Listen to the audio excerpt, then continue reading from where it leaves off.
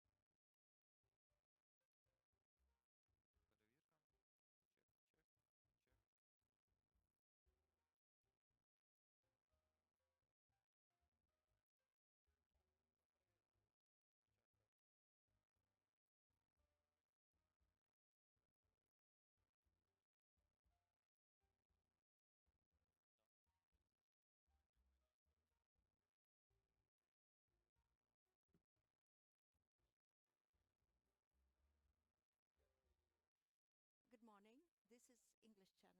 Як завжди, все чудово. Да-да-да. Також English.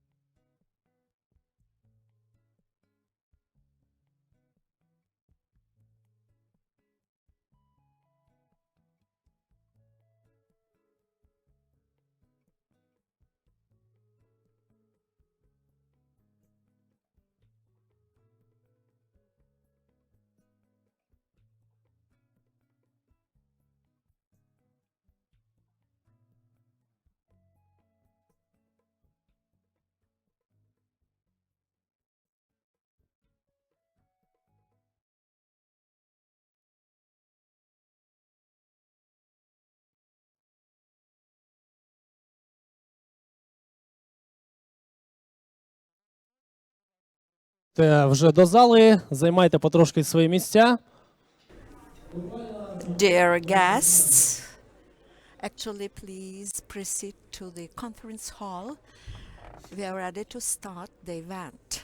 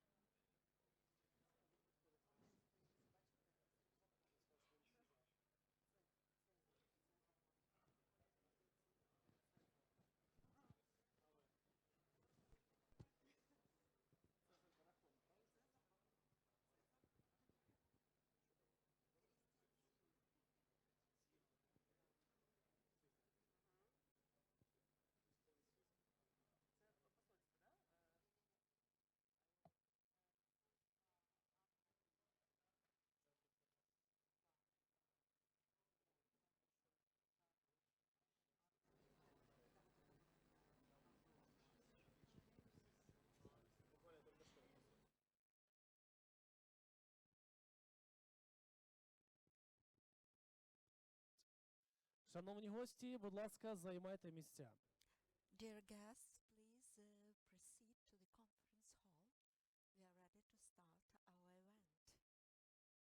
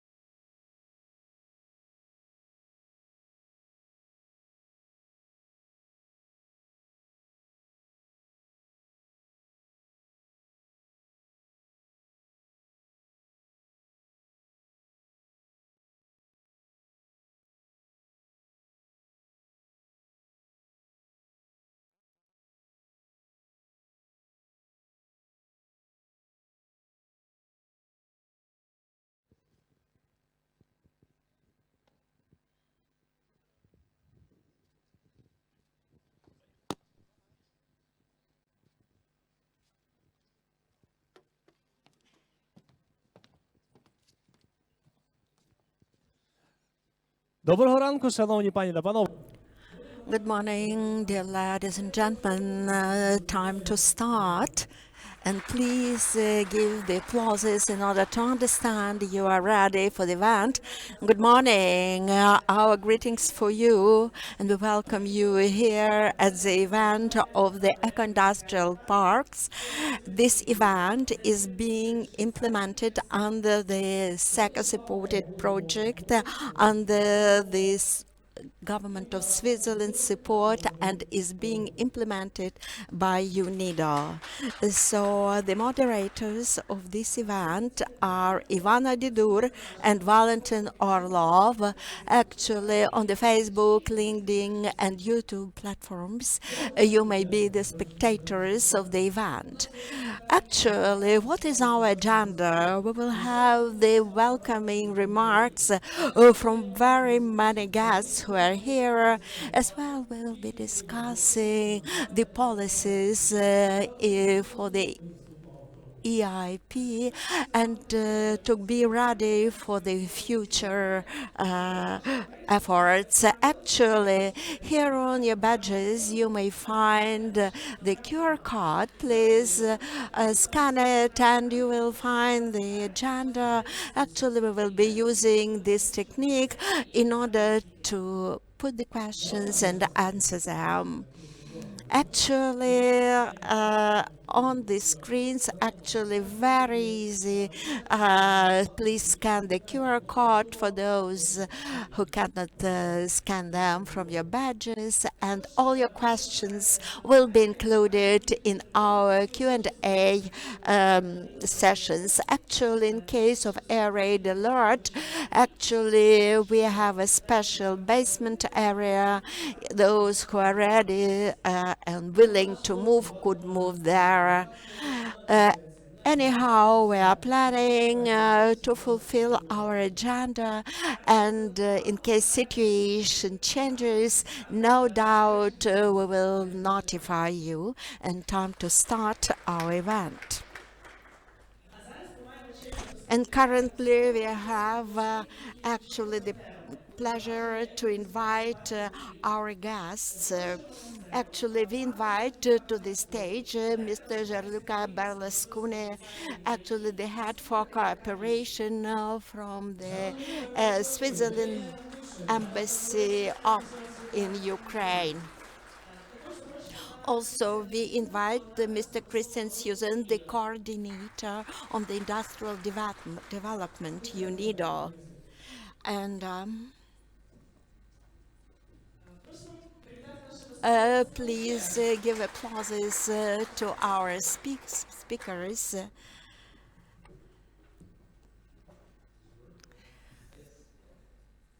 Good morning, everyone. Dear representatives of Parliament and the government, dear partners and colleagues, ladies and gentlemen. On behalf of the Swiss government and the Swiss Embassy, it's a privilege to exchange thoughts with you today on an issue that is deeply intertwined with Ukraine's resilience and recovery objectives, namely the role of eco-industrial parks in Ukraine's economy, notably in the face of the ongoing conflict and future reconstruction. As we all know, Ukraine is facing unprecedented challenges since the full-scale invasion, which has inflicted devastating losses to the population and the country's infrastructure, but has also disrupted the foundations of the economy. Cities, towns, and industries have been severely affected. However, Ukraine's people, you, institutions, enterprises, have demonstrated an incredible resilience to keep the economy afloat, with a view to emerge stronger and more sustainable than before. Even if the volatile context of the current context might distract us from looking beyond immediate needs, we must more than ever think strategically about Ukraine's recovery and reconstruction. Under the leadership of the authorities, and in particular of the Ministry of Economy, as your partners, we should focus on pathways that not only restore Ukraine's economic strength, but also lay the groundwork for a sustainable and innovative future. This is where eco-industrial parks can contribute meaningfully. Switzerland has engaged into a partnership on EIPs with UNIDO since 2018 in a variety of emerging economies such as Vietnam, Indonesia, Colombia, Peru, or South Africa. In Ukraine, the program was launched in 2020 in a much different context, as we all know. The program was maintained and now is scaled up despite the full-scale invasion. And we are convinced that this was the right choice. EIPs are not just a means of sustainable growth in a peaceful context. They can be of crucial importance for recovery and long-term economic security in a challenging environment as this one. Let me highlight 3 reasons why, among others. First, economic diversification and resilience. The full-scale invasion underscores more than ever the need for Ukraine to diversify its economy. Eco-industrial parks can play a crucial role in that endeavor by promoting high-tech industries that are more resilient to current and future economic shocks. By fostering these industries, Ukraine will better secure its economic future. Second, job creation and balanced growth. Eco-industrial parks offer an opportunity to create jobs and stimulate growth in different regions of Ukraine, as can be seen by the panels on the side of this room. It's a very impressive demonstration. Focusing on green industries and sustainable technologies, EIPs can provide much-needed employment opportunities. This will help revitalize the communities, reduce disparities, and contribute to a balanced economic recovery across the country. Third, sustainability and global competitiveness. As Ukraine looks to integrate further with the European Union and global markets, aligning with international environmental standards will be of the essence. EIPs can contribute to modernize Ukraine's industrial sector in a way that is both environmentally responsible and economically competitive.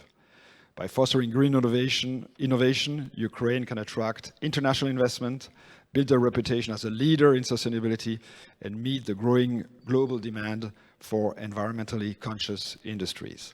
It's a win-win situation, as sustainability is also synonymous with a more efficient use of scarce resources such as energy and water. Let me briefly close my statement by elaborating why we are convinced that supporting EIPs as Switzerland is a worthy allocation of the resources which the Swiss taxpayers have provided us with. Since the beginning of the full-fledged invasion, Switzerland has significantly increased its support to Ukraine, and not only in terms of humanitarian assistance. We strongly believe that we need to maintain programs with a long-term perspective in such areas as health, decentralization, and economic development, while obviously adapting programs to the circumstances.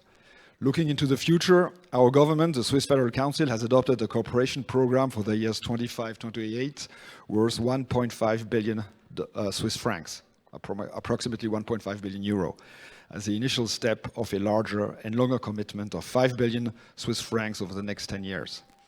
Economic recovery is one of the 3 core strategic priorities of the program.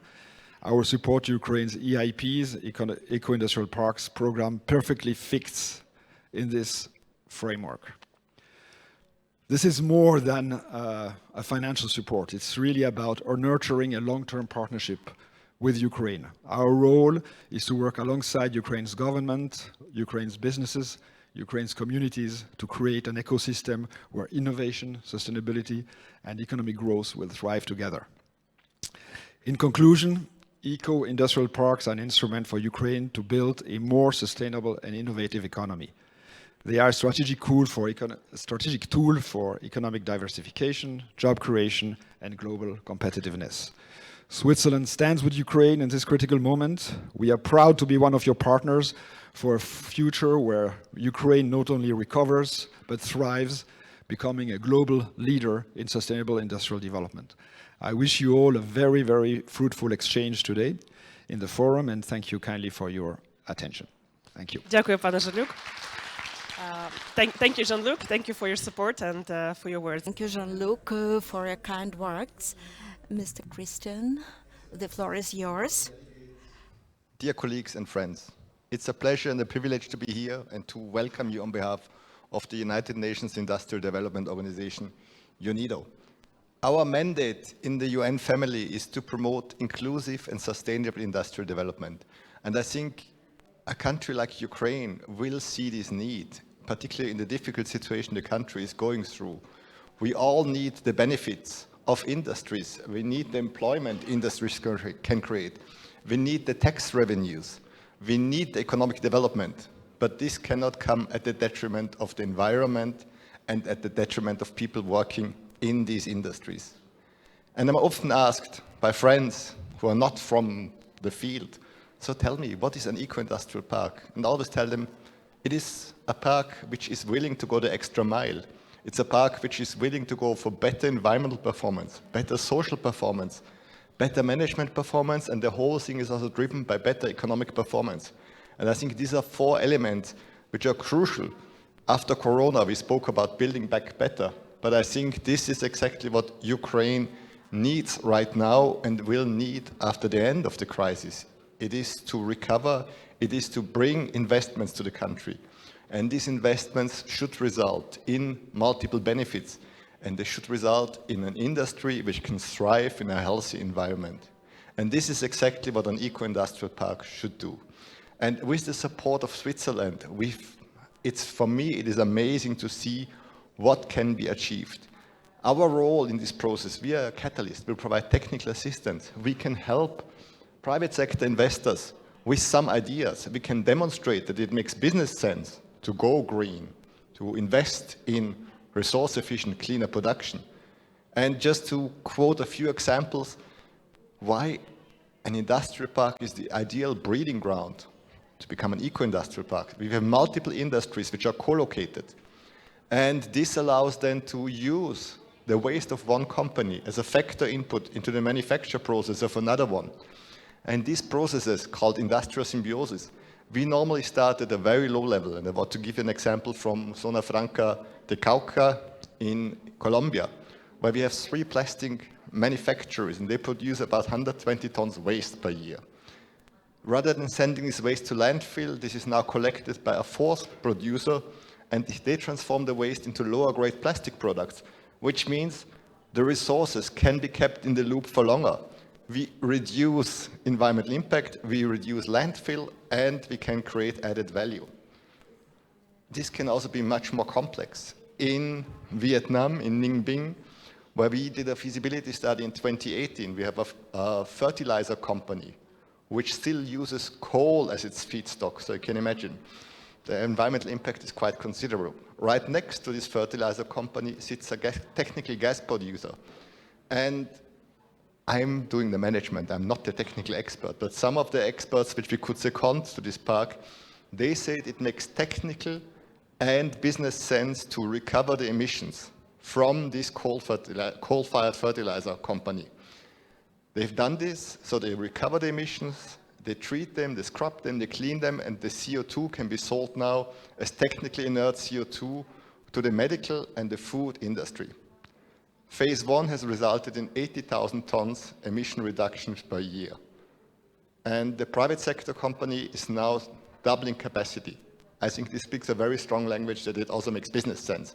We prepare feasibility studies for this. We can bring in ideas, we can convince investors, we can demonstrate that there is a return on their investment, and it is an attractive option. So this is a little bit the spirit of what we can do in this project, what we are looking forward to work on.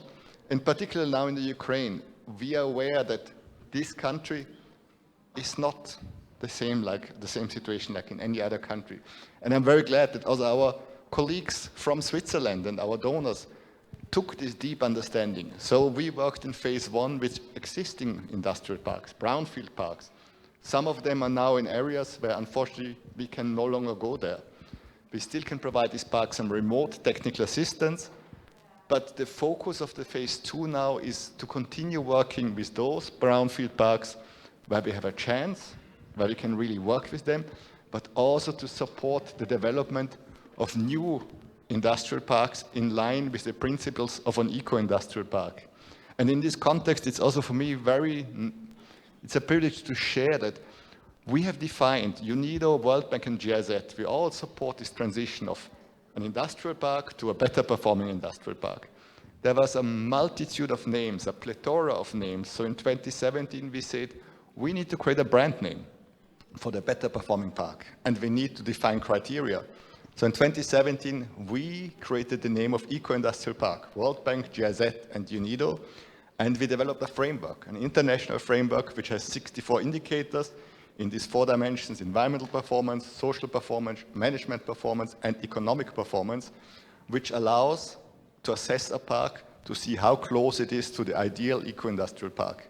This framework has been revised in 2021 and is now the starting point for the development of an international standard.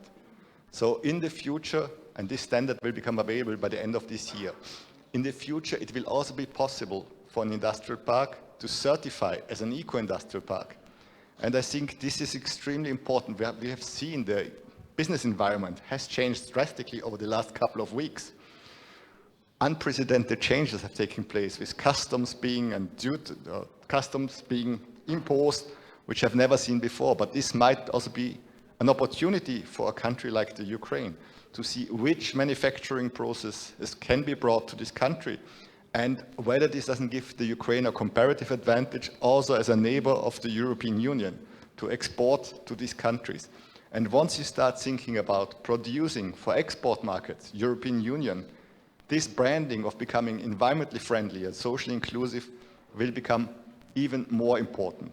So in this context, it will be a pleasure and a privilege to continue working with you over the next 5 years, 4.5 years we have left, on the second phase of these country-level interventions, as we call it, to support Ukraine in its effort to transform industrial parks to eco-industrial parks.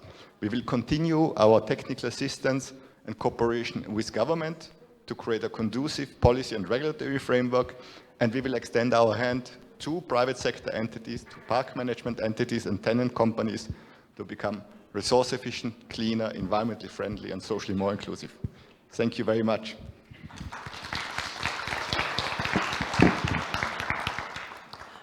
Дякую, пане Жан-Люку, дякую, Крістіане, дякую всім Thank учасникам. you very much, Mr. Javluk. Thank you very much for your kind words. And now we will continue our agenda.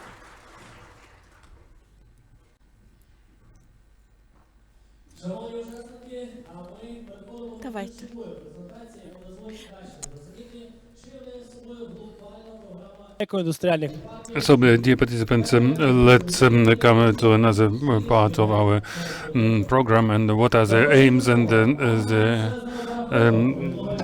the aims. So I invite Mr. Cesar Barjona, the coordinator of UNIDO. Also, Anton Klishov, National Project Coordinator of UNIDO in Ukraine.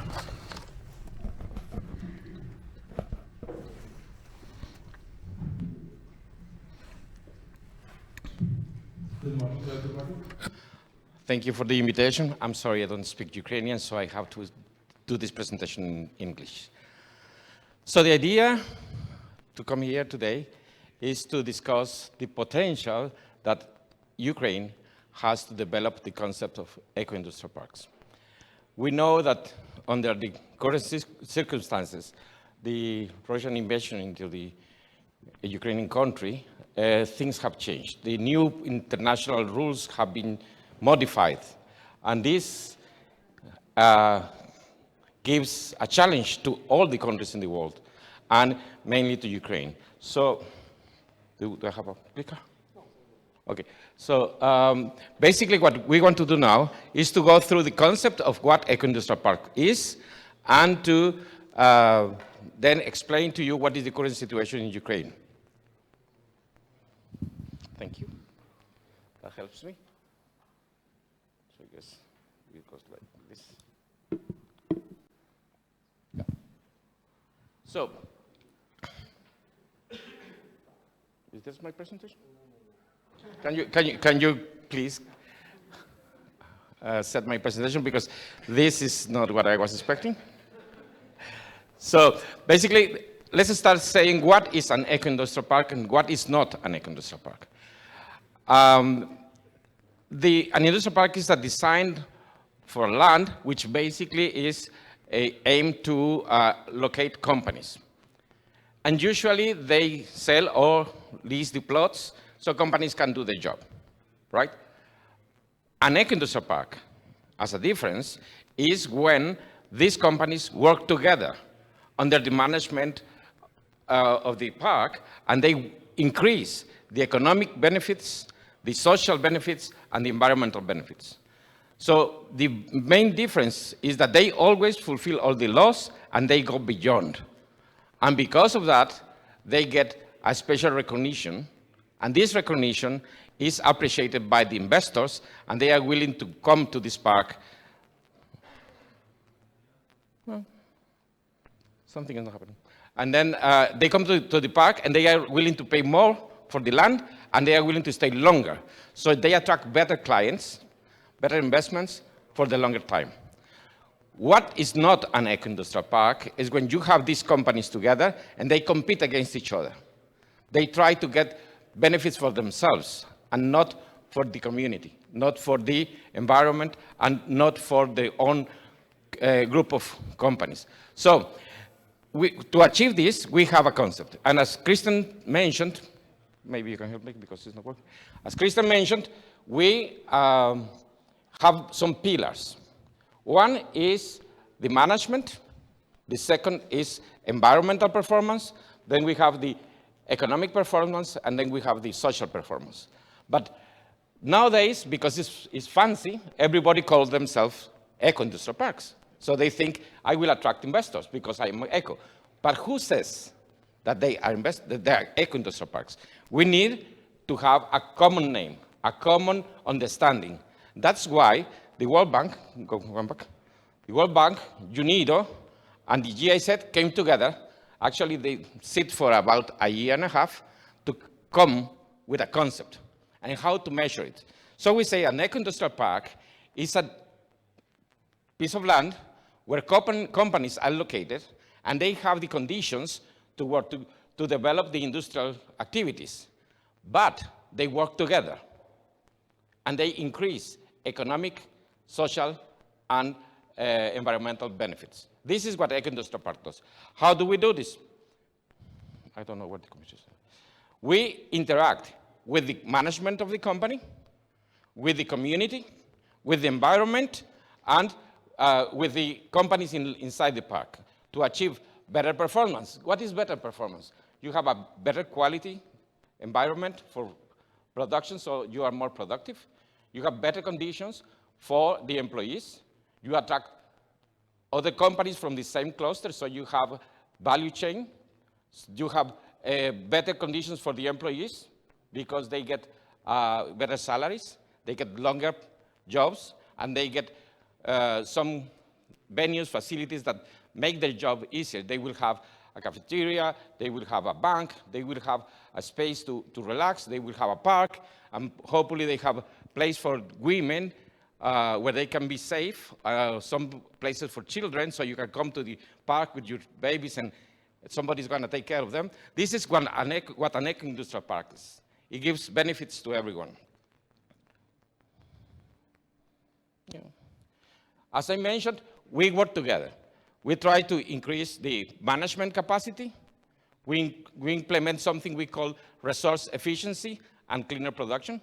Basically, it means you will use less resources to produce more. What is the consequence of that? I don't know any industrialist who buys raw material to pollute the environment. They always buy to produce something for selling, but they have a problem. Sometimes there is some waste they produce, and they have to deal with this. That makes the process more expensive. What if we can design a process that will generate no waste, no pollution, no consequence to the environment? That means that everything you buy is going to end up in a product.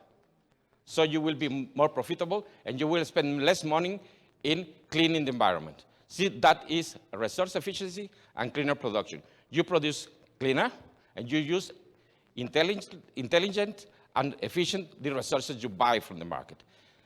Third one is you need good quality employees. So you need training, you need capacity building, you need good conditions, and when they interact together, you have industrial synergy. Was Kristen mentioned, you can get what is waste for one company and can be raw material for the other one to produce better quality products. And he mentioned two examples. There are many, many examples we can discuss. So if we want to do that, how do we measure it? How do we implement it? So we developed a manual, which is called the International Framework for Eco-Industrial Parks, and it has 64 requirements. Every industrial park who wants to be called eco-industrial park has to meet these requirements. So what do? We go to the industrial park and we say, let's see if you comply with them. If we find something you don't do, no problem. We just plan how to do it, and we find the resources you need to comply with it. In Ukraine, you are now developing the national standard, which is based on this international framework. So when the international standard is going to be in place, you will be easily recognized as a national standard and the international standard. So this is basically the manual we use to say what is an eco-industrial park and what is not an eco-industrial park. And this recognition is given by the community, but it's based on the work World Bank, GIZ, and UNIDO have done for the last 10 years. So implementing this manual is the process, and it takes years. And basically, what we do, we have developed a set of tools and manuals, so it explains to you how to do every step along the process of transforming an existing industrial park into an eco-industrial park. And you will find them with these QR codes. You can download them from the webpage. You can download them from the Ukrainian Global Eco-Industrial Park project, or you can download them from the UNIDO Hub, UNIDO Knowledge Hub, and they are available in Ukrainian, English, Arabic, Spanish, English, and Vietnamese. So whichever language you speak, you can get access to this language. So these tools are here. You can download with this QR code. And basically, there are 10 tools. One for the establishment of the park, one for the transformation of the second section is for the transformation of the industrial parks. The third one is for implementing measures, and the fourth one is for monitoring. So you have the whole process of developing of an eco-industrial park, and there is a tool for each one of these processes. You will download them. They look a bit complicated, but it's not complicated. It's just a set of steps, one after the other. You just get familiarized with it, and after 2-3 years, you will have an eco-industrial park transformed from a standard industrial park. So this is basically what we can do. And you can use it either for a greenfield industrial park, what that means one industrial park that is going to be constructed, or you can use it for an already existing industrial park. So they are kind of flexible. You just have to read them and apply what is important for you. Now, just summarizing, this is an international program. It's a worldwide program financed by SECO, by the Swiss government, and we have now operations in 7 countries as a full scale, and additional 5 countries are having a very light touch intervention. And as you see, mentioned before, we have 2 in Latin America, Colombia and Peru. We have 2 in Africa, South Africa and Egypt, 2 in Asia, Vietnam and Indonesia, and the only country we have in Europe is Ukraine, because you are a very relevant country for the Swiss cooperation and for UNIDO. So this is the general introduction, and now Anton will go with the national. Дякую, Цезаре. Thank you, Cesar. So I will continue only with a detailed presentation according to the Ukrainian context. And the first phase in Ukraine started since 2019 until end of 2024. And the project included 2 components. The first is introduction of a policy of eco-industrial park according to legislation, and then second is cooperation with industrial parks, that is to develop their responsibility according to approaches to eco-industrial parks and possibilities of introduction and options of resources, clean development and industrial symbiosis, and the management of the park. That is the component of eco-industrial parks.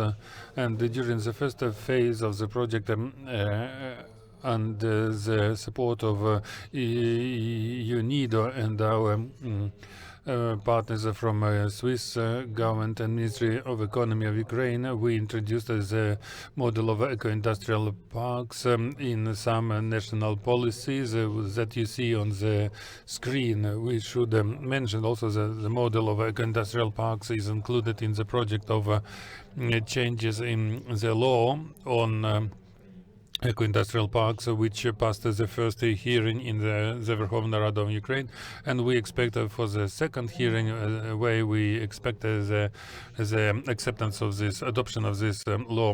What Cesar was saying, so we see the registration of national standards for eco-industrial parks. Recently we heard this draft of a national standard was taking place, and the meeting of all stakeholders about this, and we expect that we will have the national standard of eco-industrial parks in Ukraine, which is fully based on the principles of eco-industrial parks, which are in the international framework requirements.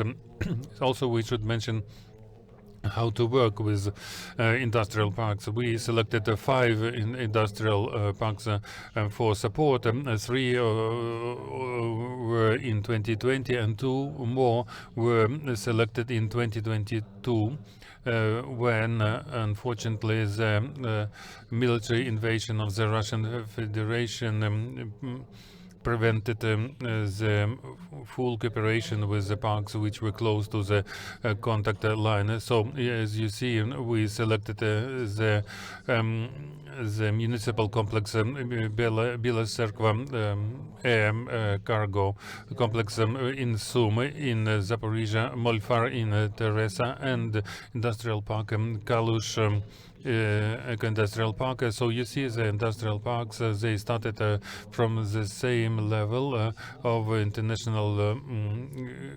correspondence, from 18 to 30% of correspondence, and almost all of them, they increased as correspondence by twice when we have the national standard of industrial parks in Ukraine, and we will see several levels of in the correspondence. And in this way, every industrial park will reach the correspondence level from silver to gold and on. So I think that these industrial parks that you see on your screens will get the official name of eco-industrial park in the future. And separately, we worked with the companies, residents inside these industrial parks, and we did industrial audits and proposed several options to increase the resource efficiency. As you see, since 2022 until 2024, the companies, the residents, they invested up to $1 million to introduce as technical options that reduced pollutions, emissions into the air, improve use of electricity and use of water, and to reduce the use of raw materials without reducing of productivity. And also we started green electricity generation in a company that works in Bila Cerkva air cargo complex. They are with us today. They will tell us about the experience. And we should say that the project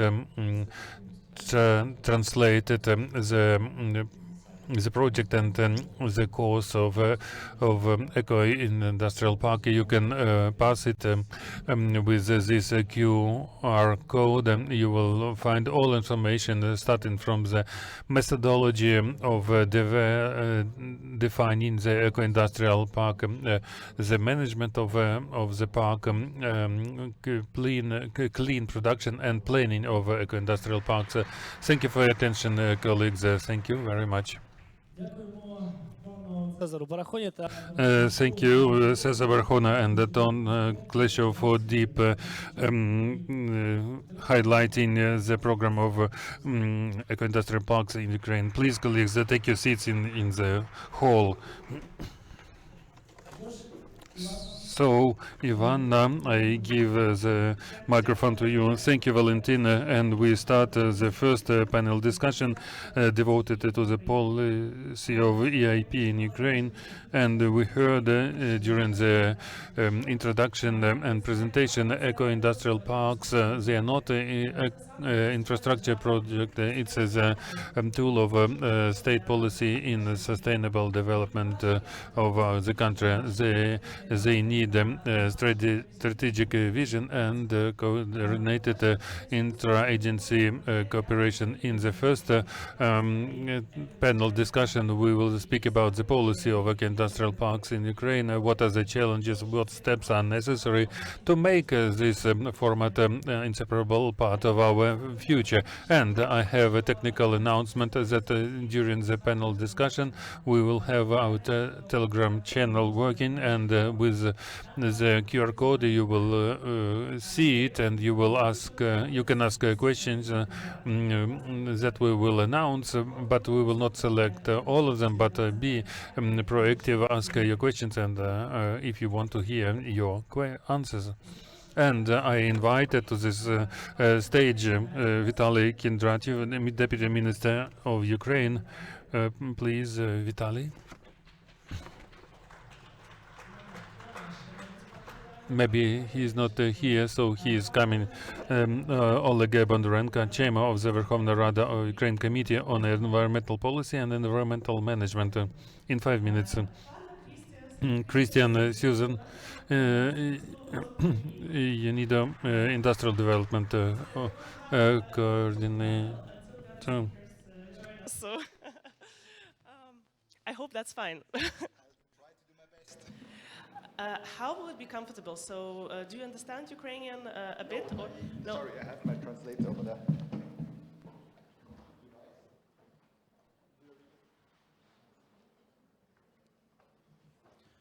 I can do English. I can translate English if you need. No? The magic device.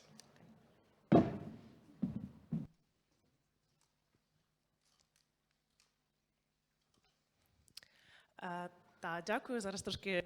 Thank you. Mr. Christian, based on the experience of UNIDO, we have been sharing this experience in our opening remarks. What is very important in terms of the steps of the government with regards to the EIP? What should be taken into consideration? Introductory remarks. One of the most important aspects of governance is to create a conducive regulatory framework. And there are several layers of regulations. There are policies which impact eco-industrial parks. There are laws and there are regulations. And I think here in Ukraine, we could make quite some headway already. The eco-industrial park law has been submitted. The bill on this law has been submitted. It has already passed the first level of approval in Parliament. And now the second level approval is still outstanding. So this is one of the key aspects.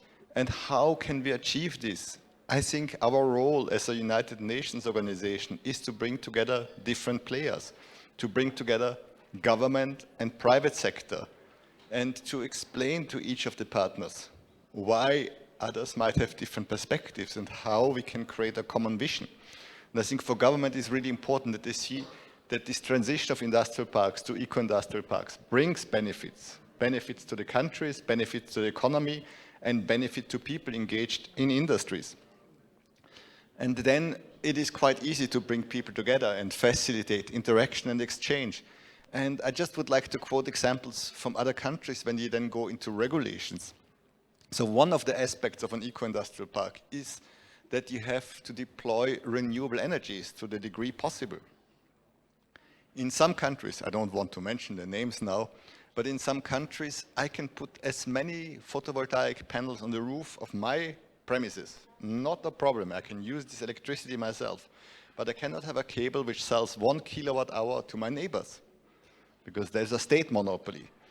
And this is already then a very limiting factor to the deployment of renewable energy, because there are many business models. There is an SECO model where you have the park management entity, for instance, leasing back the surfaces from its tenant companies and investing in photovoltaic panels and then selling the electricity. But if you have this obstacle, this burden, it doesn't work. The same thing is in some countries. You need to treat wastewater, and I think it's good that they're perfect. My background is civil engineering and water resource management, my first degree. So it is great that you have rules and regulations which govern the standards of an effluent from your wastewater treatment plant. But in some countries, regardless whether you correspond to the effluent standards, all you can do with the wastewater after treatment, which complies with all the requirements, is to reject it to the next river. And even if the water quality of the river is much worse than the treated wastewater, you're not allowed to use the treated wastewater for the irrigation of green areas. But you're allowed to use the river water. I think this doesn't make sense. And then this is exactly where we can come in and where we can bring stakeholders together to facilitate this dialogue. And looking again into Ukraine, I mentioned already the eco-industrial park law. This is a major step to influence policy and to influence the highest level of regulatory work, to have a law. The second step is then also a standard, because as Cesar mentioned, internationally we agreed what makes the difference between an industrial park and an eco-industrial park. So far, no one could certify this. No one could really. We do assessments. We help the parks in self-assessments and we verify these assessments. So they see that their performance improved from 62% compliance with the regulatory framework to maybe 82% compliance. And as you can imagine, all these parks, they came to us and say, please, please, can you not give us this certificate that we can put it on the wall in our offices? And we had to tell them, sorry, there's a conflict of interest. I cannot on one hand provide technical assistance and then say, oh, you have become so much better due to this technical assistance. This would be basically tapping our own shoulders and praising ourselves. So now this way forward towards a national standard is a great step in the right direction, because you can then, in Ukraine, in your context, define whether a park can be considered an eco-industrial park or not.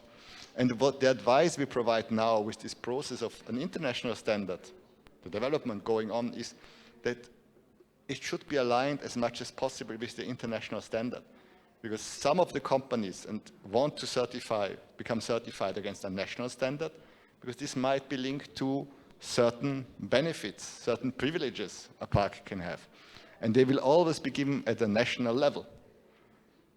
But if you look at the markets you want to export to, then a certification with an international standard might be better, and also to attract investors. In the end of the day, an international standard will allow to compare a park in Ukraine with a park in Vietnam.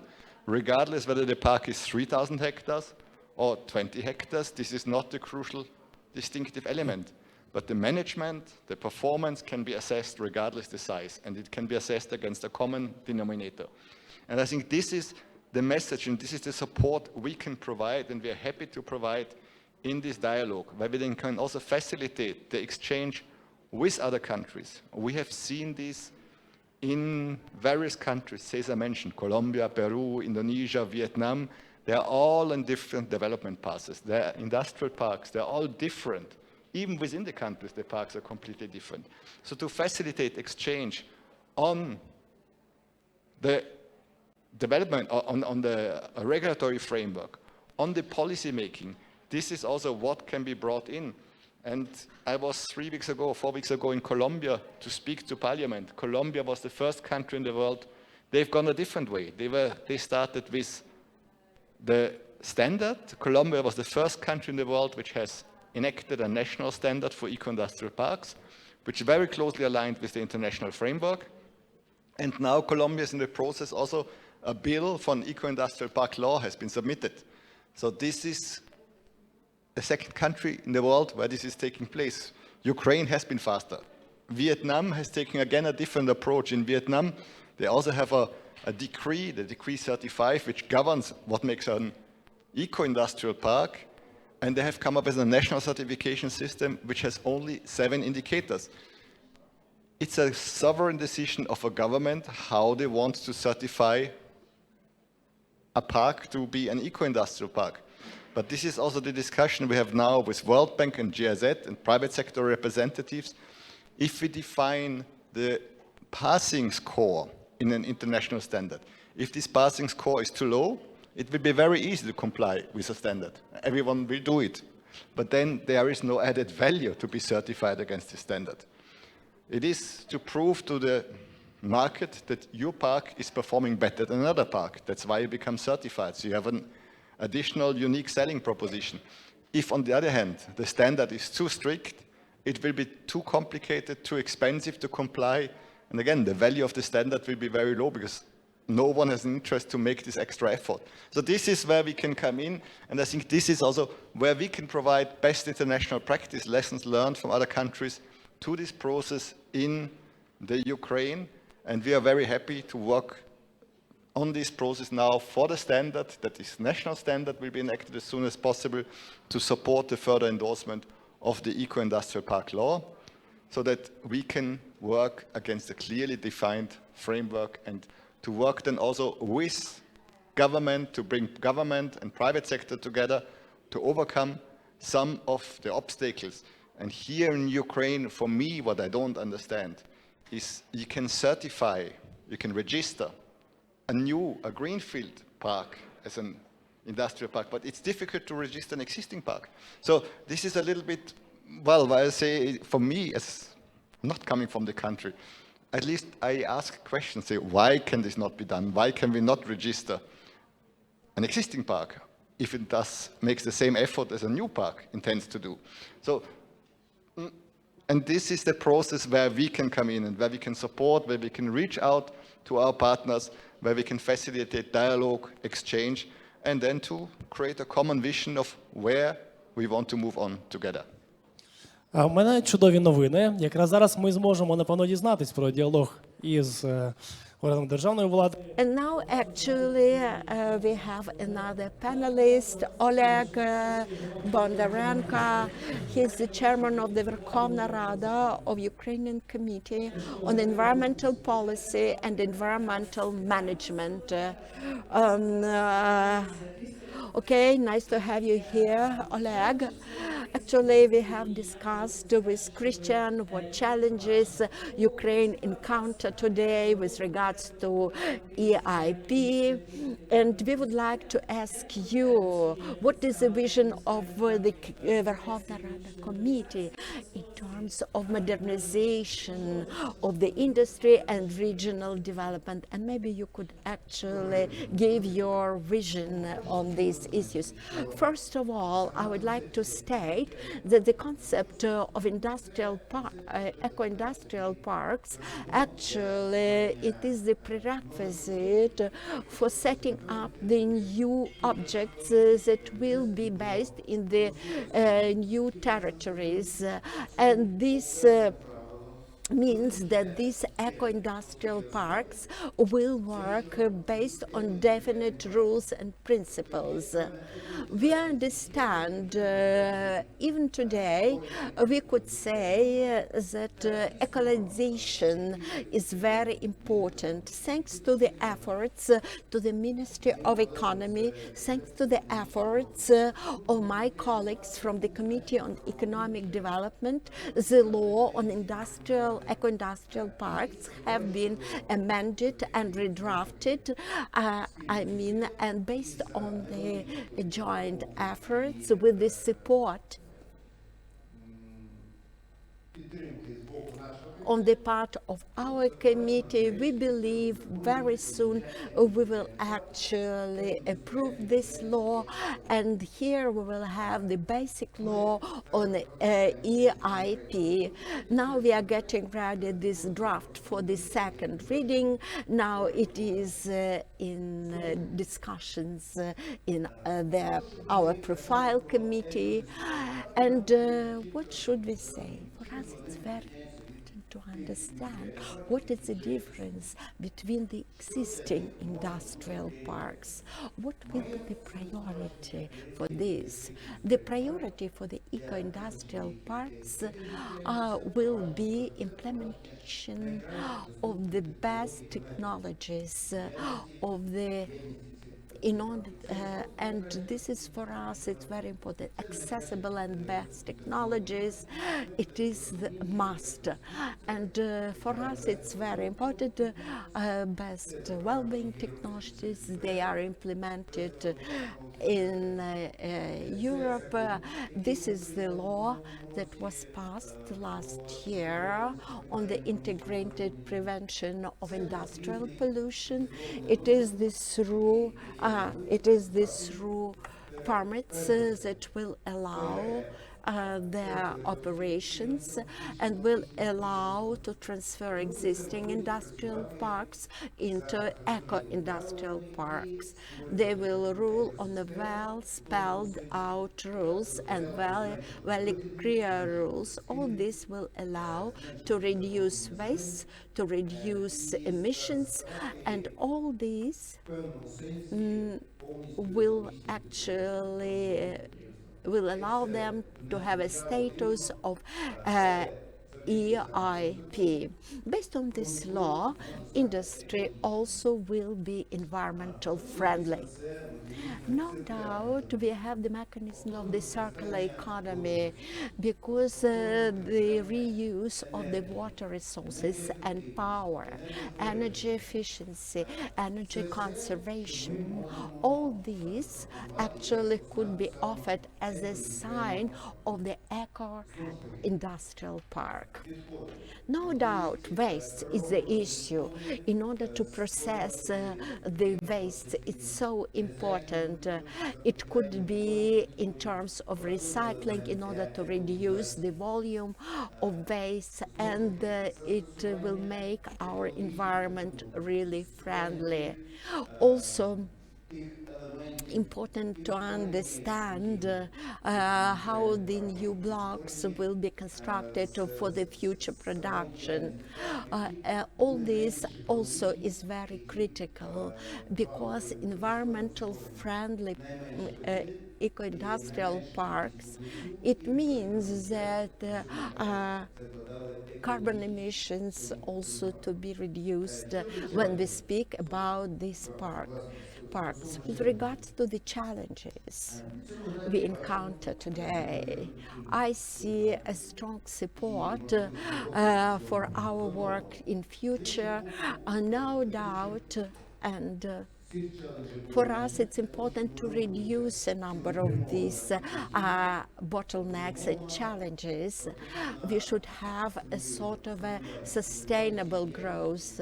There should be more incentives for the operation of such park, maybe easy terms to be offered for them, for the experts, for the growth. For example, we understand we should implement the so-called Piggle model, and then we will have what we should achieve, and here we'll have also our inputs in order to reach these goals and objectives.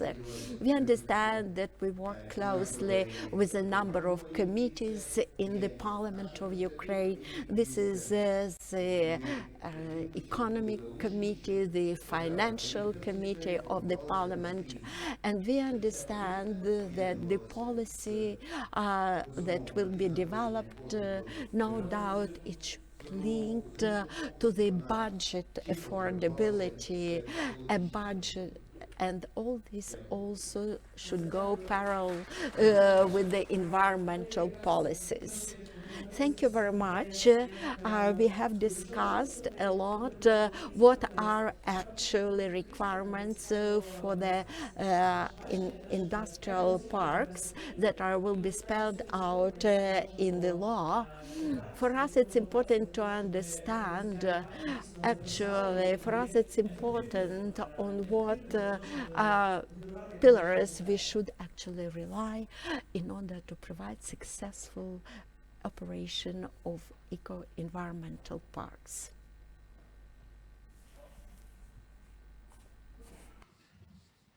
I think it is along the same lines. We need to showcase, we need to demonstrate to decision makers that it makes business sense and that it makes environmental sense. If I talk to any industrialist and tell him, you know, you have to become greener, you have to become socially inclusive, he will say, yeah, we'll do it. But if you can demonstrate that it makes business sense as well, if you can go into a company and you can demonstrate here, and here, you're wasting resources, you're buying factor inputs, which don't end up in your final product, which end up as waste, they cost you money. And if you can then propose there are possibilities to overcome these inefficiencies, to make investments which have an internal rate of return of 27%, 30%, so extremely short amortization period. This is how you can convince private sector entities to become environmentally friendlier. And this is exactly what we do when we start working in an industrial park. We first work with individual companies to do these resource efficient and cleaner production assessments. We bring the experts who can identify what can be done. Once the industry says, well, this sounds interesting for me, we go into the feasibility study. I mentioned this example from Ningbing about the industrial symbiosis. It was exactly the same process. We did the feasibility study because there was a common interest of two industries to enter into this symbiotic process. We calculate the economic benefits, and then we also calculate the environmental benefits, the CO2 emission reductions, the water savings, the chemical savings which can result from such investments. And then the next step is some of the companies, they have access to venture capital. Not too difficult for them to implement measures. But some of the companies that don't have access to venture capital, so this is where we can then also come in to facilitate access to finance. Or some of the investments are just of a scope at the park level of park management. We have a park in South Africa who has Mercedes-Benz as the tenant, the anchor tenant. So this park really has been created around Mercedes-Benz. Most of the Mercedes cars you see in the streets in Europe are produced and manufactured in South Africa. And all the subsidiary industries have settled around. So you have the upholsterers, you have the people who make the seats, you have the people who make the exhaust pipes, the wheels, the rims, whatever. Mercedes-Benz has told this park, unless by 2030 or 2028 you can provide us with carbon neutral electricity, we'll have to move out because we have pressure from the European Union to reduce the fleet emissions, and they pass these pressures on. So now this park management entity is faced with a $30 million investment to have on-site photovoltaic, off-site photovoltaic, as well as aeolic wind energy generation. So they can provide carbon neutral electricity to the anchor tenant, to Mercedes-Benz, to keep them on board. This is a $30 million investment, and here we can come in again to facilitate access to finance. There is the IFC, the International Finance Corporation, the commercial branch of the World Bank, which can directly cooperate with private sector entities.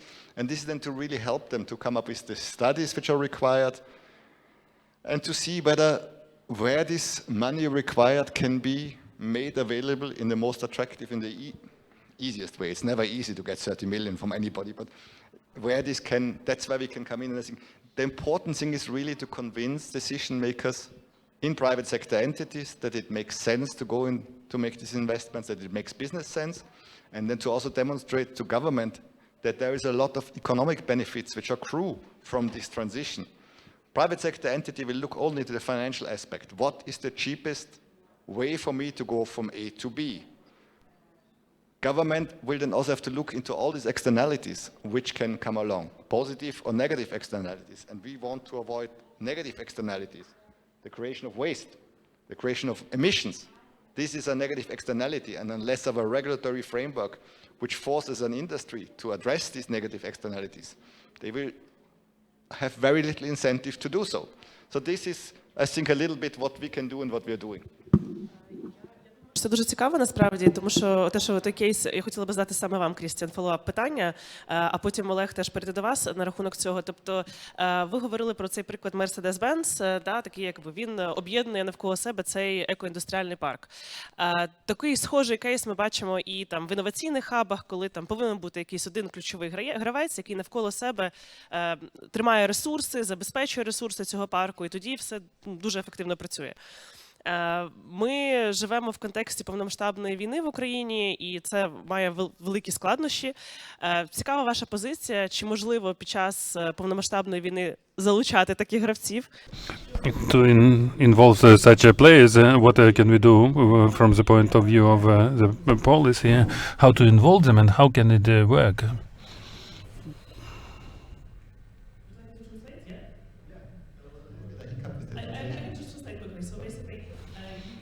The case of Mercedes-Benz, and they are like the cornerstones around them. The whole park works, and they're the same cases with the innovation hubs. Like you have these big players, I don't know, like Boeing or so on.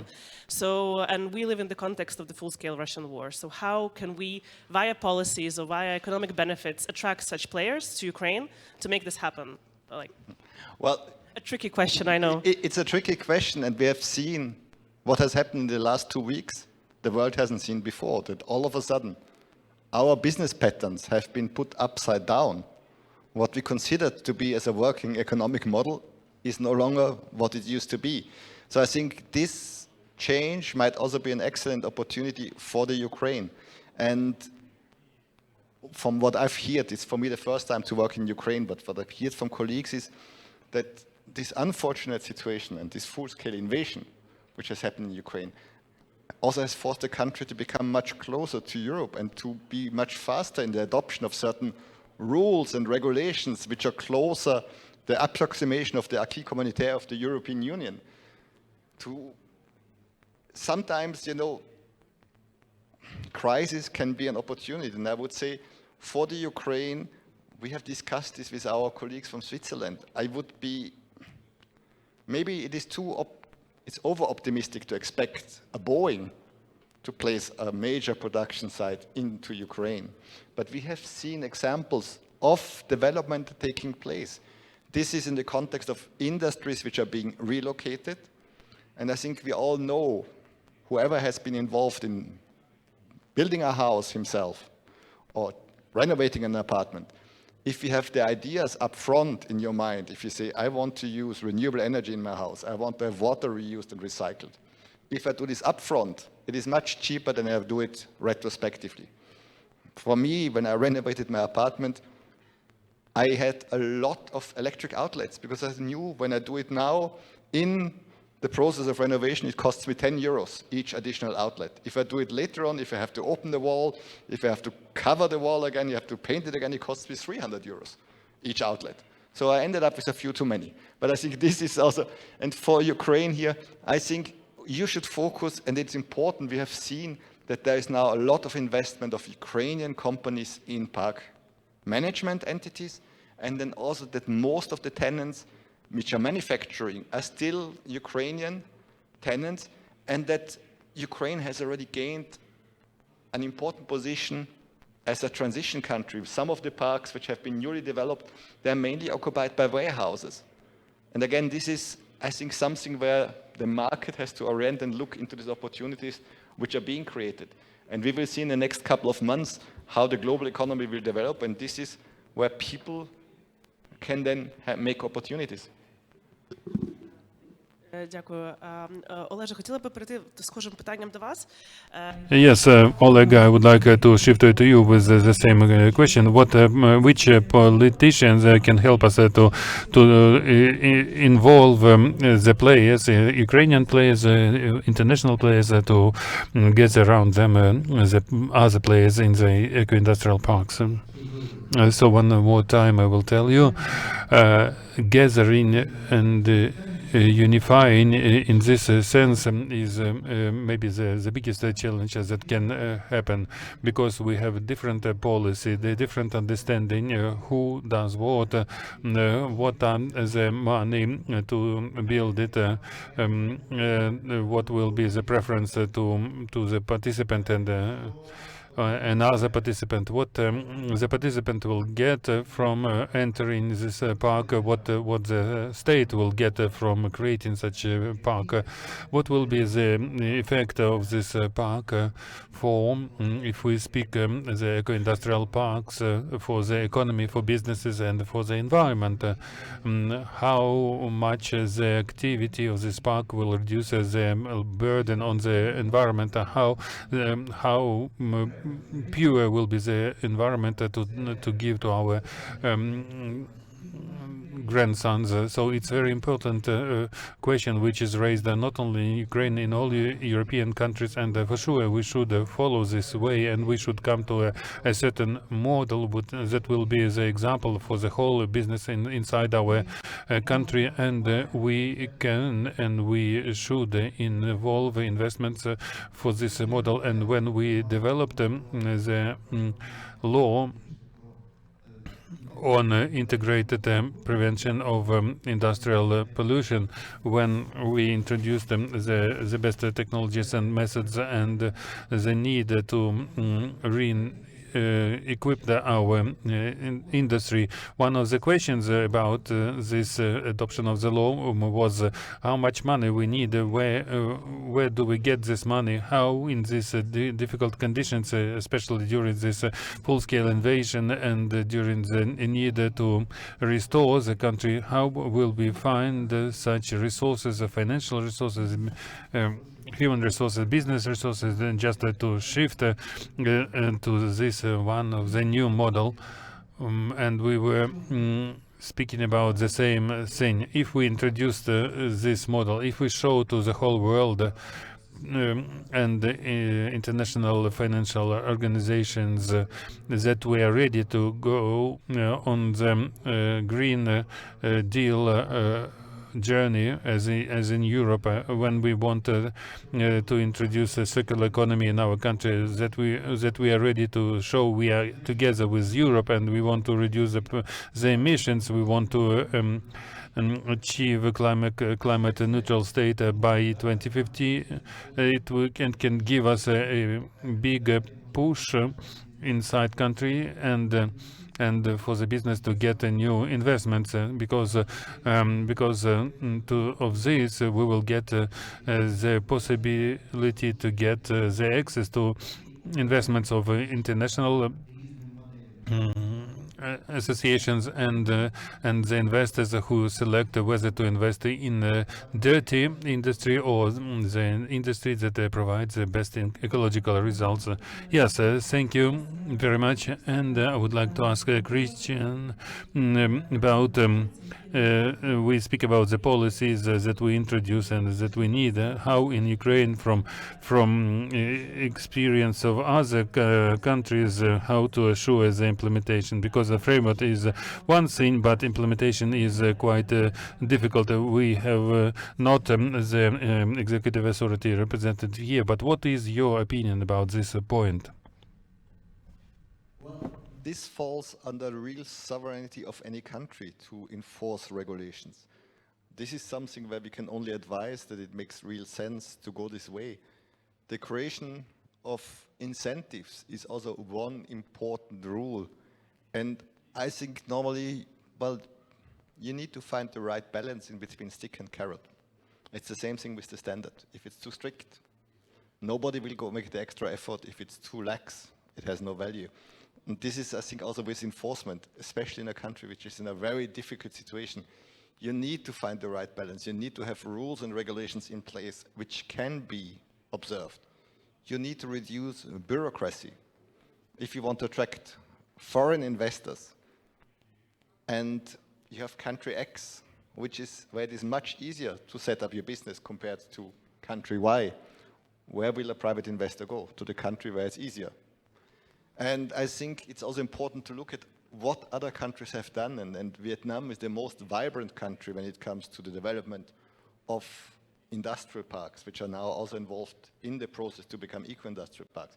Vietnam has now over 400 industrial parks, and each of them has more than 1,000 hectares.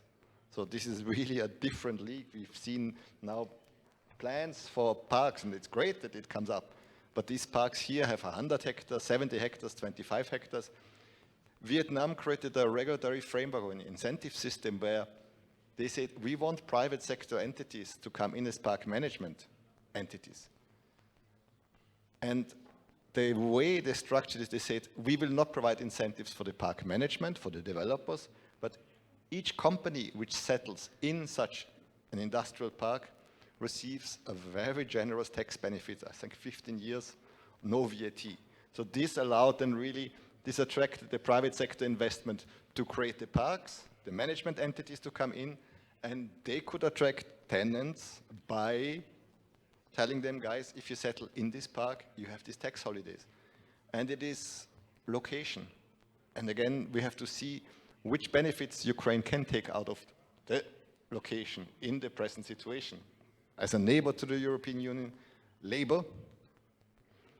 And sometimes we also need to take crisis as an opportunity.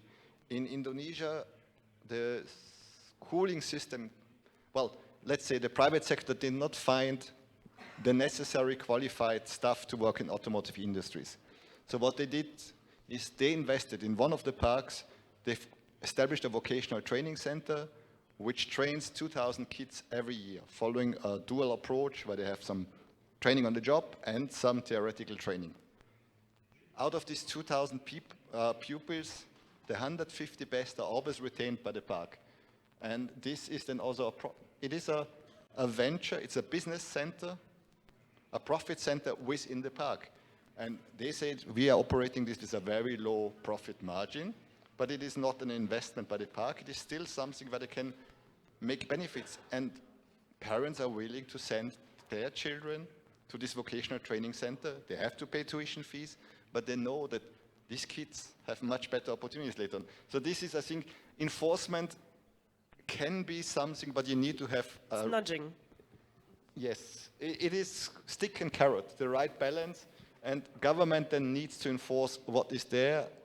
The framework needs to be reasonable. It doesn't make sense to have rules and regulations in place which cannot be complied with, because this opens the door to corruption or to non-compliance, and then to have incentives which make a country more attractive than its neighbor. Да, дякую вам. Це такі, знаєте, як додатки до політик. Олеже, як вам і 50%? So yes, this is the addition to the policies. How do you feel like a 50% of reduction of the taxes? What Christian was saying now. What do you think? What things, practical things Ukraine could be doing to attract the players in the EIPs? We don't speak about draft laws, but symbolically, what Ukraine could propose, of course, not such a big tax reductions, but anyway. So I would say honestly, I would like to hear the position of the body and the stakeholders who create the economic policy themselves and economic development and involvement of investments in this field. Myself, I can say that what depends on us, not many people know, but the field of the Committee on Ecological Policy and nature use, they are bigger than ecological restrictions, and this is the field of use of forestry, of natural deposits, which is so important for our country that everyone is speaking, and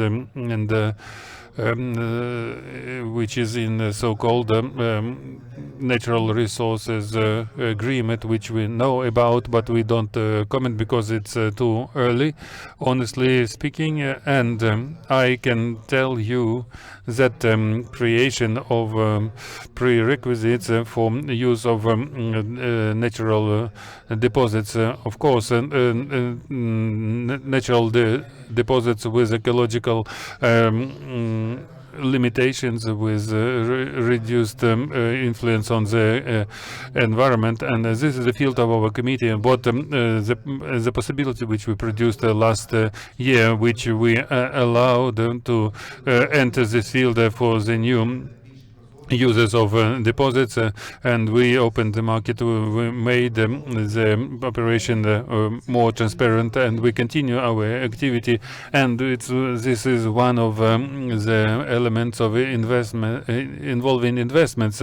Also, investments in the eco-industrial parks. I would like maybe to see the opening of eco-industrial park that would be involved in production of natural deposits and processing of natural deposits, and uniting all this in one eco-industrial park. That could be one of the best possibilities that could show the efficiency of eco-industrial park. And if we speak about the environment and the field of processing of wastes and creation of new products of recycled wastes and the creation of energy from processing of waste and recycling of waste, and there are many models and that can involve business as well, and the country, the state can create some prerequisites. Thank you for sharing, and these are very important things, and we can do it for sure. I have a provocative question. I will leave it for later. I am joking, of course, not so provocative, but I would like to say quite a practical question. But Christian, you touched already about international approaches, international policies that Ukraine introduces. But I would like, maybe let's fix it. And this question was also asked in the chat. How do you consider the progress of Ukraine in the integration of international approaches and standards of EIPs? What we do well, and how to improve our strengths now in this sense? Well, I think Ukraine has already taken an important step with the eco-industrial park law. This is the first step. It's in the second reading now, and this law should be endorsed soon. Integration into the European market, I think tremendous efforts have been made over the last couple of years. And I think, from what I've heard from colleagues, is that apparently the sad situation in which the country has found itself all of a sudden also has allowed this process to take place much faster. So I would say there have been tremendous progress has been made over the last couple of years. When it comes to standards, we are in the process now to negotiate with stakeholders how to provide inputs, to provide technical assistance, to facilitate, to catalyze how your standard will look like. And our advice will now be, since the decision has been taken that there will be an international standard, that your national standard should be informed, should be most aligned, as closely aligned as possible with the international standard. Because then it is easier for a private sector entity, a park, who wants to become certified. It doesn't have to go into one direction to become certified against the national standard, and into another direction to become certified against the international standard. And whether you want to decertify, it depends then really on what are the benefits. What do I get? What is my return of the investment to go the extra mile to become certified? Because it's a voluntary standard. It's to demonstrate that you comply with something. But companies see a benefit if they go for ISO 9000 certification. They have it in big letters on their wall because they demonstrate we have a good management in place, or it's an environmental standard. We take care of the environment. And I think this is the nice thing about this eco-industrial park standard. It will address 4 areas: environment, social performance, management, and economic performance. And this is what the standard will then, if you can comply with the standard, it will issue this park management entity with an added selling point where they can say, well, our park complies with these requirements. It makes us more attractive. And we've heard from park management entities in Indonesia, also big parks, 2,000 hectares. They said, regardless which standard will come up, we are happy to go for it. We consider this for us as an additional value proposition. We can attract better clients and we can charge higher price for the land we lease to them than if you're not certified. So, and this is this process I would recommend and we will advocate. In the end of the day, we have seen it in other countries. It's a decision of a sovereign government. We can only provide information, we can advise, but our advice will be definitely that these national and international standards should be very closely aligned. Дякую за це. Хочу трошки перейти саме більш до Let's get to the environmental issues. Oleg, you have covered the issue of natural resources, and no doubt what are environmental barriers in terms of the policy development and policy implementation with regards to the eco-environmental parks. Actually, what barriers do you see? If we remove these barriers, then we will have effective and profitable eco-environmental parks. No barriers. It's true, because we don't set up any barrier, we give certain limitations. But these limitations are fully clear.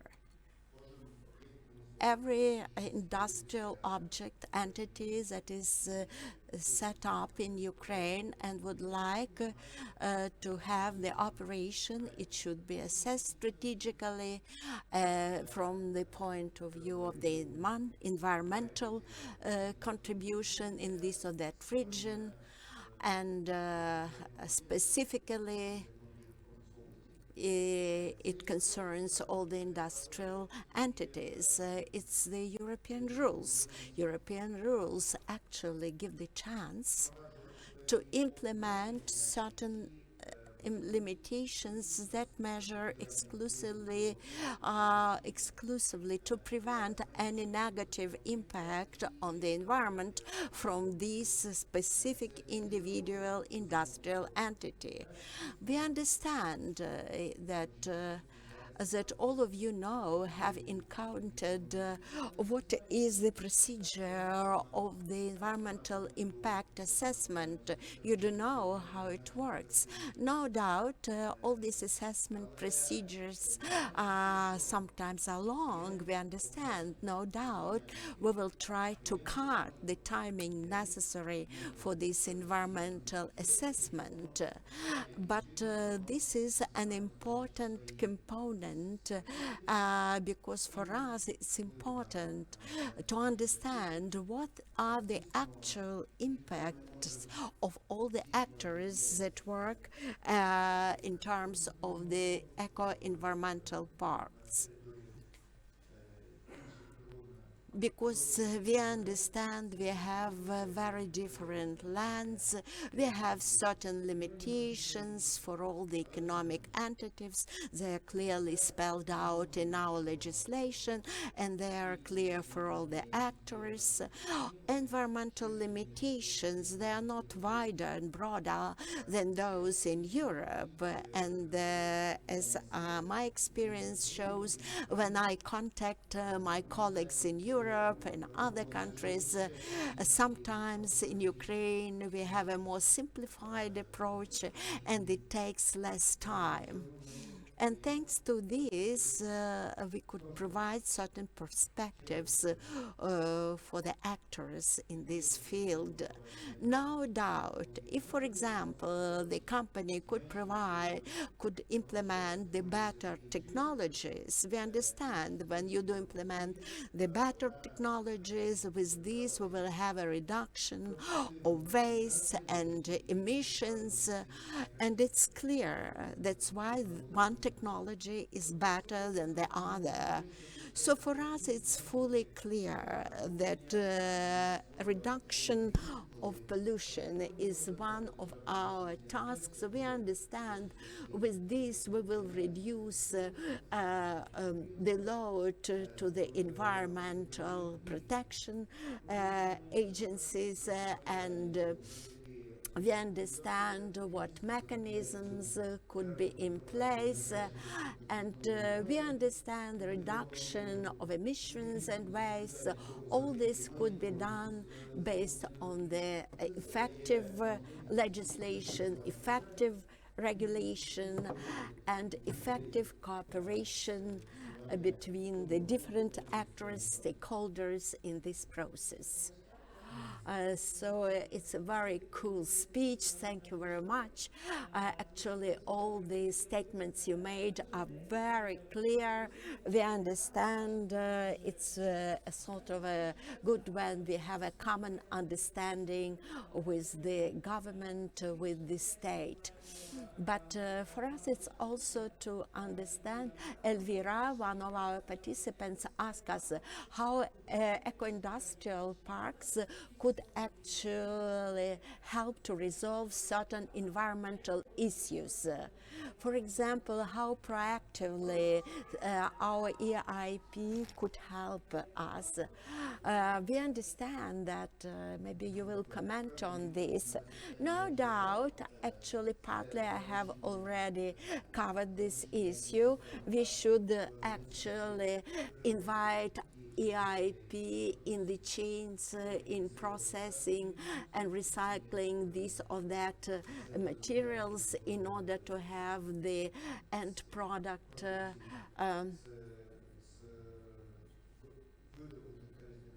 yeah, I said that as my best model is that to have in the park the actor who will mine the natural resources, also another actors will process it, another actors will manufacture it, and then we will have the end product. It's the best model for the EIP. And with this, no doubt, we will have the tremendous positive impact on the environment, because with the EIP we could show that the technologies could be used not only with one actor but with a number of actors. We understand that these principles are workable in any territory, and we understand that also a good understanding of the metrics will provide a success.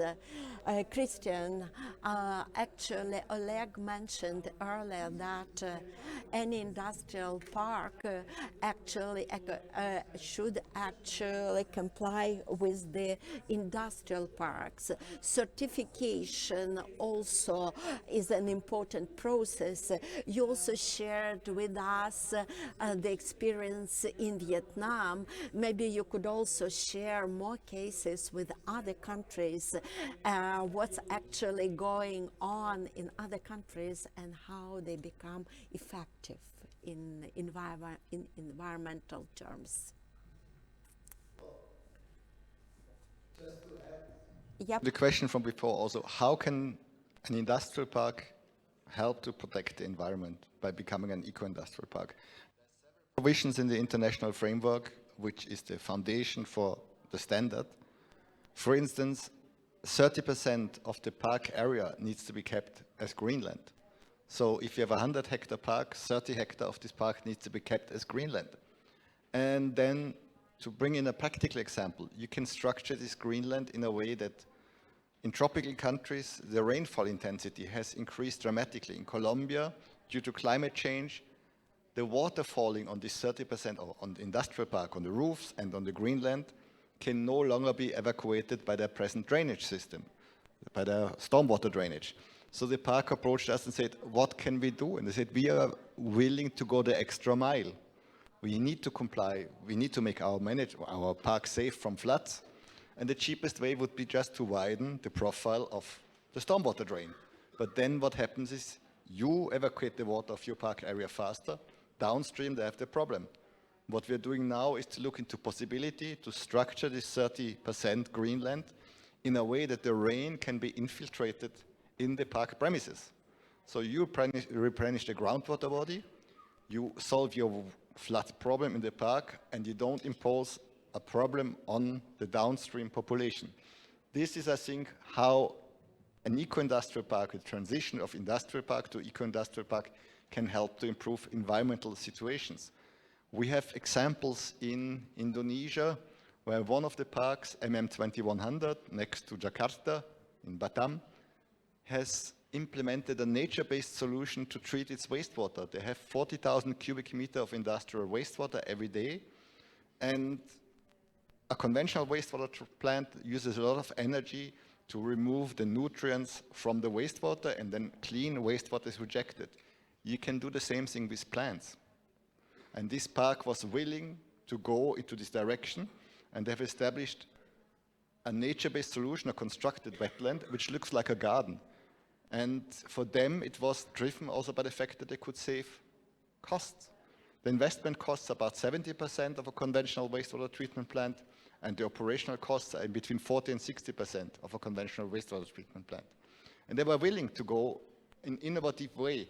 And now also this is an environmental benefit, because this wetland does not only treat the wastewater according to standards, it provides a valuable habitat for birds, for other animals, and bees, for instance, they fertilize the neighboring fields. So these are the small things where such a transition can take place, and where I always say, as a United Nations organization working with private sector entities, we need to understand them. We need to speak their language. We need to tell industry, you can become more efficient, you can become more effective, but you can do it also in a way that you have this win-win situation, that you become more effective, more efficient, that your profit margin increases, but in the same time, your environmental impact is reduced. The example of this vocational training center. You have issues to get the qualified workforce you need, and they overcame this difficulty by having a vocational training center, which is now a small profit center. The profit margin is neglectable compared to the 2,000 hectares of the industrial park, what is generated there. But still, they get the workforce with the necessary qualification, and this is a unique and additional selling proposition of the park. We have not only, we do something for our workforce, we build the necessary workforce. І ті приклади, про які ви розказуєте, це, по суті, рішення на рівні парку. Тобто це те, що може кожен парк зробити для того, щоб приваблювати приватний сектор, так? A very interesting example you gave how actually the efforts could Are decisions that were made on the level of the park itself. So it's like attracting private sector investment. It's not like really policy, or like it's basically proactive approach of the park. It is proactive. this It was presented by Anton that we work on one hand on the creation of this conducive regulatory and policy framework, and working with private sector entities to support them in the transition from where they are to an eco-industrial park. This is exactly which is mutually cross-fertilizing, because we encounter problems. If you want to become more circular in reusing your wastewater for irrigation of Greenland, not for agricultural irrigation, and then the laws don't allow you to do so, this is something where we can report back. If an industrial park wants to undertake efforts to produce a higher level of renewable energy, and the regulatory framework in the country does not allow for certain business models, this is again where we can then report back to government and say, let's bring private sector and government together. Private sector can bring forward its grievances. They can say, well, we're willing to invest in solar power plants.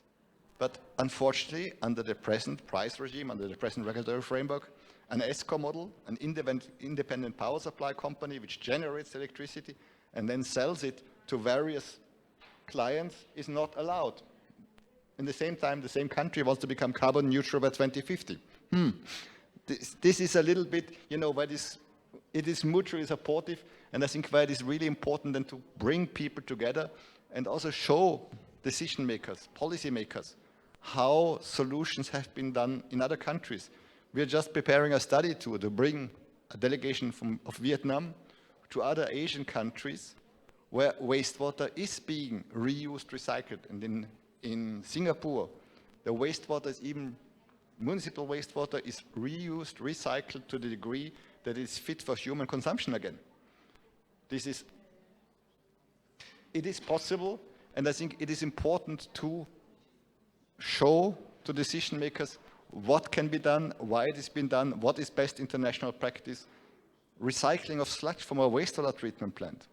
We have rules in the European Union which clearly govern which sludge can be used and recycled, because the sludge is, in the end of the day, this is the nutrients which are removed from the wastewater in a concentrated form. In the absence of any harmful substances, this should go back to the fields as fertilizer rather than going to landfill. And you need to have the regulatory framework in place which governs it, which makes sure that you can reuse, recycle without having any detrimental environmental impact. Thank you. Багато дуже таких надихаючих кейсів. Very much, very nice cases you provided for us, and it's a very important issue. I don't know, maybe this issue has already been covered. One of our participants asked on certification. What certification, what are the nuances, so what is taken into consideration, how the decision is made that it is eco-industrial park, not industrial park. You or Christian, Oleg, or you, Christian, could you comment on this? In 2017, the leading international organization which support private sector entities to become more sustainable, to become more inclusive, we agreed that we need to, there were so many names, green industrial parks, sustainable industrial zone, and there was a plethora. This created confusion. So we decided we need to create a brand name and we need to define criteria which let you assess whether you're an industrial park or an eco-industrial park. And this was the first step to come up with an international framework. So this is the starting point. We refined this framework once more. There are 64 indicators right now in 4 categories, which allow you to assess where an industrial park or where each industrial park is compared to the ideal eco-industrial park, which has 100% compliance. And none of the parks has this 100% compliance. That's also quite clear. So, well, and I think it's good that you have some of the indicators, some parks fulfill certain indicators and they don't fulfill others, and the neighboring park might be completely different. This is what it is, this is reality, but this is then also to drive that you can compare parks. And this is why we are very glad now to be part of this process to develop an international standard, which allows a comparison. Otherwise we end up in, if we have national standards in one country which are much more stricter than in the other country, country A says, well, this park is an eco-industrial park. Country B says this is an eco-industrial park. If you go to these parks, you will see they are completely different, but both of them are certified against a national standard. The national standards have their function because complying with a national standard can go along with certain incentives provided by government. But if you really want to have this recognition, and standards are voluntary instruments, so no one can force a park to comply against ISO 9000 or ISO 50000 for energy efficiency, or ISO 14000 for environmental management. This is companies who are willing to go the extra mile to demonstrate, because they expect to have a better position in the marketplace by showing that we are having an effective management, we are taking care of the environment, we use energy efficiently. And this is also for the standard process here now, which is going to take place. Дякую дуже. Олеже, ви хотіли би щось додати по цьому? Oleg, could you comment on this? Or I'm ready to ask you the question. What I could add is that actually for us it's very important to understand what is the standing of the Committee on the Economic Issues in the Parliament. We would like to get their comments on the draft for the second hearing. I understand that the second hearing draft will be in line with many requirements, so then we will start the debates. It's sort of a very practical approach. And finally, actually we have another issue, and the point is that in the world globally we see Green Deal is rolled down. And for example, in the European Union, they speak more competitiveness, not about environment. What is your vision? How all should go in Ukraine? How actually we should adapt to the changes that take place globally? Actually, me is the head of the Committee on the Environmental Policy and Environmental Management. We understand a certain time ago, we saw the trend not of rolling down of the climatic and environmental programs, but actually engagement is less because they are less focused on the social impacts through the environmental processes.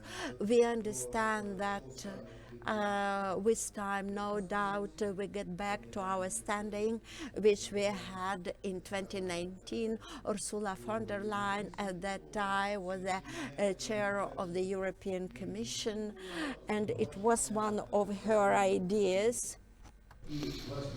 And the green European deal was going through the first cadence of Ursula von der Leyen, and second office was the insistence on this ecological decisions that we needed to change the world, and to change the world to make it relevant for our future generations. So I think that we will not leave our obligations that we took for ourselves in the sense of European legislation, in the sense of Paris Treaty. Last year we adopted complex law about state climate policy of Ukraine, where we clearly took this position of climate neutrality until the 2050, and it's a huge ambitious target, not only for our country but for the whole world. And we know that we have to do this, and we really have to do this because the results of the climate change we all of us see, and it not only impacts the everyday life of people, but on ways of to do business, on agriculture business, to use water resources, and the existence of humans, and that's what we don't see it so much in Ukraine or maybe in Switzerland, but for sure it is clearly seen by people who live all around the world, unfortunately. So we should do it, and every element of our policy could be a small but good, important contribution to general fight. Just maybe conclusion remark from your side, Christian, just a reflection. I would like to share an experience with you. We organized under the Global Eco-Industrial Park program to bring decision makers from all the countries we were working into Switzerland. And for them, one of the most remarkable things was this. Everyone could see that Switzerland is a thriving country, that the economy is thriving, and that there are industrial parks which work well. And the same industrial park which caused 20 years ago these big chemical accidents on the Rhine is now clean to the degree that people take a pleasure to swim through the city of Basel in the same river 20 years later. And I think this is, for me, what hopefully Ukraine will also achieve, to have a thriving industry, a thriving economy in a country where people take pleasure and enjoy swimming in the river, where the industry is upstream, which 20 years ago made it impossible to swim in this river. Дякую дуже за позитивні слова. Дякую нашим панелістам. Ви просто неймовірні. So thank you very much for these good words and for our panelists and your huge motivators. You made this panel alive. You all were only two, and you were strong and cool speakers. Thank you very much for your participation, and let's applaud to all. And now we have a lunch break until 1 o'clock, and please come into the lobby, and we will meet each other at 1 o'clock, not later. Thank you.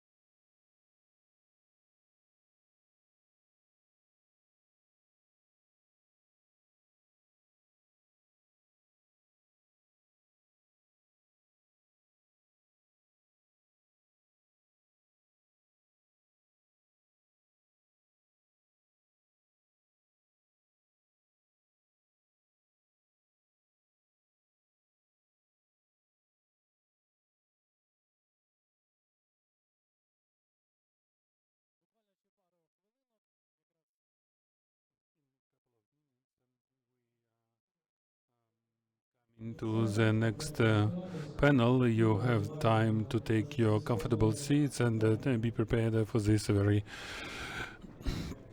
well structured panel. Thank you.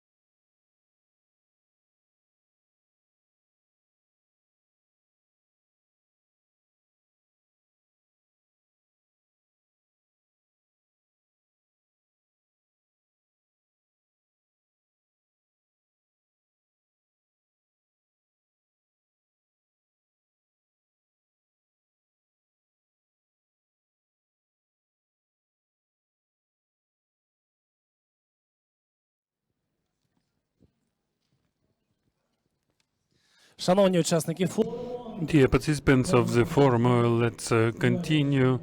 I hope we relaxed a bit and we got more strength, and we can start our new panel, which is about economic dimension of eco-industrial parks. We will stop on economic development IEP in Ukraine, how they can promote the transfer to green deal and the implementation of ecological standards. There will be representatives of ministries, scientists, and GEIPP.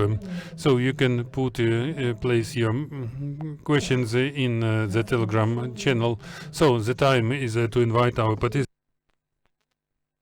Panel, our speakers, and maybe with your applause, I invite Artur Melezhik, head of the Department of Industrial Parks and Investment Support of the Ministry of Economy of Ukraine. Also, Mr. Dmytro Gritsenko, head of the unit Ministry of Environmental Protection and the Natural Resources of Ukraine.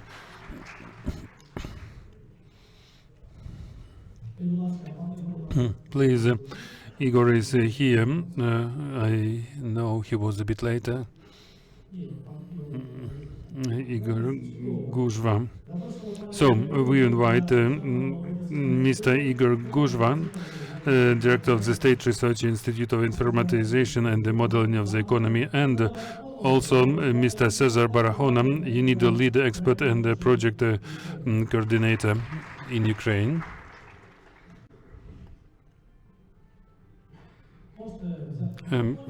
Please, you can take your microphones to be comfortable, and we'll start our discussion. The first question is to us, Artur. So it will be logical. Please tell us in which way the eco-industrial parks they looked at in the state policy as the element of development of Ukraine. Thank you for your question. And eco-industrial parks we consider as a potentially very important tool for development of economy. And if we speak about development of industrial parks in Ukraine, we have 100 of them. And eco-industrial parks, this is a continuation of state policy. Last year there was money for development, 1 billion hryvnias were for the development of industrial parks and eco-industrial parks. This is the evolution, natural evolution of the industrial parks. How we look at this. So eco-industrial park will mean that the products developed here and they will be harmonized with European legislation and the access to the European market will be easier and faster as for the reasons of coming the currency into Ukraine. The important part will be a rational use of resources developed by the park and reducing of the cost of the raw materials and the products. So we think it will be only benefits for the parks that will be transferred from industrial into eco-industrial parks, and the parks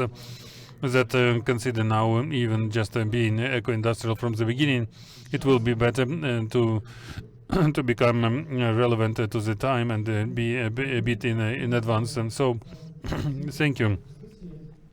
Let's involve all the participants. And the next question will be to Dmitro Grizenko. Dmitro, please, what is the role of industrial parks in the Green Deal of Ukraine and in introduction of environmental standards in Ukraine? Good afternoon.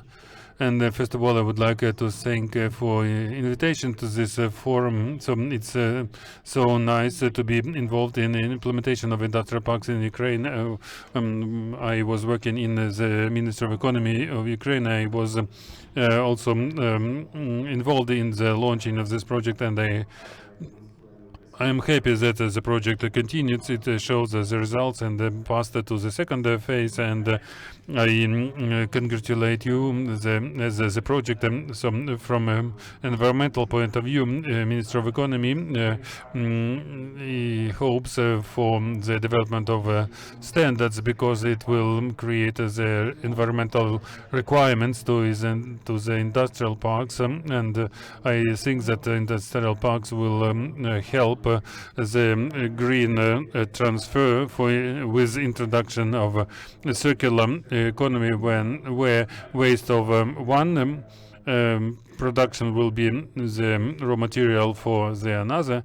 And also it will be the introduction of standards of energy saving and energy efficiency, and also social component, and it will be the new jobs creation and the development of the regions in total. And it's important that eco-industrial parks they play the important role to introduce this synergy. So the Ministry of Environment supports introduction of eco-industrial parks, and we hope that eco-industrial parks will combine the economic development with environmental protection. Thank you very much. And we continue, and then now the question is to Igor. Igor, please tell us, following your experience of the research of economic influence of industrial parks, what do you think, how they will help to integrate these parks into the economy of Ukraine? Good afternoon, and thank you for your question. The question is not easy at all. Nobody told you it will be easy. So, but I would divide it and for our discussion. First of all, who will influence this? So, of course, it's clear. The state can influence this through regulation. The state can influence this process through two ways. It could be motivation, additional taxes, additional financing, and it can influence with some limitations. So we should, let's say, it is not allowed. So through such regulation, we can come to the new paradigm of the industrial parks and production inside them. But the second, not the least but powerful motivator, could be the market. So let's say, so if you produce something, and you can produce anything, but what will you do with this? Who will buy this? And if we say that these goods should be in compliance with some ecological requests, you will sell it in Europe or US, everywhere. What should we do with it now? So this is the field for the discussion, and I think that what is going on, the Ministry of Economy, the project of Environment, Verkhovna Rada, they try now to introduce the legislation frames, and we will have eco-industrial parks.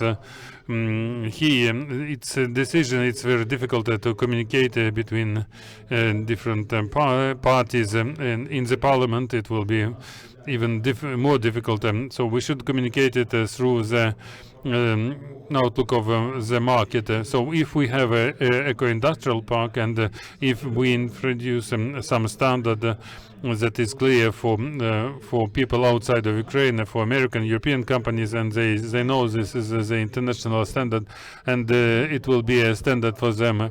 And it means that you can come inside this country, and if you just started to learn the legislation of a country, it's too long. So it will be the opportunity for investments. As for the market motivations, it's difficult to say now, because we should make emphasis on something else. Let's look at the situation of today, where we have the unique opportunity. Maybe we are losing a bit. So the new taxes from the US to all countries, to all goods. So if we were ready now, so during the relocation, Vasil from Bila Tserkva can confirm that in 1 week the company from Kharkiv was relocated to Bila Tserkva, and in 1 month it started to communicate because there was the railways in this industrial park. People were traveling by railway. There was a road, and everything was ready that it would go on the wheels and coming into the workshop and started to work. So such cases could double and triple our industry. So if we had the facilities ready, it would be very easy to communicate between Europe, Turkey, and China. So, for example, so you have taxes from US 10%. So tomorrow you build your factory and you get certificate and you go on. But first of all, we will need to have the infrastructure, and in some industrial parks, we in the registry, Arthur knows, if we build it right now, but when we finish, Trump will already go. So we need to harmonize the legislation right now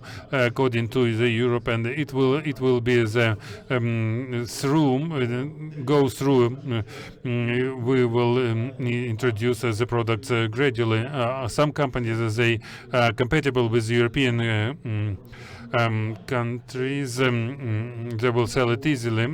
If we have the go through process, and if you don't do it, if you go for the penalty, like in the football, and you cannot move but through the corridor, and the market is very powerful, and we should balance in a certain way. So we should have the green standard. We should market. This is my point of view. Thank you very much. But my question in return, is it not so difficult in such conditions where we have our country now to develop the infrastructure?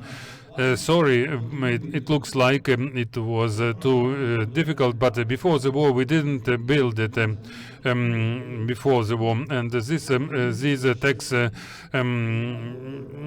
favors we had only just during the war, and we had so many different things, deregulation and gender policy. We voted for this. When we were coming to industrial initiatives and our institute, we developed the industrial agenda, international trade, and European integration, and these are our tools. I developed this for many years, but some other things were adopted. We have the unique time.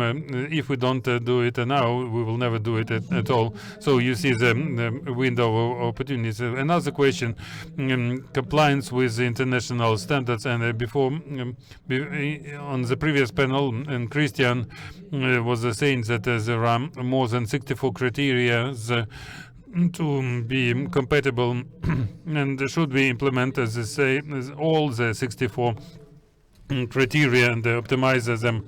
Please, I will repeat, from the state regulation can prohibit or allow this in the market. If the market sees the motivation and understands that it's much more profitable to build it now, not in Poland, not in Turkey, but it will be possible to better sell it abroad. It will be the balance as on the market. If you sell your goods and you will get benefit, but the state will be the regulator, so we should not stop it now. We understand, but in some transition periods, the communication, the Ministry of Economy, Ministry of Environment, they are the example how it should be, because all these legislation initiatives or secondary legislation, they communicate with communities. Can you do it or not? With manufacturers, can you do it or not? And so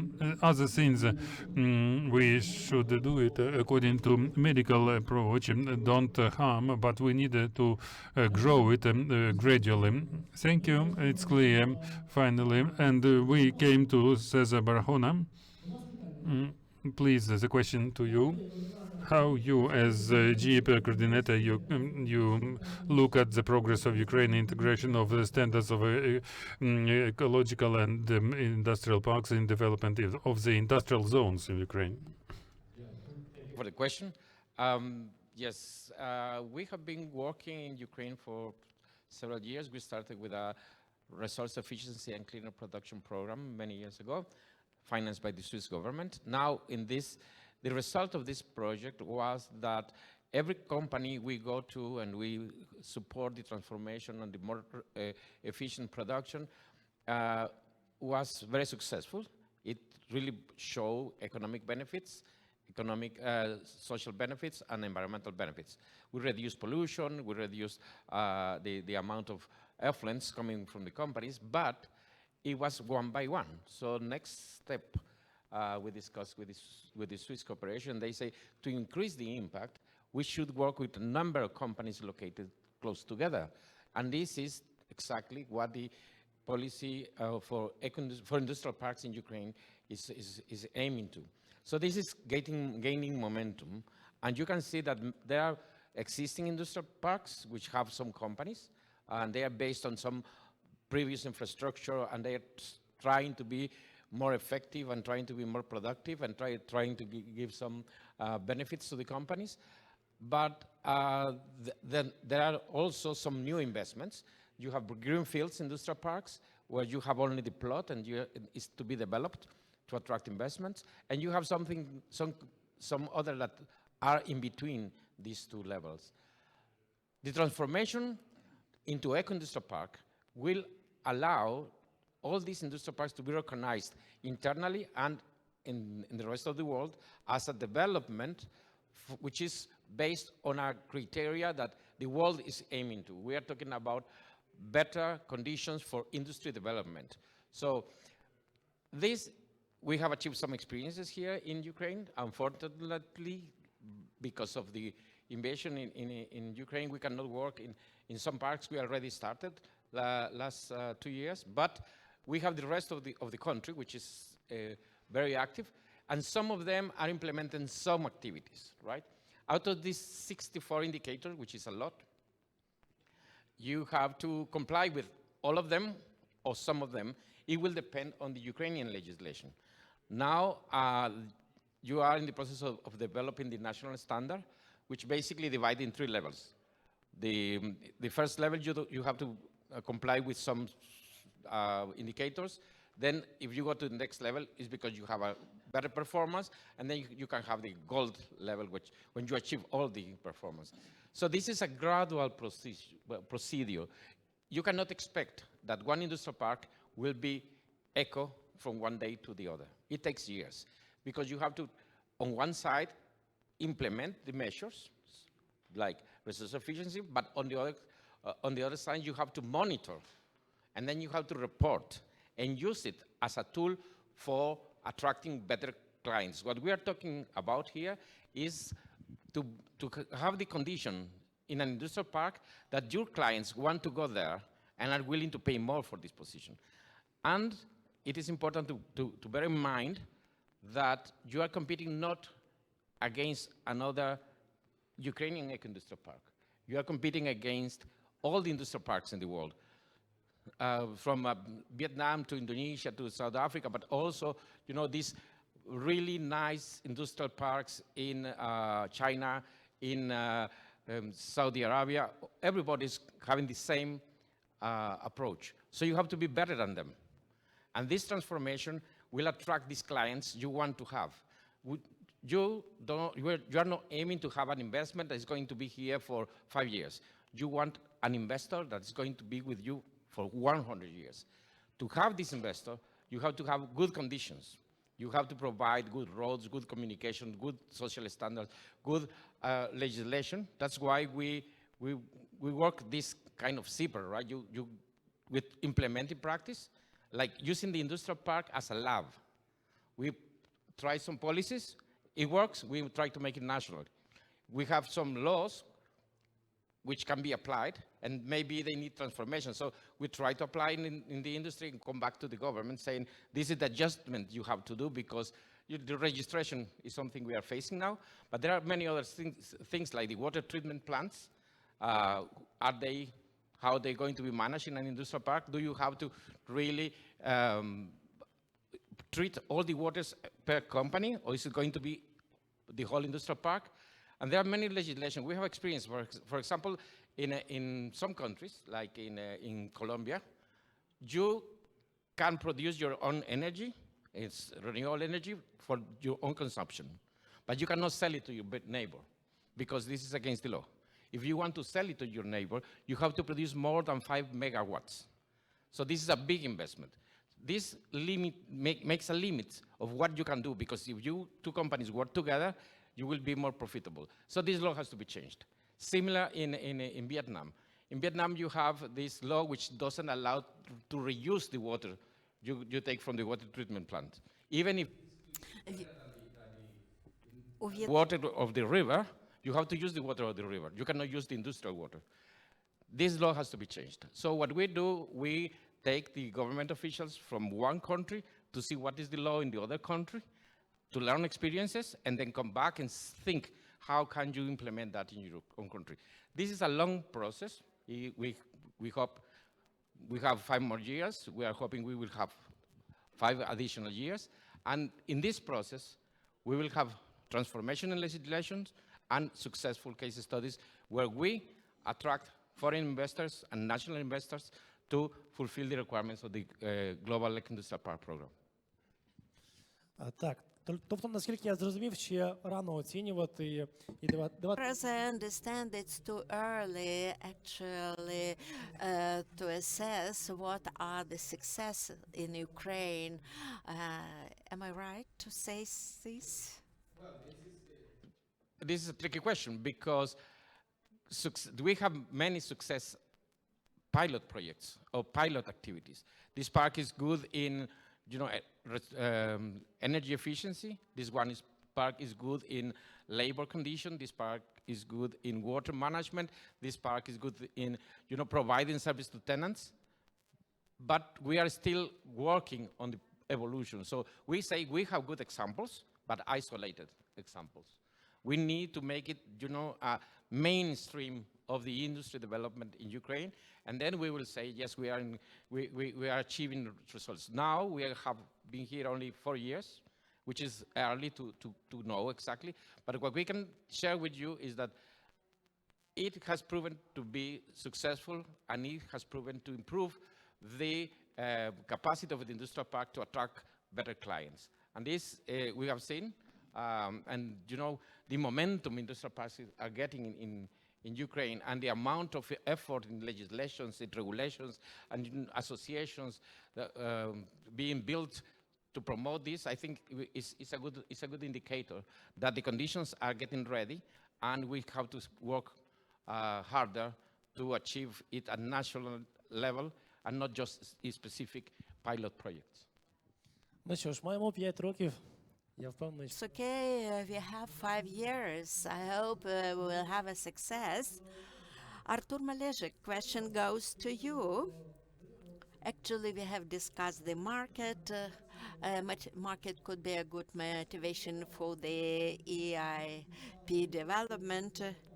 Actually, for us, it's interesting to know what could you say about integration of principles of the sustainable development in terms of EIP.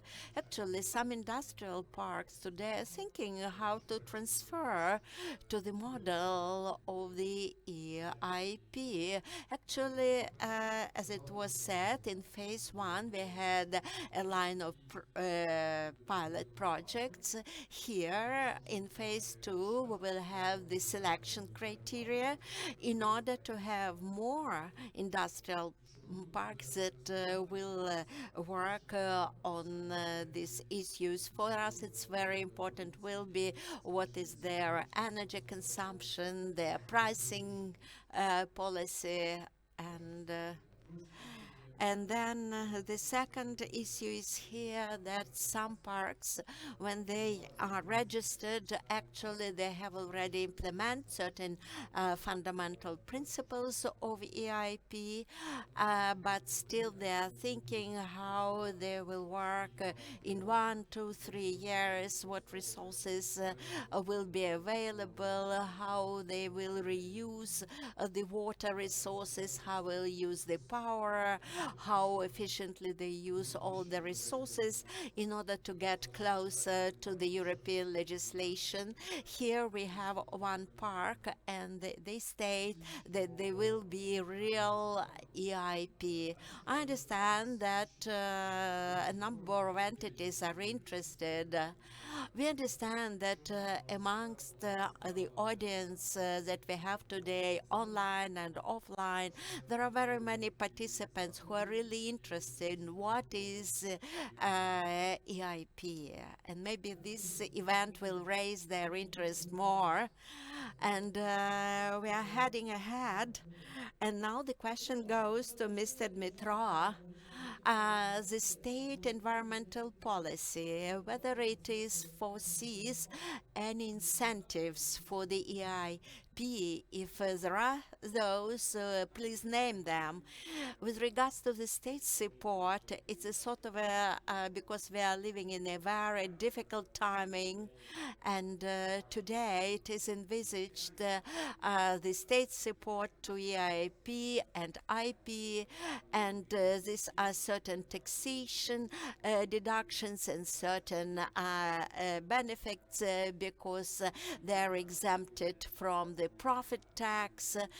Also, they have a special environment for the export-import operations, and Artur really could actually also detail you on these issues. A responsible business that is implementing the green technologies, it should be supported, no doubt. It will be a strong motivation, but it's the issues, critical issue. On my part, I'd like to draw attention because we have the management companies that and participants. Ukraine today cooperates with a number of partners, and we do implement a number of the so-called green project. My personal experience is that actually we work on the project and we are planning to reduce pollutions in Ukraine. The support is with the best technologies project that is being implemented by GEIPP, and with this project we have implemented as a grant supported program. It was had two phases. In phase one, actually 2 million euros were made available for one entity in order to have access to the best technologies.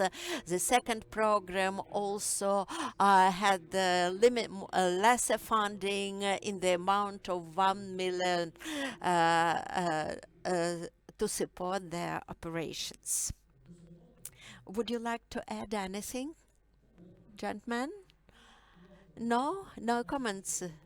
All comments and reflections are welcome. Maybe you will also join to discussion of this topic. I would like to demonstrate one example how, for example, state motivation on greenery beautification works. The point is that we have the so-called carbon tax. If, for example, if they have the technologies that are associated with carbon emissions, or you have products that emit carbon. For us, it's very important to give incentives to certain producers in the metal sector, for example. And we understand the issue of funding is one side, and another issue is the knowledge. Sometimes they understand that the idea is perfect to cut emissions, but no technologies are available. But we understand that the point is that when we speak about the transfer from industrial parks to eco-industrial parks, it's a sort of a very it's a sort of a process with a number of stakeholders. The point is that if we implement any advanced technologies, normally it could be Western machinery and equipment, and we understand in case these technologies with the relevant machinery and equipment is available, it means that automatically we will implement our programs on reduction of pollution, reduction of emission, and hazardous wastes. The point is, for us, it's very important not only to listen to the theory, but with the own eyes to see what's going on. I understand that it was some of your reflections that theory it's okay, but to be a witness of the process is more important. What are the incentives provided for the EIP? These incentives actually they assist the parks to have a good economy and actually to reduce the production costs. And no doubt infrastructure issues very important. Also, they have a reduced tax on land tax, and we also believe it's a very good incentive for the EIP because they could take into account all the incentives, prepare their business plans and then start real operation. We understand that 10 years is needed in order to reinvest their profit for their EIP. Recoupment of all these investments will be only in 5 years, and nobody they could use it for their scaling up. Today I heard lots of statements on the green energy and the carbon emissions, whether, it could be the incentive for the industry to transfer to the green economy. The point is that here, green power, to what extent it is really green in terms of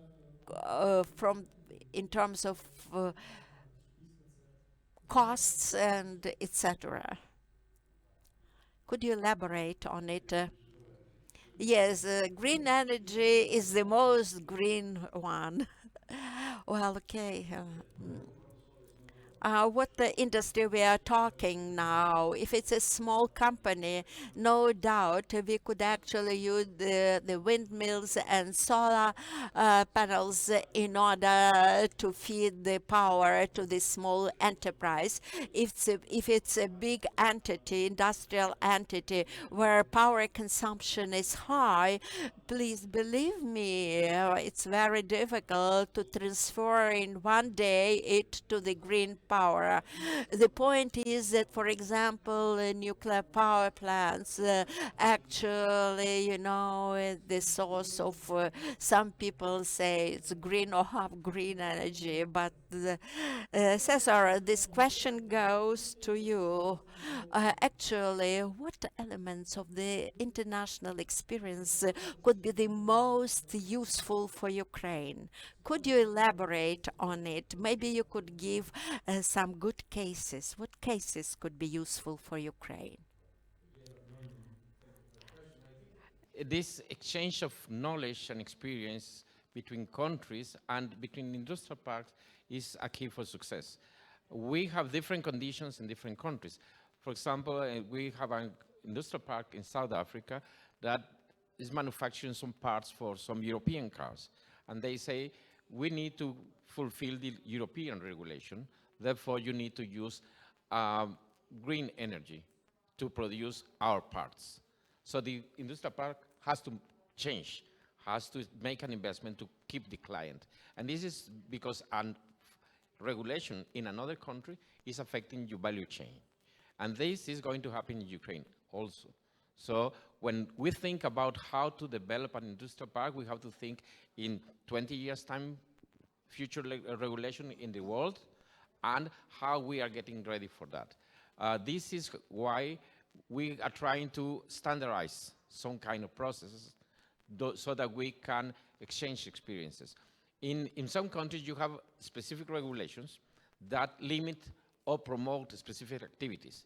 The idea here will be to exchange these experiences and be able to transfer. In the case of Ukraine, I think it is very important to be aware that every country, every industrial park, every company is different to others. However, there are many things that you can try to understand and then replicate according to your needs. Comparing China's industrial parks with Ukrainian industrial park will not be a good idea because they have a completely different regulation, they have completely different financial scheme, and they have completely different mentality. But there are many things we can learn. If you see now you want to go to invest in China, they will always ask you for a number of certifications, international standards, so that they can export, because they have the part of the country they have developed for exports. This is something we could learn. Look, we have value chains in this country, and they are being developed, and they are shifting to one part to the other part of the country. So our industrial park adapted to support this development. What do we have to do to support the development, not only the companies in the industrial park, but the whole value chain? And the whole cluster should be strengthened.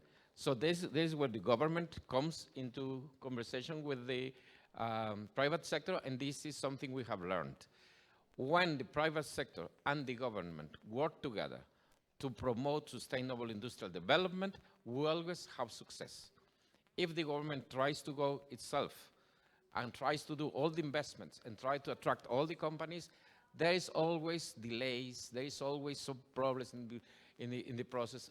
If the private sector tries to go by itself and don't take into account the local population, the local regulations, they will face a lot of problems, and they will not be able to solve all of them. Success is only happening when the private sector and the government work together, each one of them in their own role.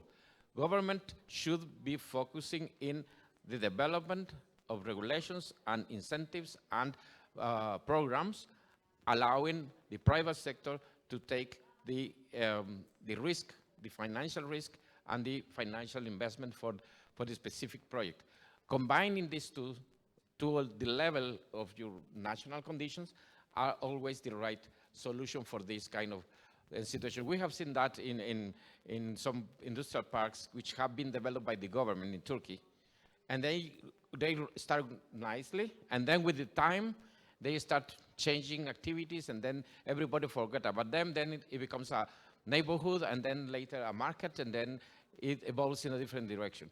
Same happened in Peru. We have a number of industrial parks which were not successful because they work by themselves without the government. They made huge investments, and then the government didn't have the right tools to attract investment. So this is fails.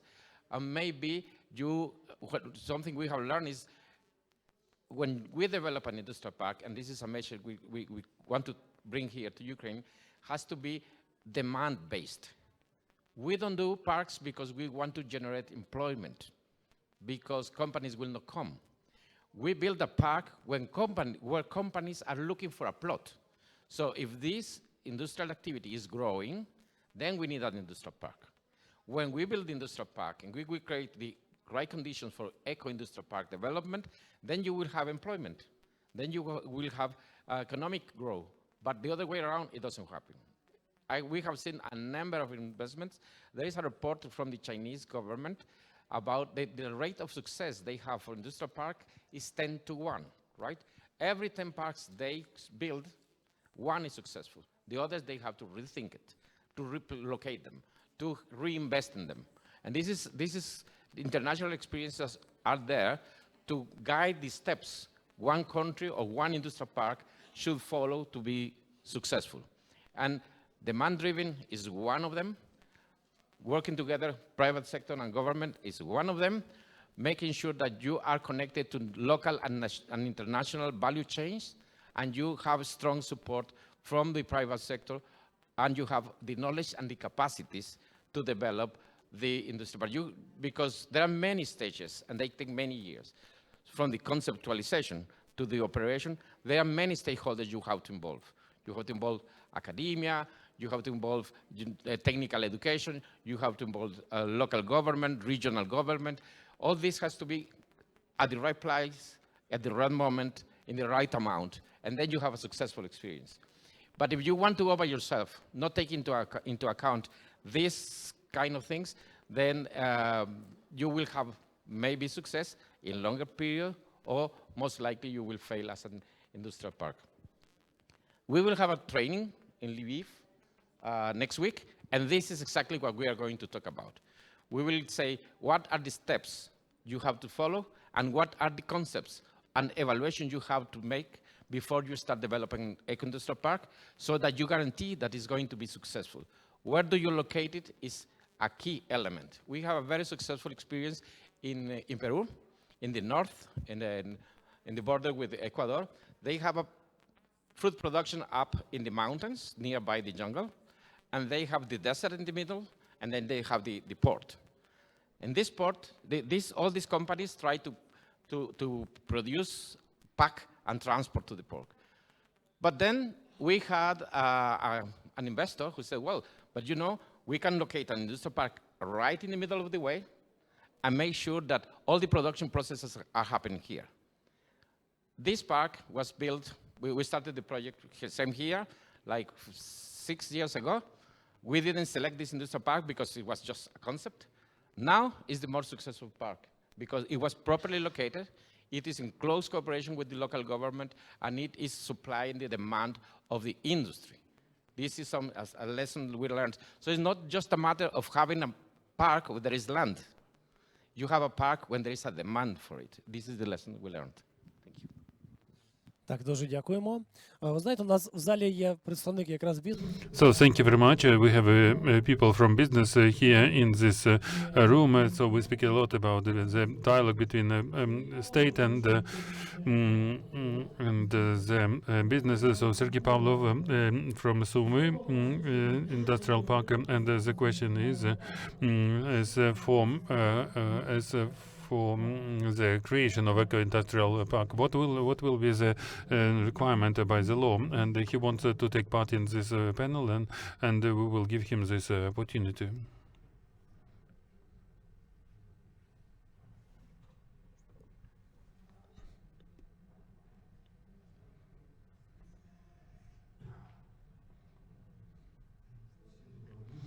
Good afternoon, all, and thank you. I am Sergey Pavlov, managing partner of Patriot Industrial Park in Sumy. We founded it in 2005. In 2008, we registered a company named Industrial Park Patriot, and by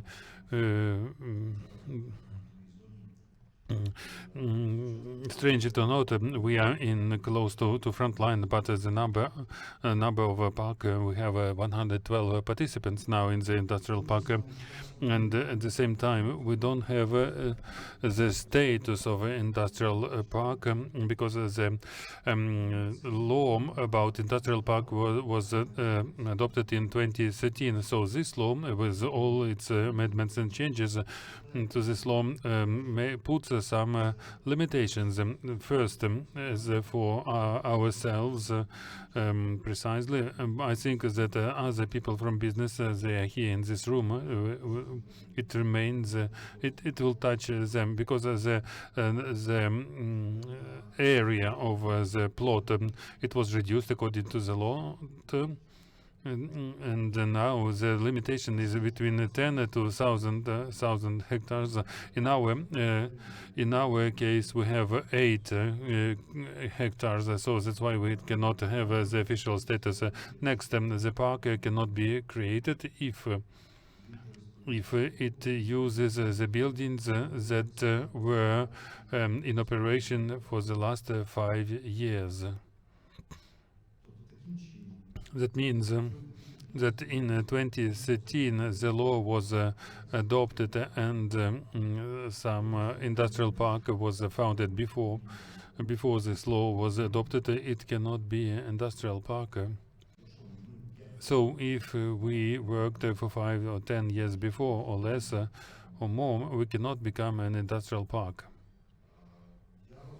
So I understand that this is the point, a question to the legislatory power, but I would like anyway to get the comments, and after this forum maybe to show the position of the business and position of the power in some memorandum that could improve this situation. Thank you.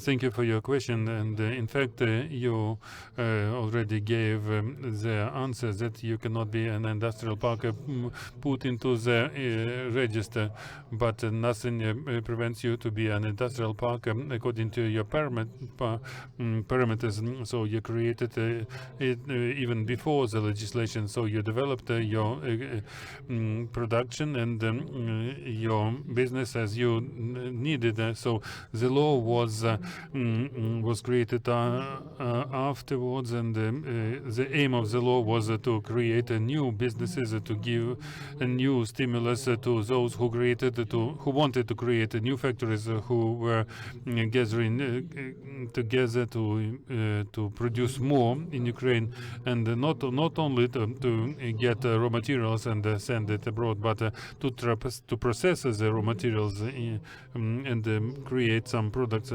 The only thing is that your industrial park cannot get as compared to other parks, and these are the tax and customs preferences, also about the taxes on the land. But if you were created some not 1 year but 5-7 years before the park, do you need these favors as those that are allowed for other companies that create new parks, or maybe you need some other stimulus? I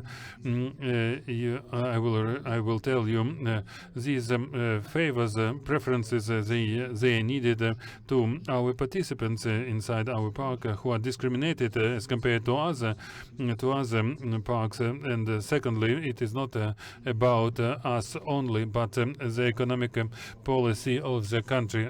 2 examples just in Sumy that needs for sure right now the support for the business that functions and develops in the zone close to the combat. So we have, so to say, a company that keeps the whole town since the 19th century. It was a Frunze factory. Now it is called Sumy machine building factory that by the area maybe it covers only half of the city, but it is in so devastated state, has huge debts to the city and to the budget, and the area. Let's say, will it correspond to the law by area? But as for the condition to not to use the new buildings, the older business will not comply with the legislation. But on the same time, there was an industrial park created in Sumy. And until now, there is no communication, no infrastructure was connected to this plot. It is just an agricultural field, and there are businesses that are interested to continue to pay taxes, businesses that are interested to create new jobs, to get some preferences about the tax, about customs policies, and in our city, such businesses cannot have the place to implement their efforts and to be implemented as an industrial park within our city. Sorry, Sergey, we have the limitations by time. Please formulate your question. So there was a factory of electronic microscopes. Maybe you didn't hear at all, but it was the only one factory inside the Soviet Union.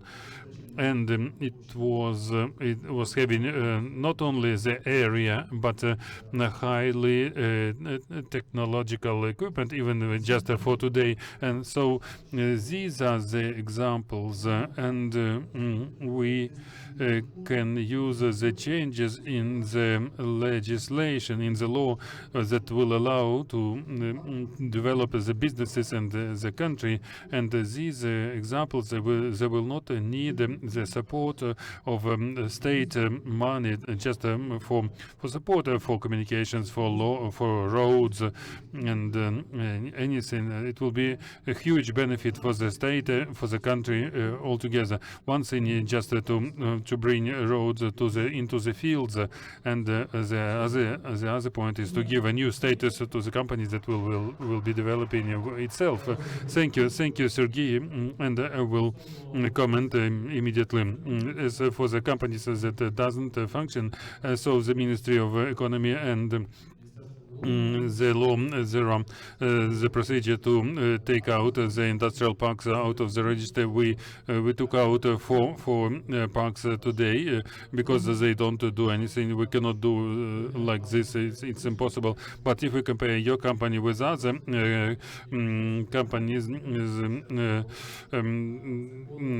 of an equal conditions, so the law cannot be retroactive, and this law is for stimulation of new production. We have lots of examples when the parks had factories before, so they were saying they had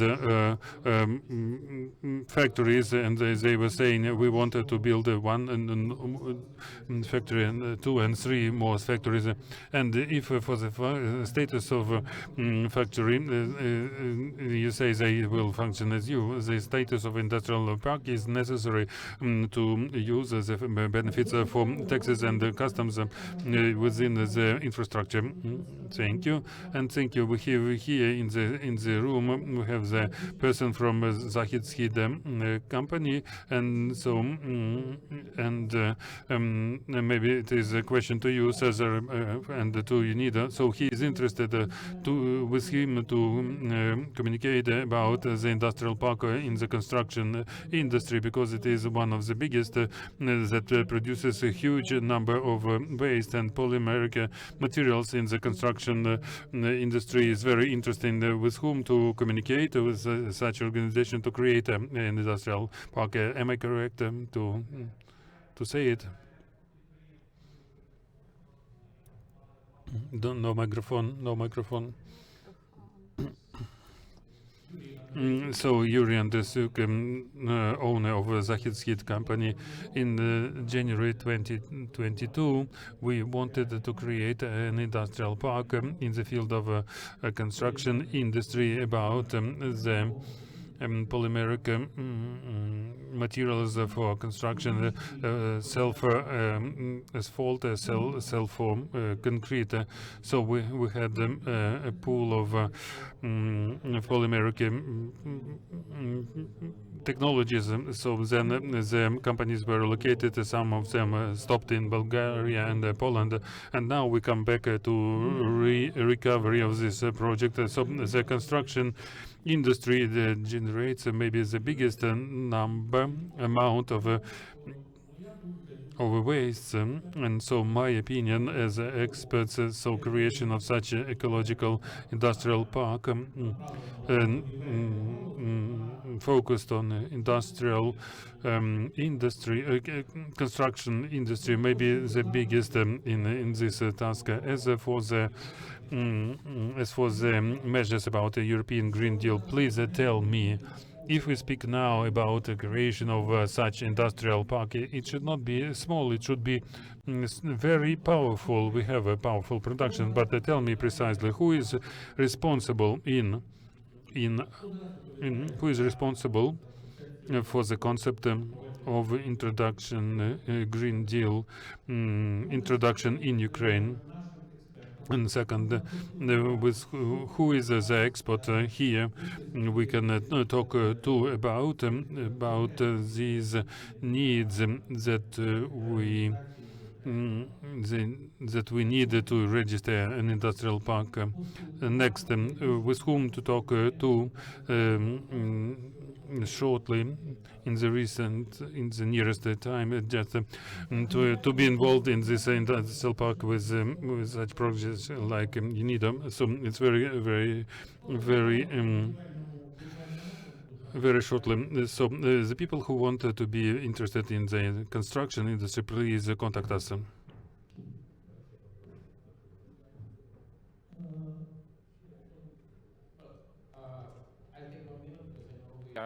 Sure. Late, but construction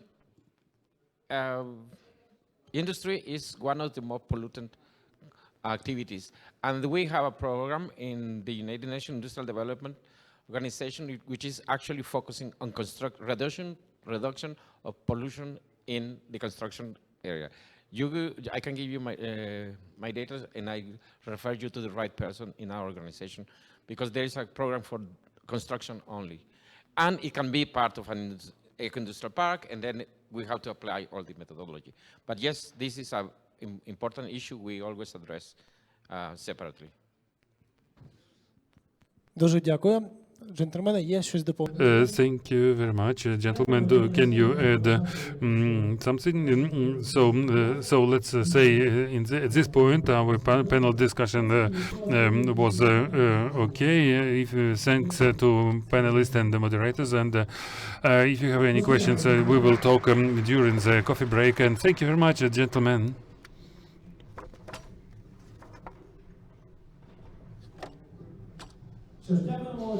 So, thank you, the participants of this very constructive and very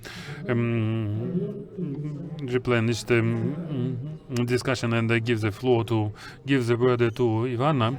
And thank you, dear colleagues. Now we start this panel discussion, and we will speak about a very interesting question. I think everyone is worried about this, the point of financing of industrial parks, how to approach this, and in general, our industrial parks and eco-industrial parks. This is a long-term panel, and we spoke about a lot at the entrance. Dear colleagues, not comfortable condition for discussion. The coffee break will be after this panel discussion. Let's give Ivana this possibility to present well the speakers. Thank you very much, and I will be thankful. This is so much noise, and I don't understand. If you hear me, I will be focusing on the new, very interesting discussion. So of course, everyone waits for a coffee break. But I hope it will be productive and interesting, and we will know how to get money in banks and donor organizations, and how to try to finance such ambitious and big-scale project. Please be reminded that you can ask questions in the Telegram channel, and we saw as people capable to ask questions interactively. Maybe the same situation will be during our panel, and I'm happy to invite our speakers to this stage. Alexei Savin, Director of the Sustainable Banking Development Department at GSC Ukrgazbank. Alexei, welcome. Anne Wilde, Coordinator of International Cooperation Project at the Embassy of Switzerland in Ukraine. Hello. Victoria Brudena, Committee, the Manager, European Business Association. Hello. Ilya Sorokin, President of Global Development Holding. Mr. Igor Nikitin, President of the Association of Eco-Industrial Parks in Ukraine. So we miss one chair. Please give me one more chair, and we will arrange. So we have a full panel. So you see, when it is about financing, we have a lot of speakers, so it will be relevant. So I would like to start with Alexei. You represent a state bank, and I would like to ask you, and please, I would like to be silent a bit more. What are the financial instruments Ukrgazbank proposes today for sustainable development, ecological initiative? Please make us a review. Thank you very much for this invitation. I will start abruptly. So Ukrgazbank finances industrial financing, and for 9 years, and 9 years I am working in the sustainable banking department of the bank, and I communicate with the clients, and so we implemented lots of projects of 50 billion hryvnias in energy efficiency and other industries, and always the clients they had the question how to make our industry more efficient, because to build under the Green Deal, Ukrainian businesses don't like it for some reason. They want to reduce their costs, and they want to sell in other markets, and all these possibilities they can be in the industrial and eco-industrial parks. These concepts can be materialized, but we live now in very difficult but very potential time, and we see the transformation of Ukraine, transformation of the industry, and the rethinking and renewal in the points of sustainable development, because Ukraine cannot be a thing in itself. We should go to the international markets with goods that we can sell. 2020 року. Так, звичайно, це підприємство, але здебільшого. And mainly, Ukraine earlier entered the European markets with the low quality products. Production was not efficient, and at that time, really, we could not compete with the European producers.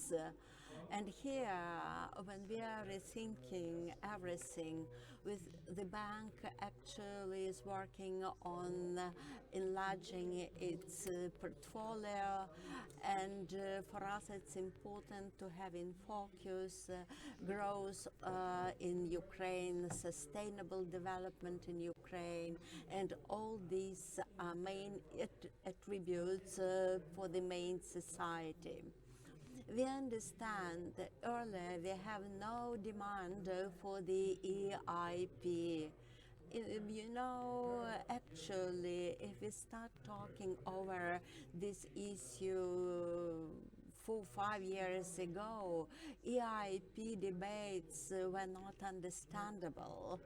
And for us today, actually, important to understand, very often our bank is named as a green bank because we deliver the grant support to our green clients, and actually we categorize our review of the client.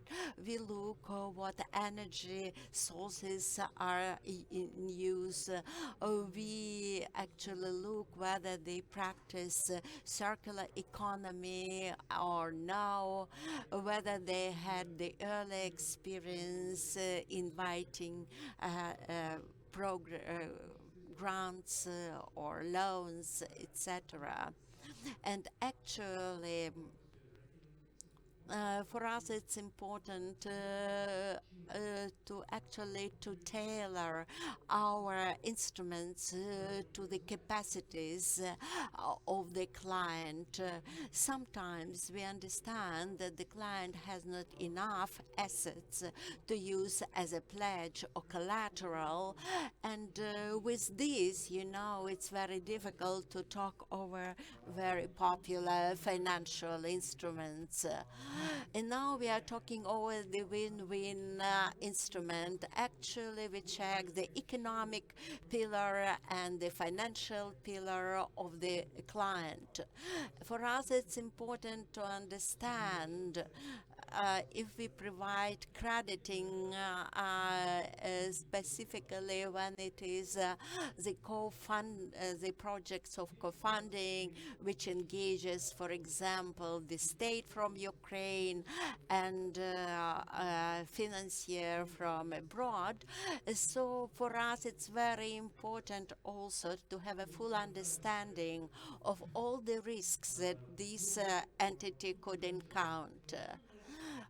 For us, it's important actually what our client produces. If, for example, we are supposed to give financial support to the client in order to bring modern equipment or a machinery, for us it's important to understand what is the working capital. If, for example, we have a company that needs this or that equipment, we also look at the financial statements on a quarterly profile in order to understand what crediting instruments actually could be used in addition to crediting. The point is that we don't have very many applications. For the last 2-3 months, I had only one visitor. It was the industrial park, and they work in the energy sector, and he wants to be the eco-industrial park. And they were very interested, but there is no line of clients. For us, it's very important to understand what mechanisms could be in place to fund this or that client. We have heard the position of the bank, and Anna Wilde, also, you are given the floor. What could you say with regards to the donors' funds? Actually, you play an important role, and actually, what are the lessons today from the funding arrangements for different programs? Good afternoon for you. Switzerland is the only donor for the eco-industrial parks in Ukraine. This program is running for the 5 year already, and actually they provide funding for different purposes, and actually they provide for us technical assistance in order to increase our knowledge. When actually this project emerged, at that time we had the law on the industrial parks, and we realized at that time that we are not the only state that would like to be in a process, but we understand now that many other countries had lots of experience. By that time, UNIDO had lots of knowledge, UNIDO had lots of experience and lessons, and thanks to the fact that Swiss government funding this project, because there is a culture in Switzerland of the culture of funding.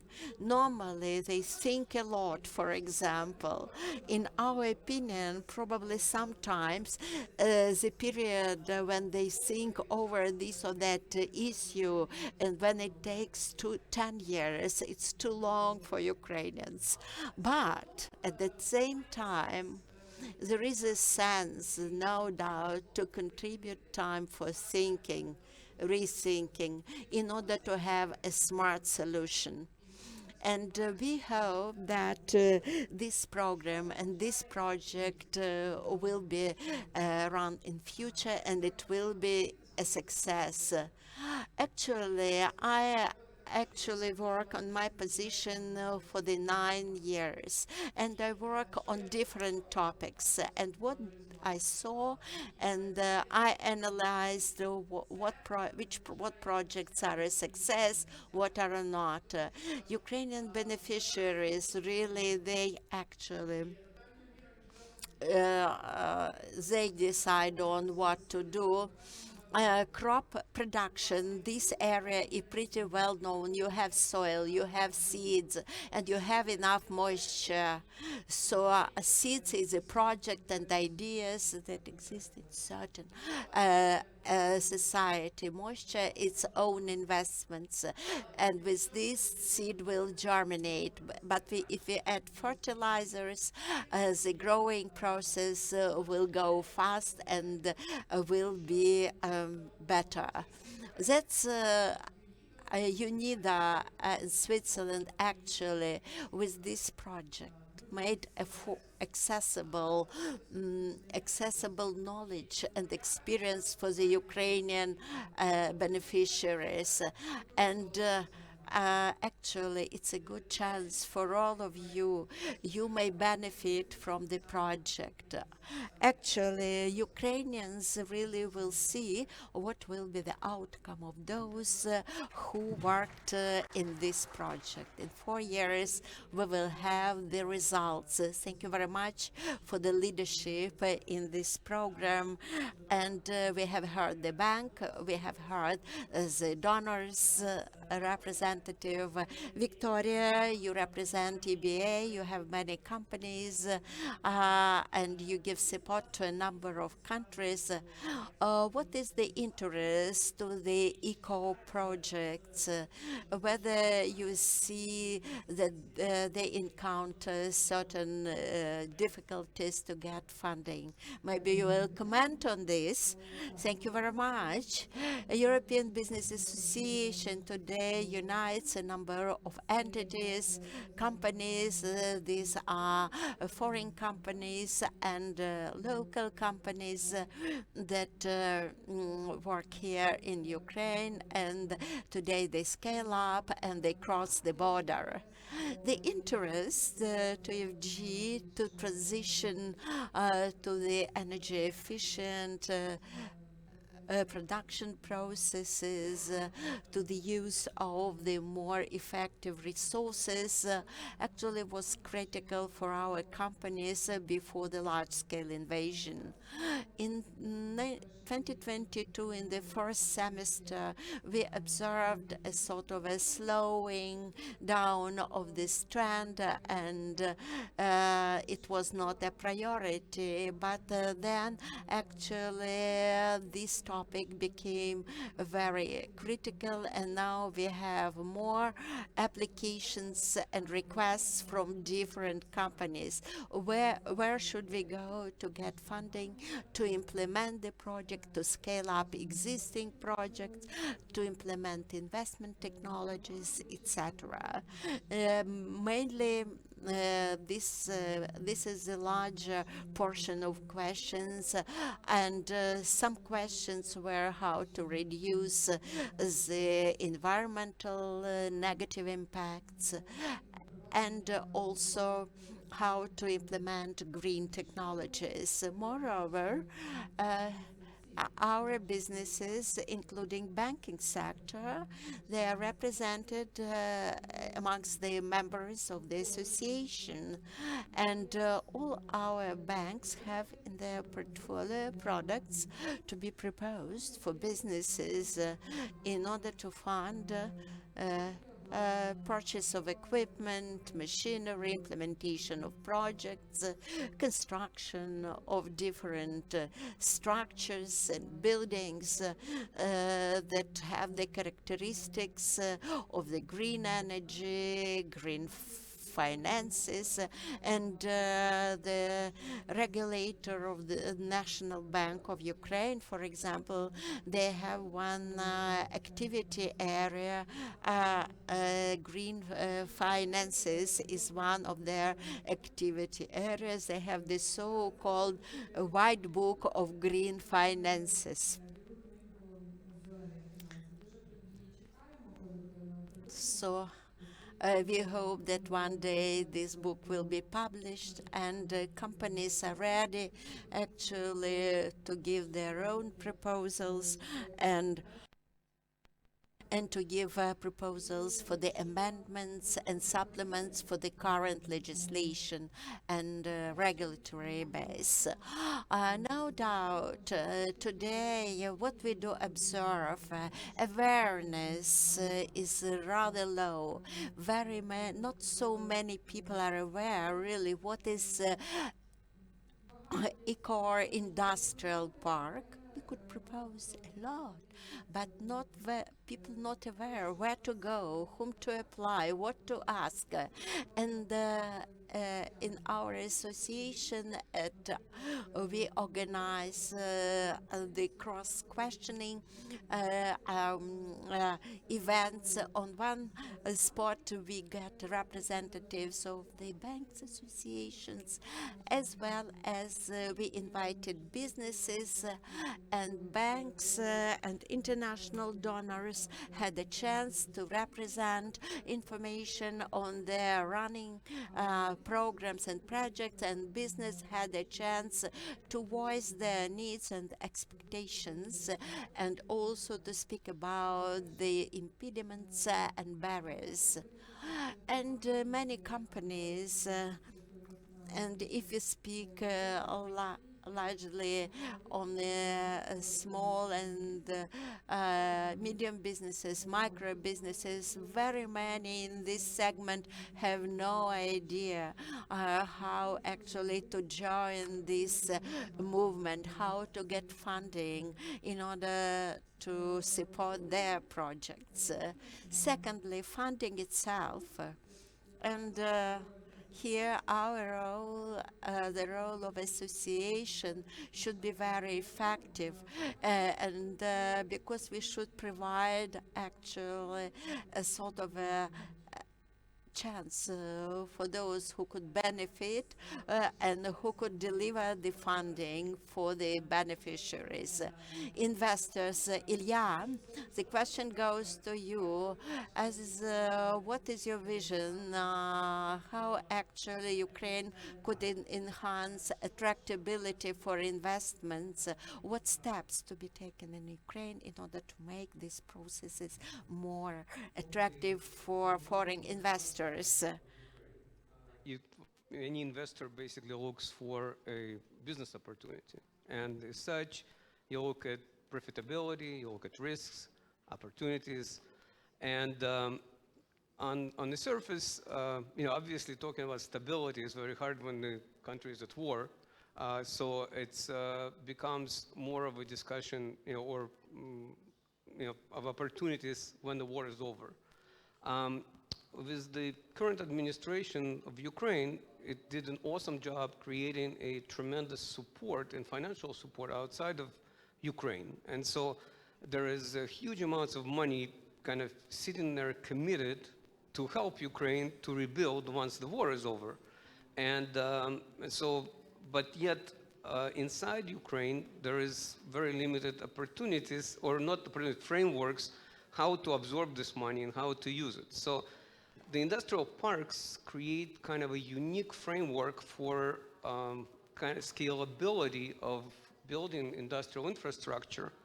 And but Ukraine is predominantly an agricultural country, at least perceived that way, and industrial processes are not very well defined. And so looking from outside into Ukraine, it still looks a little bit like a Wild West for outside investors. You know, do I dive in and what happens, right? So there is very limited understanding of the steps that needs to be taken, the risks that you encounter. So when we looked at the industrial parks, it looked like an interesting opportunity to get started. It was very peculiar because there was a lot of interest in industrial parks inside of Ukraine. But when we started talking to some of the parks, they had no idea what to do, how to do it.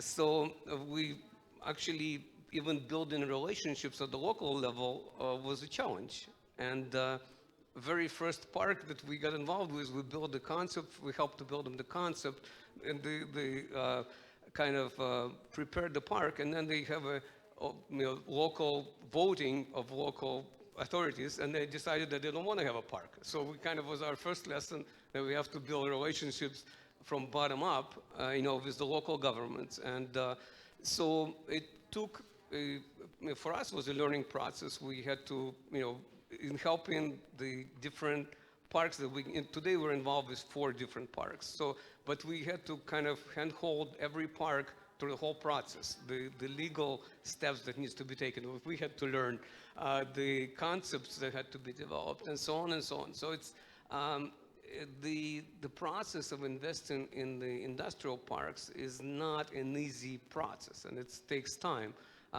For those 4 parks, we actually took us 2 years to get from the point when we started to where actually just 2 of them are actually officially registered, but the other 2 are in the process. And so every business has its own pace, and business pace is not the same as bureaucratic pace, right? So when you deal with bureaucrats, everything takes too long, and a lot of businesses don't have a patience for it. So I think one of the misconceptions for people who are starting industrial parks, they think, okay, I'm going to create industrial parks, everybody will come, they'll build, industrial facilities, and everything will be great.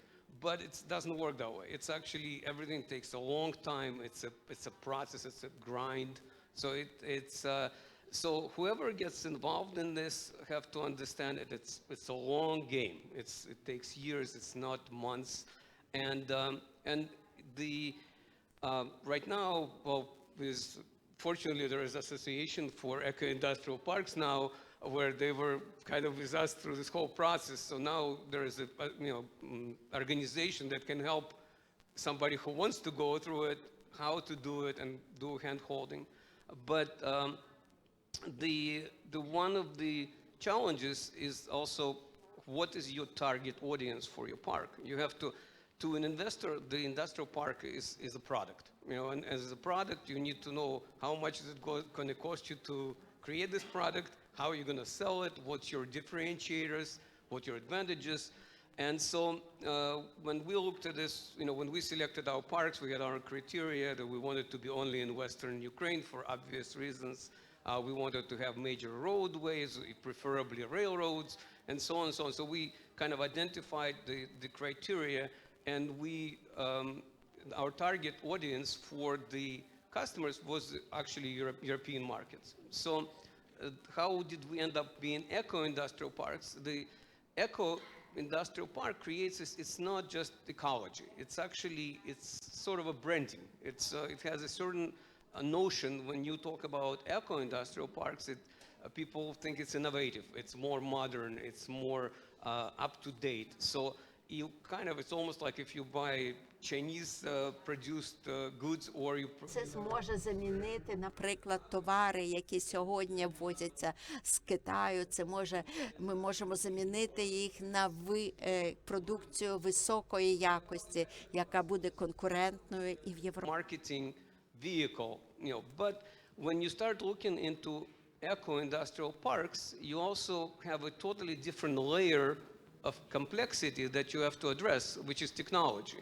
Because what is eco-industrial park? You have to, introduce technological solutions that will make your park an eco park. And those solutions, they're not cheap. A lot of them are expensive. There are a lot of those solutions. So when you start talking about waste to energy, right? So now you have the waste to energy solution. You have to do your research. What's available? How much does it cost? What's capacity?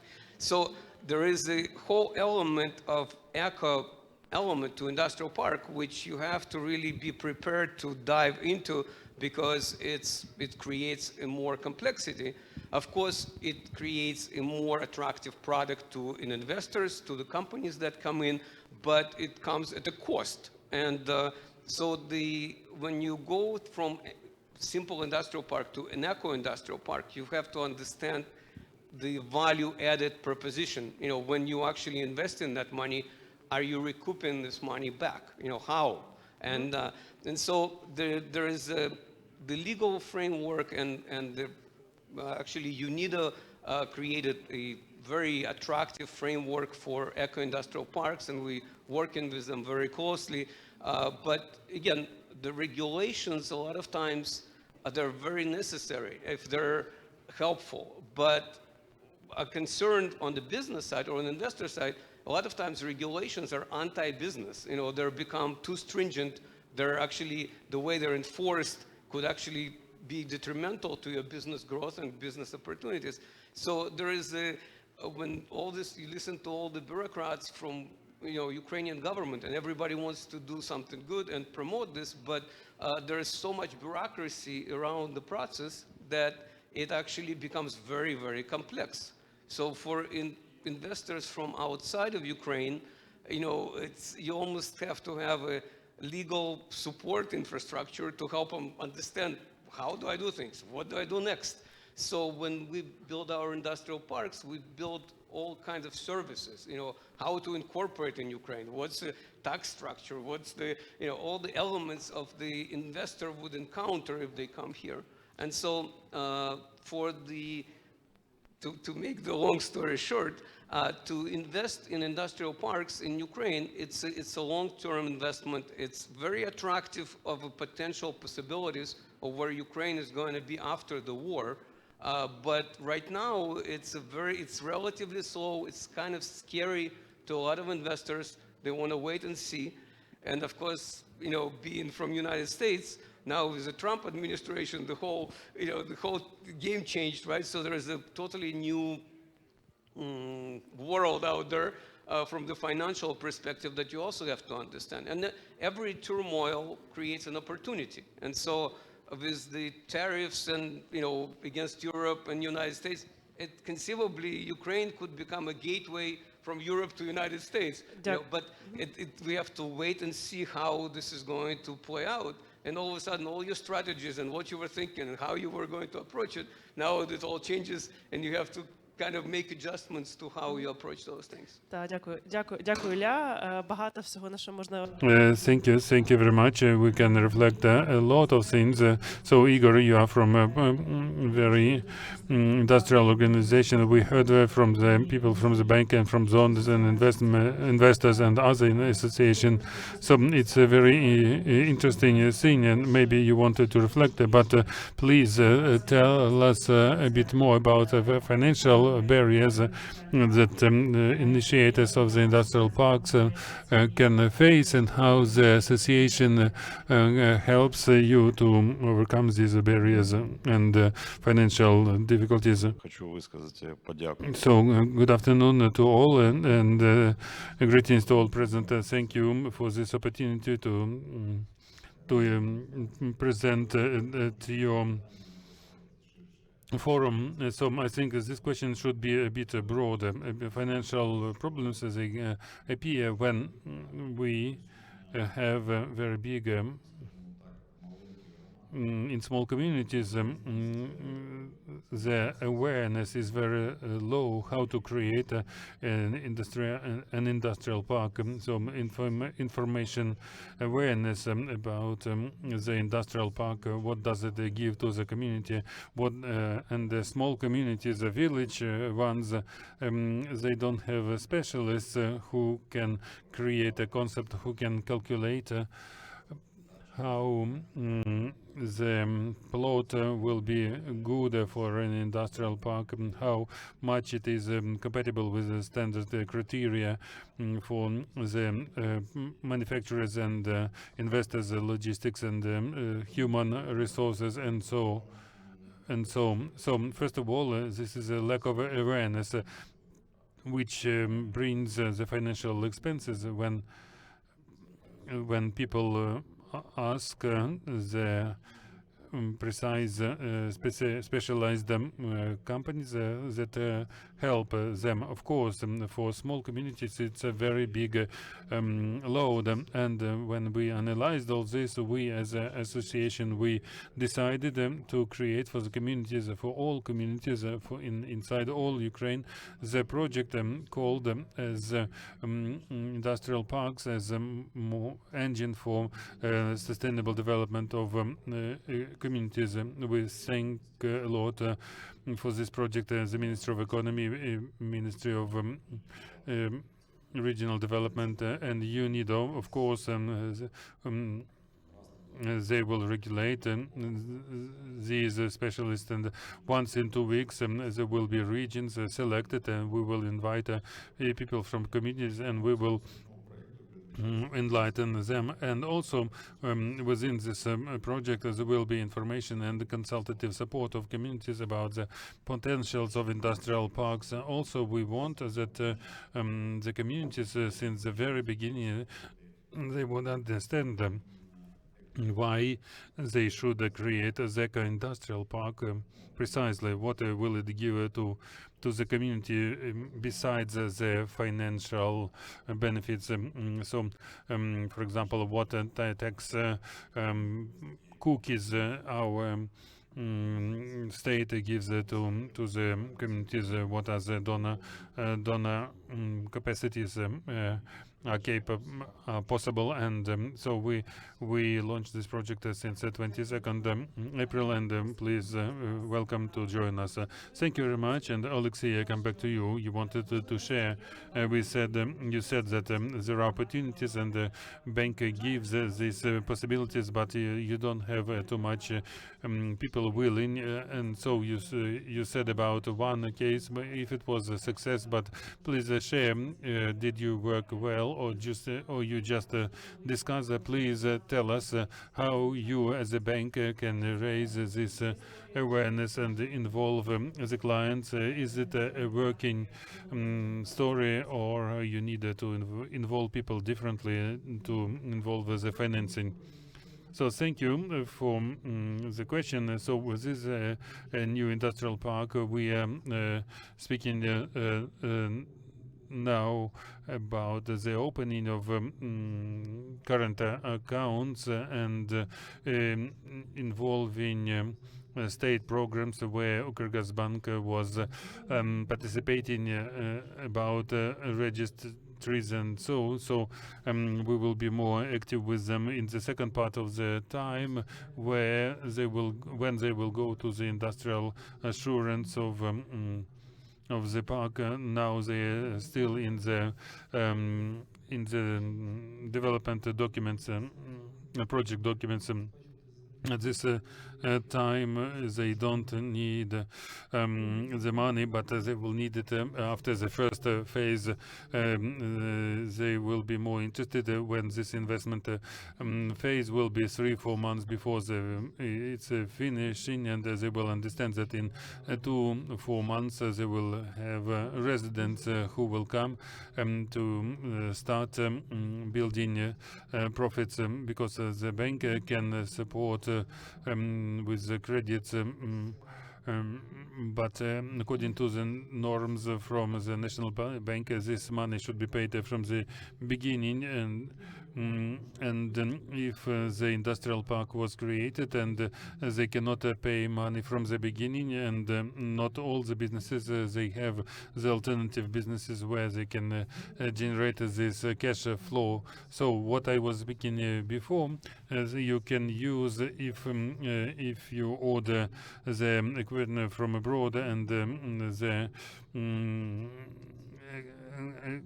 loan is already ordered, and you don't pay the loan, but you pay the interest. That's it. But as for the communication, also maybe you heard Ukrgazbank in the previous year we renamed the project, and it is called the UGB, Ukrainian Community and Business. So it's clear about the business. Sometimes the businesses push us, sometimes we we say that there are new programs of financing, but with the communities we have the system which is objectively much worse.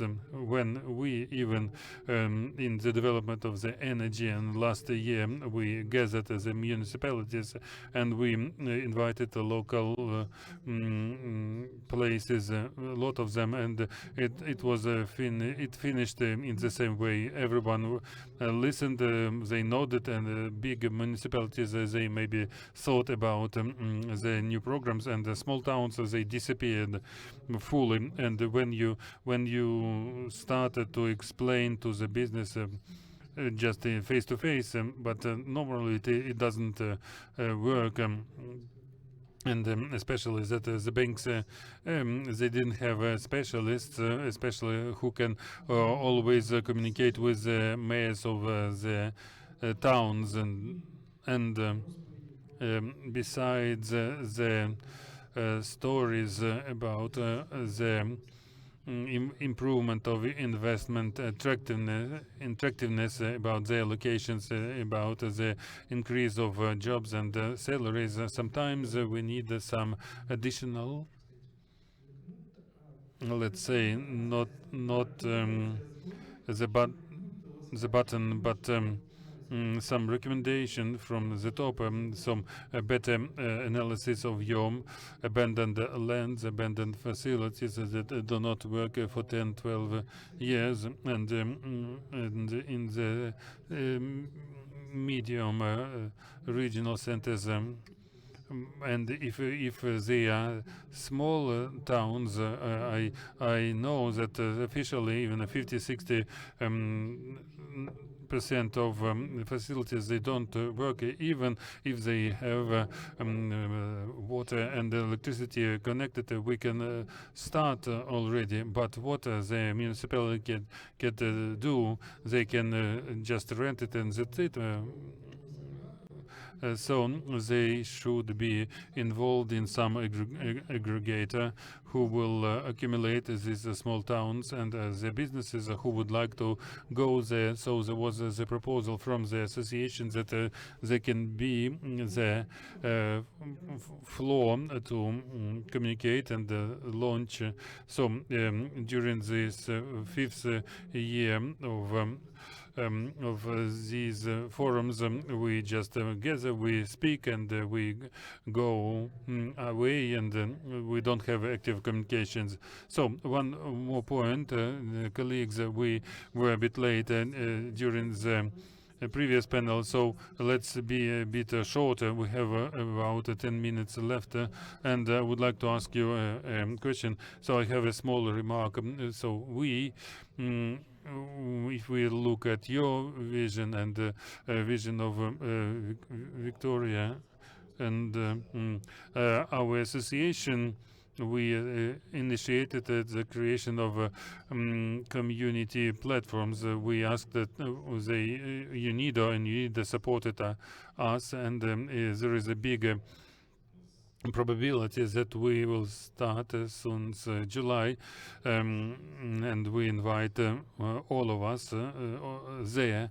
There will be all the stakeholders and industrial parks and other interested people and associations of banks and everything. We hope that it will be under UNIDO guidance and with support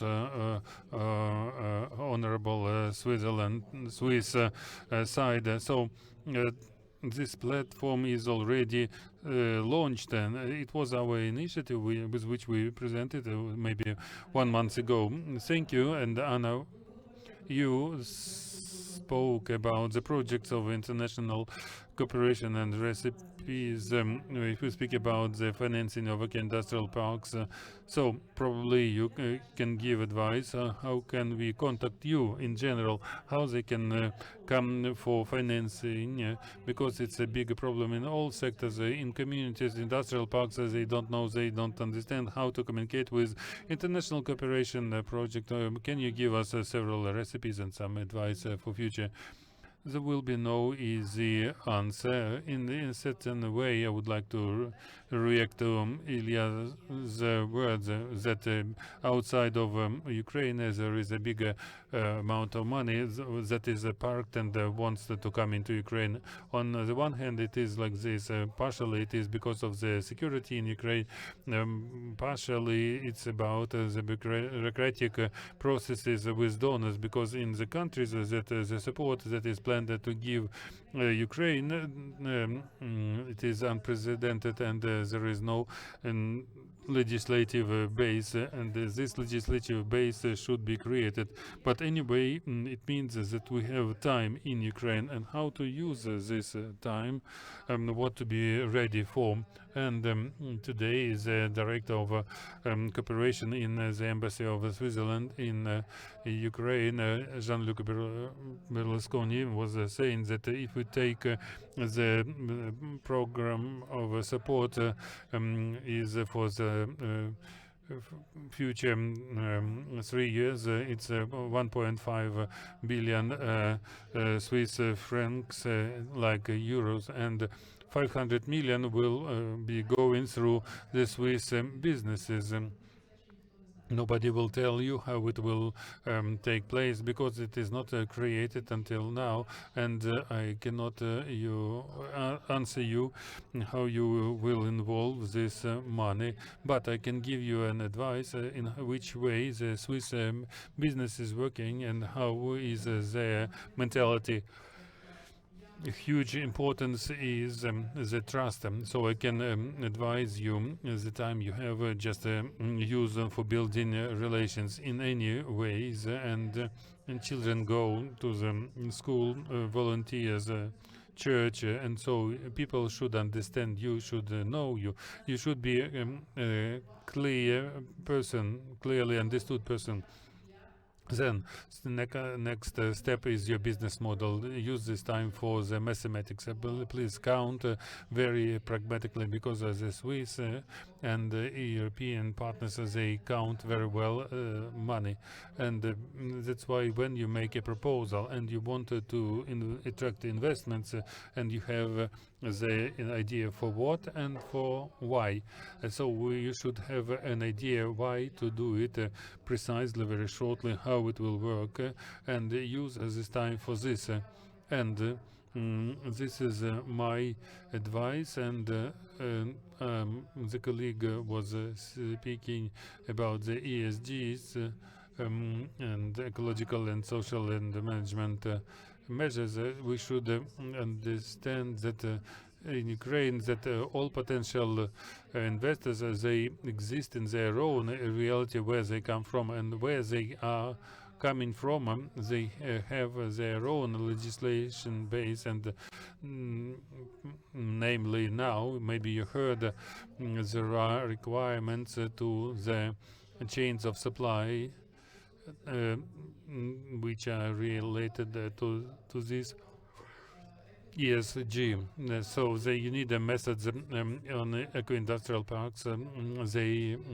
They are connected to these approaches, and so using the knowledge of this project, you do your potentially knowledge for the future to be understood by your partners. So this trend, this money that our donors they connected to their businesses, we can say that it exists. It's not only in Switzerland that the people see that support financially of Ukrainian recovery will be done by their own companies. This is a trend, and lots of countries are working in this direction. So that's for you about this information. Thank you for your insight, Anna. I think they should be useful because they are practical for the parks.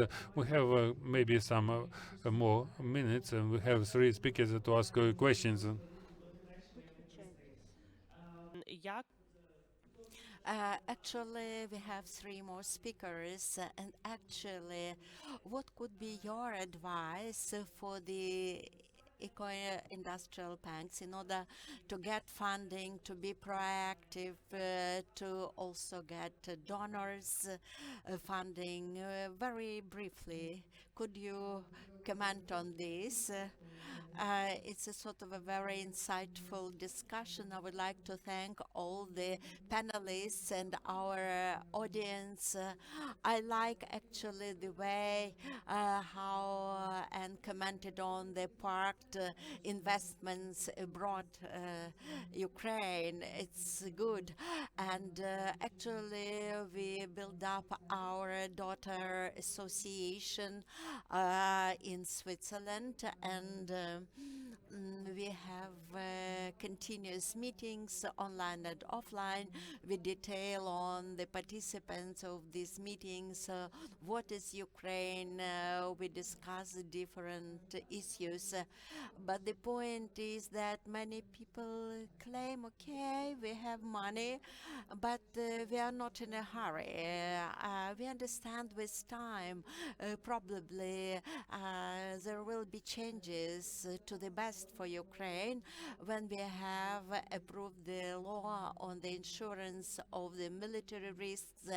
Actually, this document was actually prepared by the government together with NVU, and we understand we have calculated all the risks that could be encountered, and we believe that it will be a good impetus for inviting investments from Switzerland.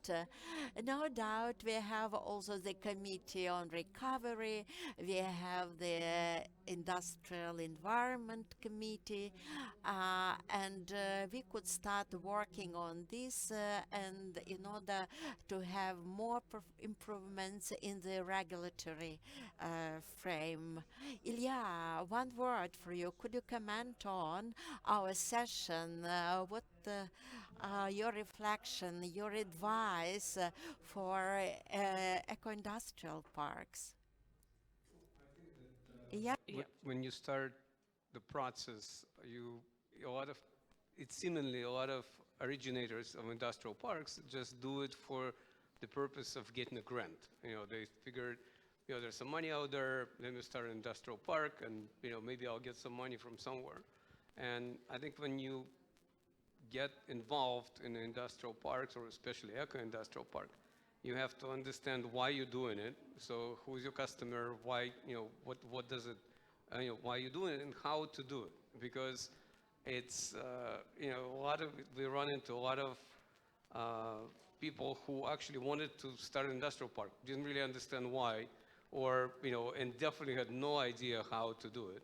And so it's almost like starting any business. When you start a business, you think of it, as who's my customer, what am I producing, how am I going to sell it, how am I going to market it.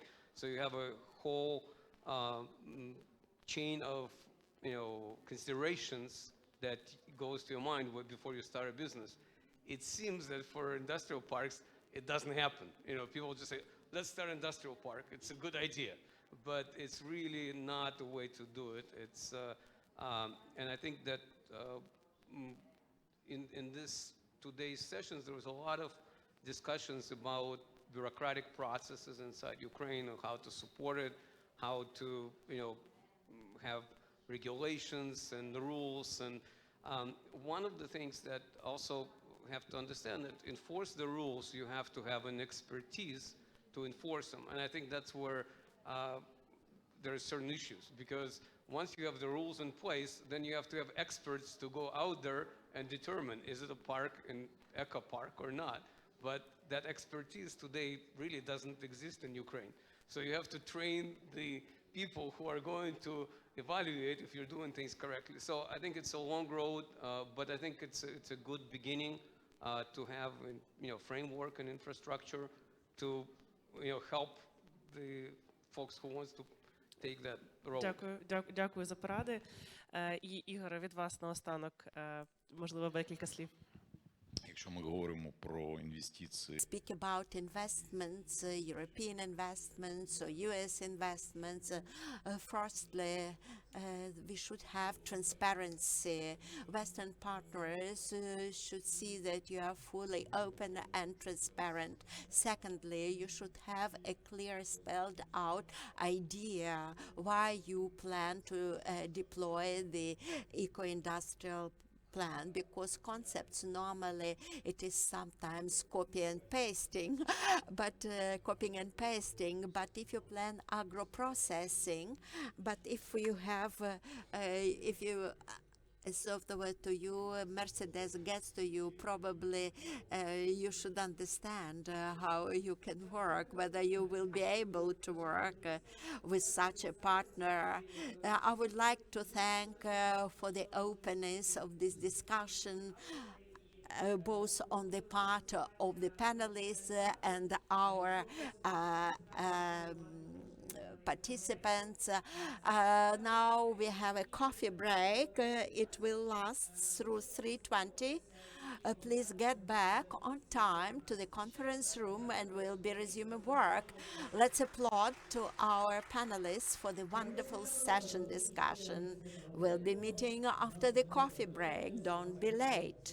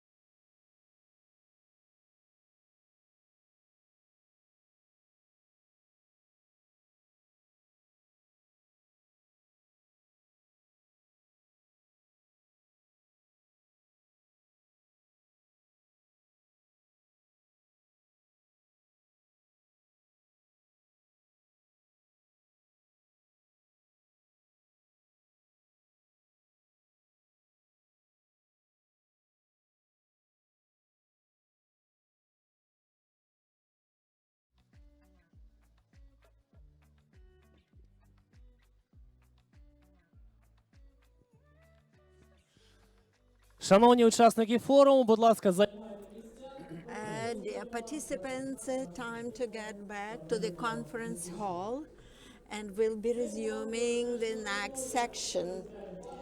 Eco-industrial parks, how they can transform the cities, how they can change urban planning, and the partnership between the local governments, business, and communities. And we will see what benefits could communities. And all this will be with our next panelists. I believe that all the esteemed panelists are already in the hall, and it's nice to have well-known faces. It's a real treat. And I'd like to invite to the stage the following panelists. Anton Andriyenko, Deputy Head of the Department of Industrial Parks and Investment Support, Ministry of Economy of Ukraine. Mr. Anton, I saw you earlier because we had the interview with you. Could you please invite Anton Andriyenko, Mr. Vasil Morsky, Deputy Mayor of the Bila Tserkva city, Andrei Varfolomeev, Sergei Fedorik, founder and managing partner, K Group LLC, Mrs. Svetlana Berzina, Director of the civil society organization Living Planet, Valentina Sherbina, Vice President, Association of Professionals for Environment, the Director of this association. Thank you. I hope that Anton will join us because definitely he was there. Because actually we had the interview with him earlier. Esteemed speakers, you have microphones on the tables. You hear me well? Perfect. So Anton is with us. Let's start. The first question goes to Andrei Varfolomeev. What are the most effective approaches to the effectiveness of the eco-environmental parks, and what is important to have at the start of these changes in transformation of industrial parks to eco-industrial parks? Actually, we provided assessment of the 3 parks. Also, we worked a lot with the framework when we speak about the transfer to the eco-industrial parks. Because if you take these 3 parks earlier, they were not registered as industrial parks. It's a sort of a collision in our legislation, but it's a pity that they actually had their operations, but they were not registered as industrial parks, but operated as industrial parks. Actually, for us, it's important to take some internal and external aspects.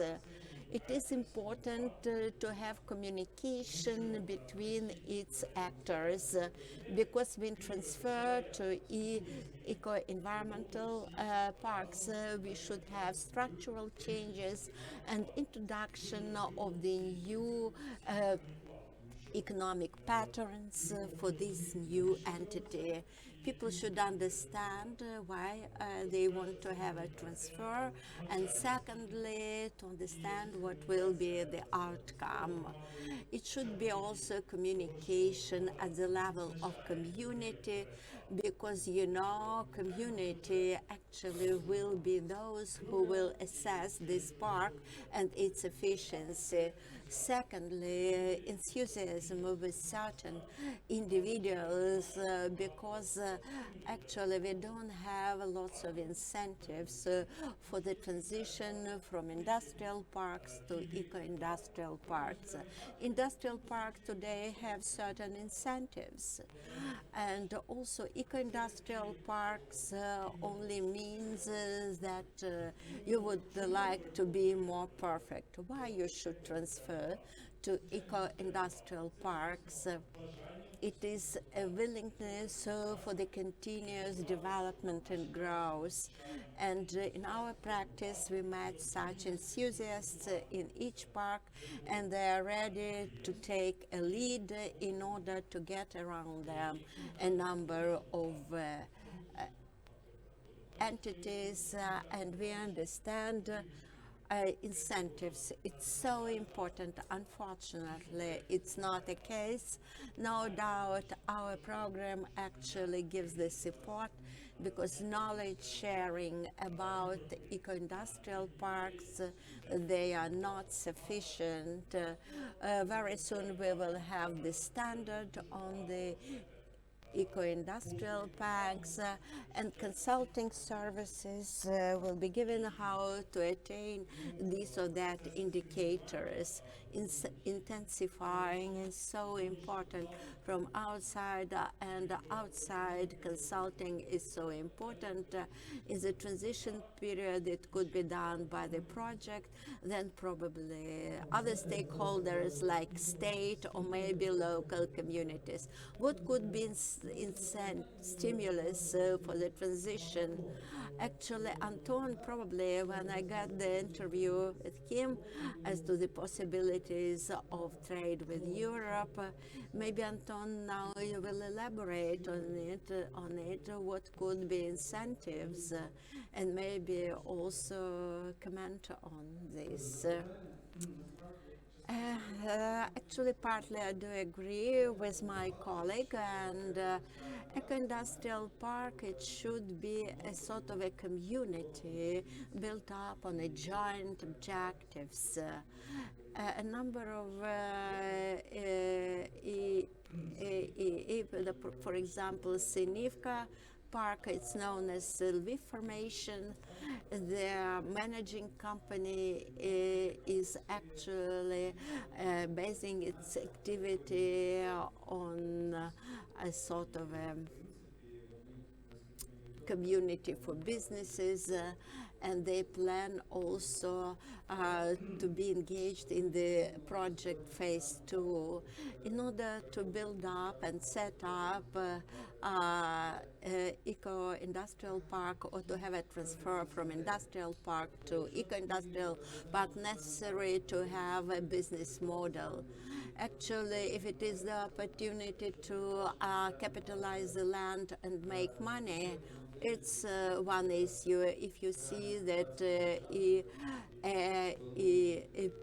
it will be a sort of a model where they will have a number of actors and they will produce products that will be demanded not only in Ukraine but globally.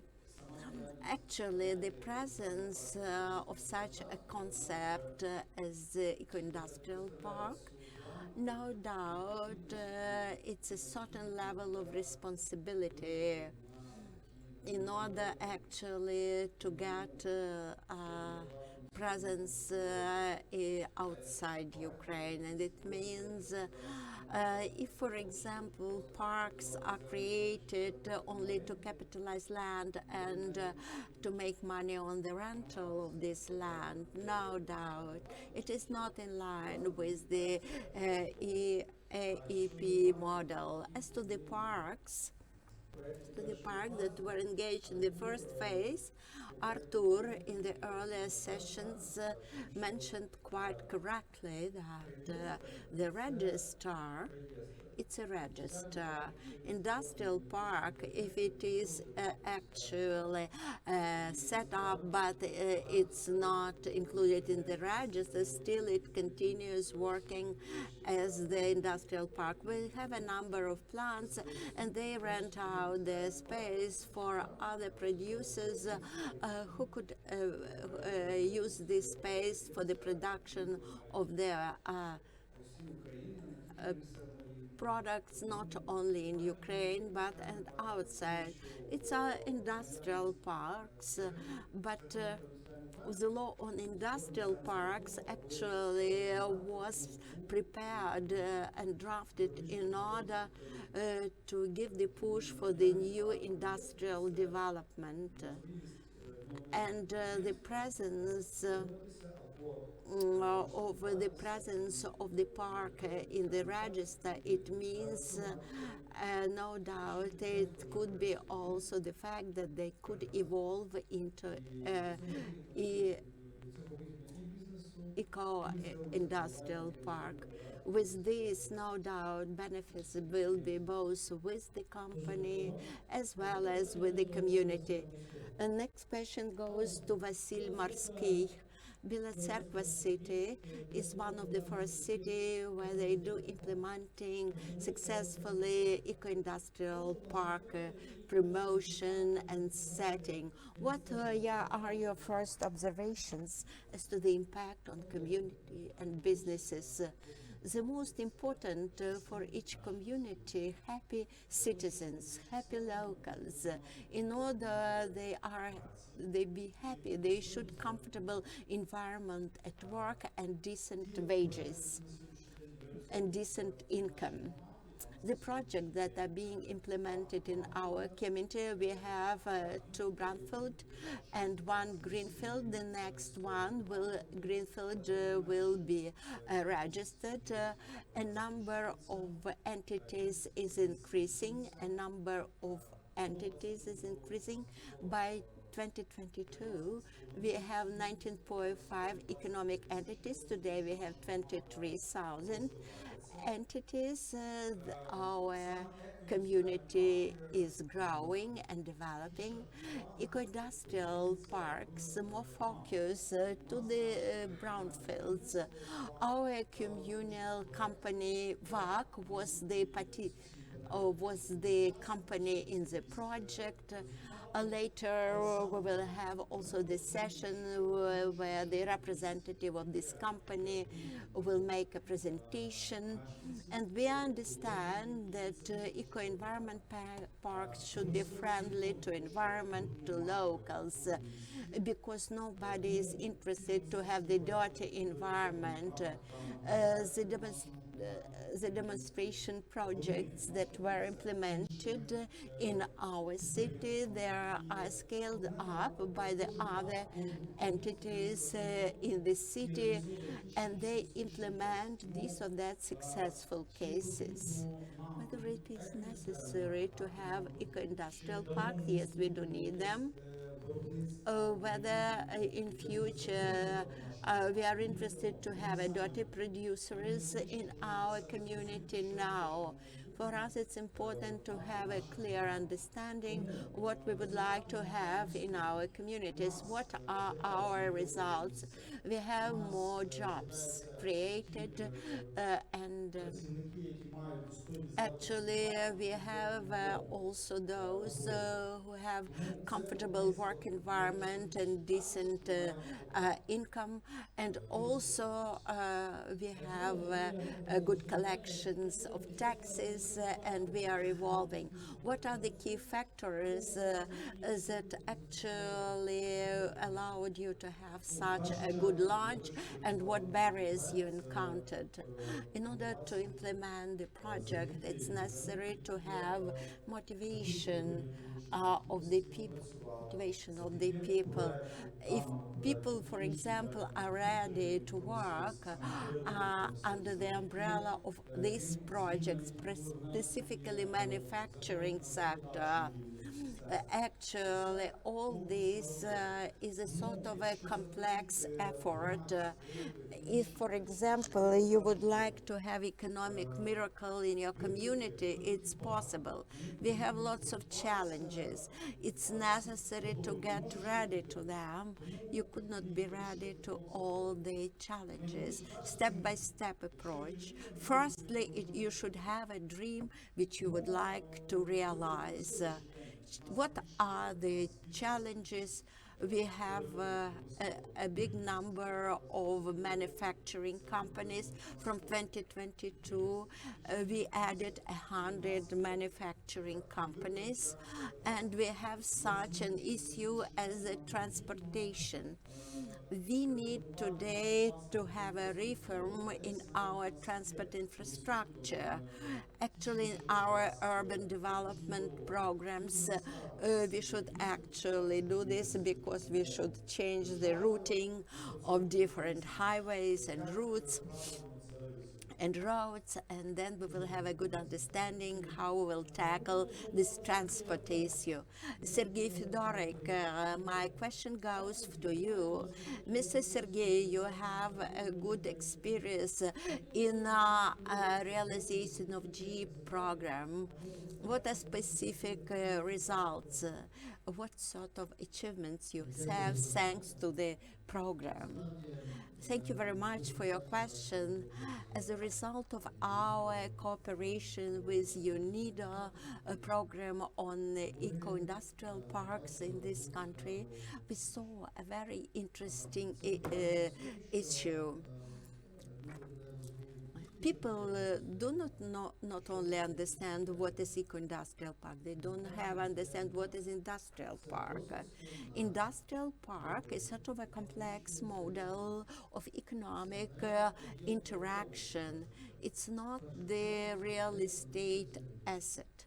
It is a sort of a special model of interaction. It means behind the fence you have not a one entity, but a number of entities. And if you have a number of entities, there is interaction. And how to configure this interaction, how to model it, how to manage it, what metrics will be in place in order to assess it. Nobody is thinking, and those who were initiators of the eco-industrial park. Residents of the eco-industrial parks don't understand what are economic benefits will be for them inside the eco-industrial park. Now it's understandable that the state provides incentives that actually cannot be recovered through the application. It's a multiplication of economic activity. If you don't have multiplication of economic activity, if we don't have a sort of a value added that is created by the entities behind the fence, it means there is no interest to give incentives. Actually, it is sort of an advancing action on the part of the state. In replace, they don't have multiplication. What do we see? If we take a number of industrial parks, dozens of industrial parks have only one resident. It is not industrial park. It is the sort of a distortion of the model. And actually, it is sort of a gap between how they perceive industrial park and what is the real concept of the industrial park in the West.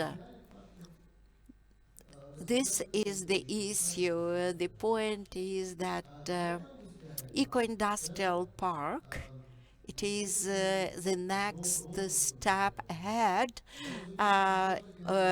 If you don't understand what is industrial park, you will have no understanding what is eco-industrial park.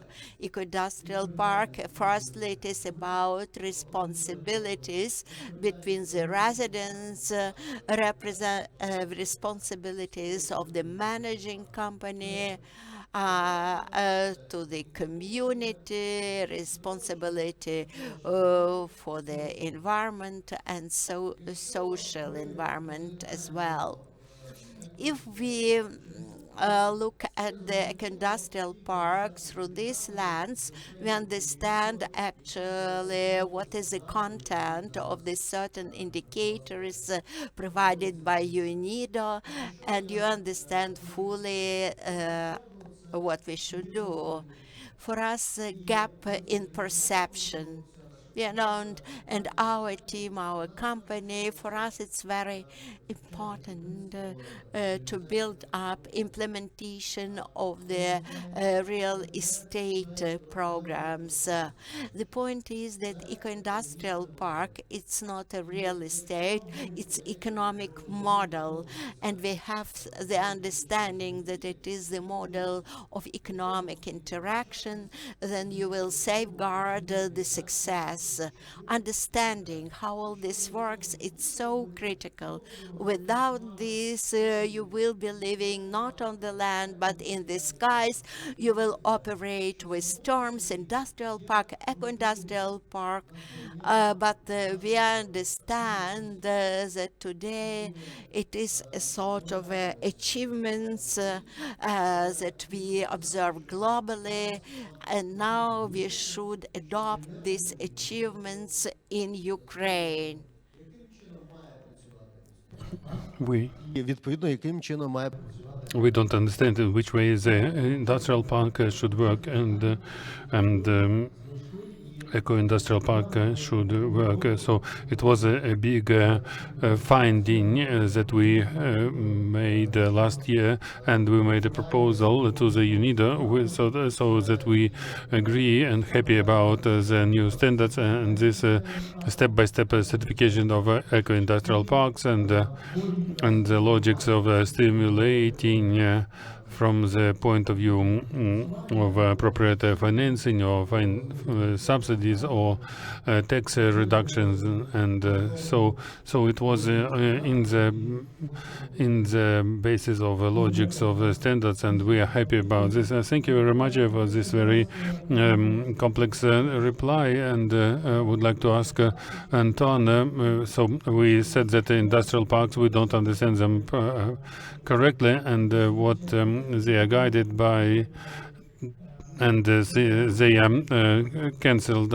taken out of the registers, and they use some tax favors. But second, what are the state measures to support to transform the territories into industrial and eco-industrial parks? So the statement was correct about that we have the registers in the industrial parks, and those who have only one factory, they are all about 20.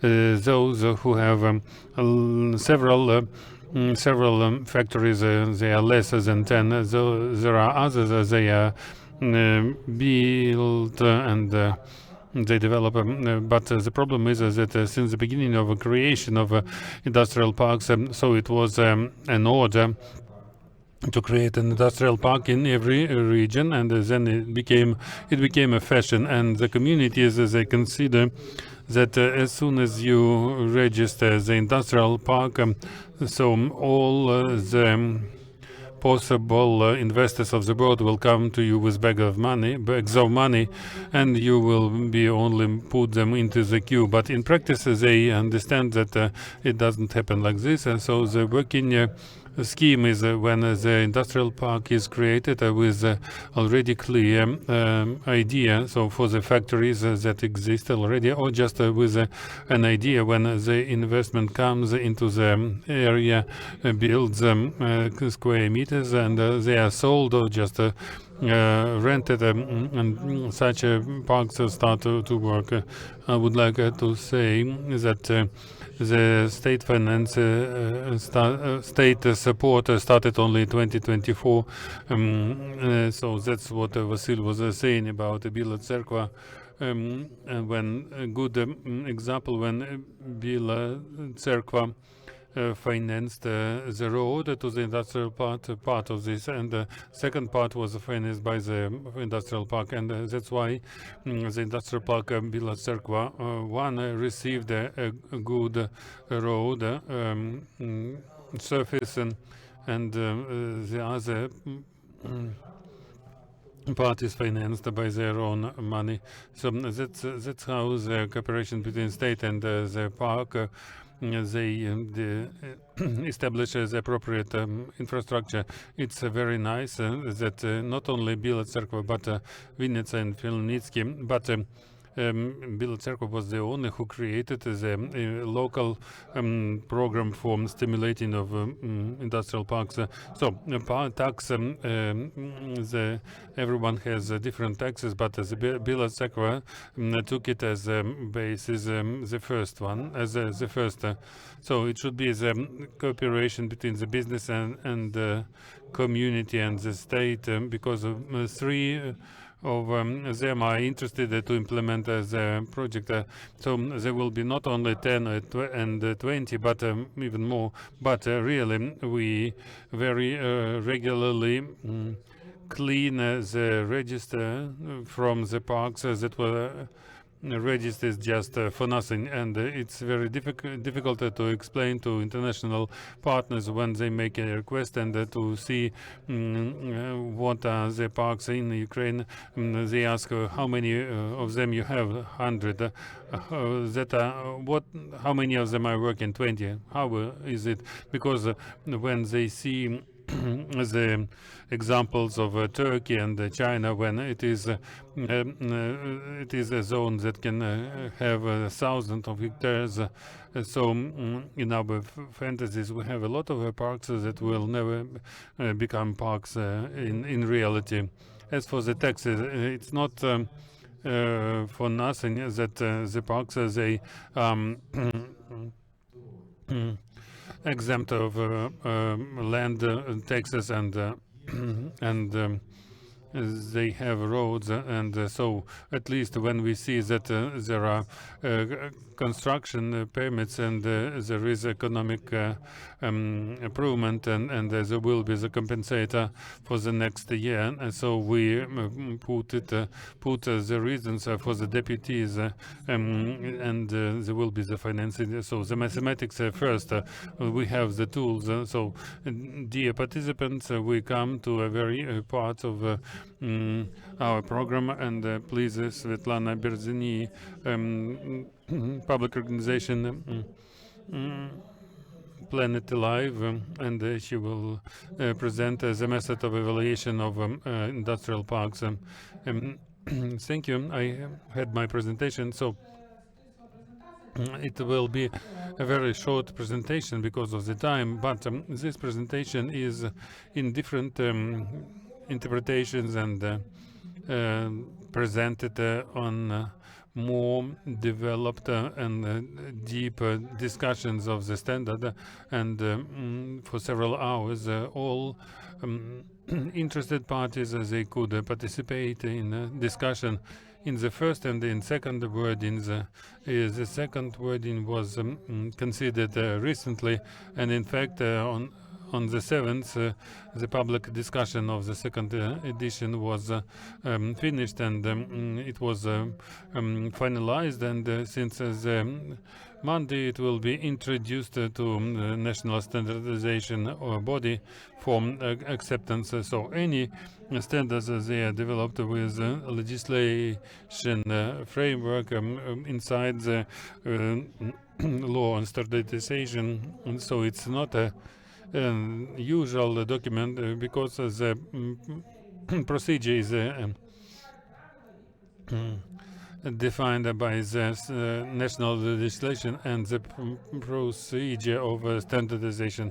It's not easy to develop a standard from zero. Of course, we followed the international framework, but international framework is quite broad, so we should take into account the national languages, the national procedure, and I would like to say that according to many criteria and indicators, we are in the phase of implementation. So if it is a simple industrial park. They follow already several criteria.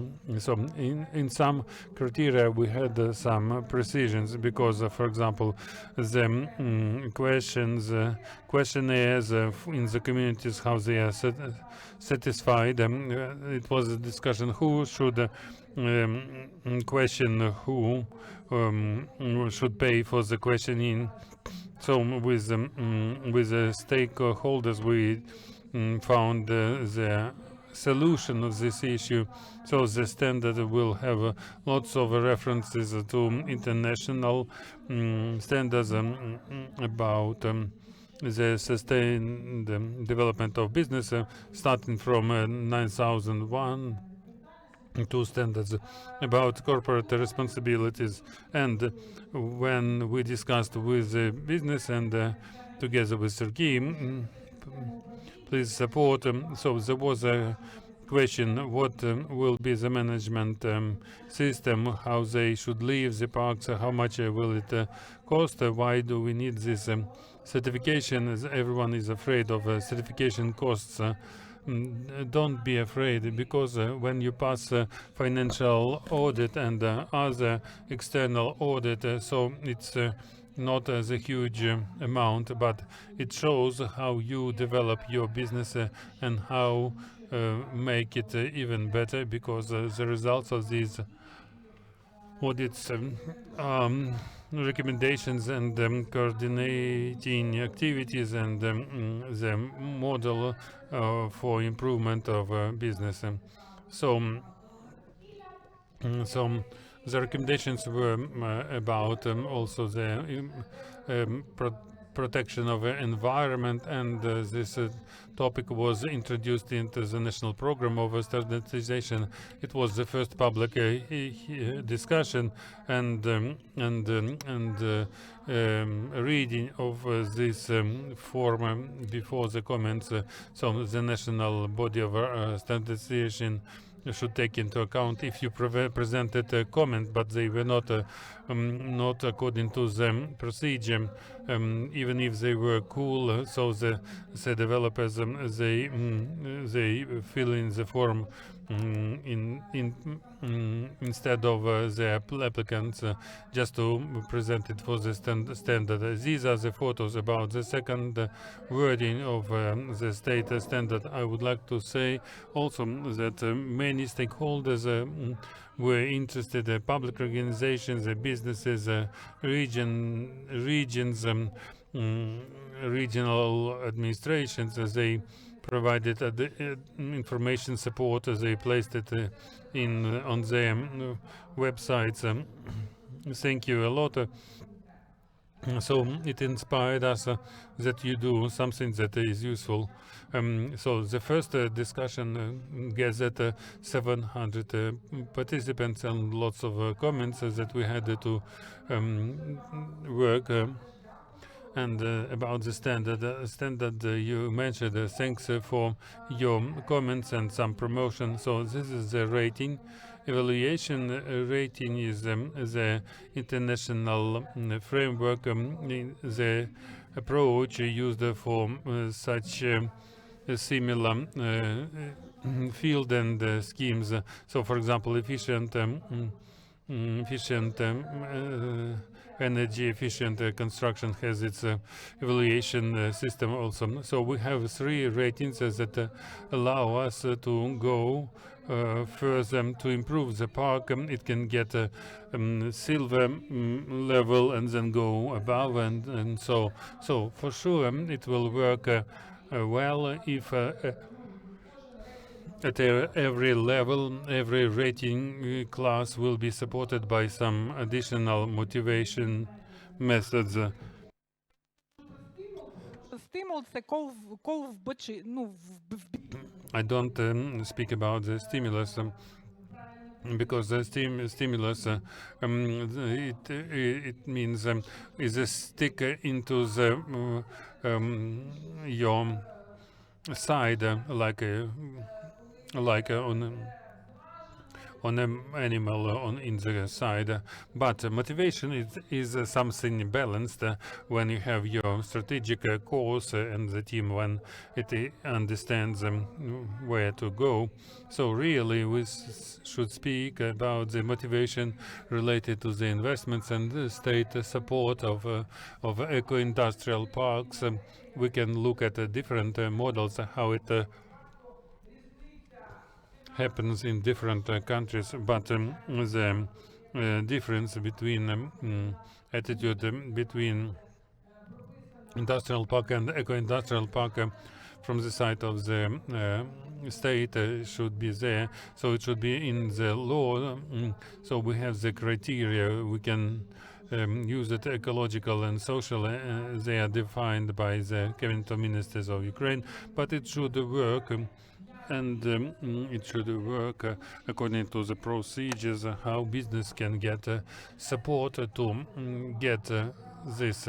It's not the certification that is expensive, but introduction, implementation is expensive, and training of the competent people is expensive. So I finish very short about the ratings and credits. So the standard has the specific requirements because there is a mixture between confusion between additional requirements and compulsory requirements. So we need to train people about this, and so we hope that after the acceptance of the standard, the work with this standard will not finish, but we will develop the training courses, and we will pilot this standard based on the parks, and there will be some corrections in a document with additional documents recommended to our specialized ministry and Ministry of Economy to support the introduction of this system of management. So it's composed of many layers and criteria. Also, the criteria about the social field, of course, because of lack of time, we will not go into detail of them. So you see the main aspects of this presentation. And finally, I would like to thank all our team of developers. You see them on the screen. They are leading experts and specialists in the field. We have constructors, ecological specialists and lawyers in the social field. And Svetlana Lugovets, a legendary person who worked in the Ministry of Regions and Economy as head of sectors of standardization, who was taking care of preparation of this document and the follow-up of this document that passed to the form improvement in the field of standardization. So we were improving our work and we move on. So thank you for all who participated. We tried to take into account all proposals, but the standard is in the phase of pilot and can be improved even more. So we as developers, we will listen to everyone, and according to the procedure, please, standard should be reconsidered every 3 years. So even if you revise it and you see everything is okay, you go on or you change something if needed. So thank you for your very complex presentation. We don't have too much time, and we will come to the question of Valentina, Vice President of Local Environment and Protection of Environment. Valentin, please. How can it be in the industrial parks the processing of war debris and waste, processing of construction waste? And what is necessary for implementation of this process when we speak about how to work the military debris in the recovery programs? Actually, it is a sort of a niche issue, a niche question. We are talking over eco-industrial parks. What it is to be done in the short run and long run in order to give impetus for the cities and towns in their growth, provision with the housing. Every day we have a number of structures and buildings destroyed by the occupiers and enemy shelling. I was close to the contact line. We see that there they have a number of plasma chemical reactions, ionizations of the air that pushes for the other reactions, and we understand that when the wastes degrade, we have a great hazard and danger. We understand that it's important when we sort out the debris, it's necessary to take them to these landfills or somewhere because we understand only with this action we expand these hazardous articles through a larger territories. Sometimes people use these waste in road construction, and it's not good. Eco-industrial parks' role in this process could be very significant because eco-industrial parks, they could be not only the industrial parks. Industrial parks have a very high requirements to the environmental issues, energy conservation, waste handling, but it will be specialized eco-industrial parks that practically their main objective will be environmental services, actually to sort out the buildings debris and how we may reuse them and process them. It means for such parks it's necessary to allocate the territories outside the cities, and it's necessary to have the mobile equipment. Sorting are also very important. Mobile equipment could actually sort it.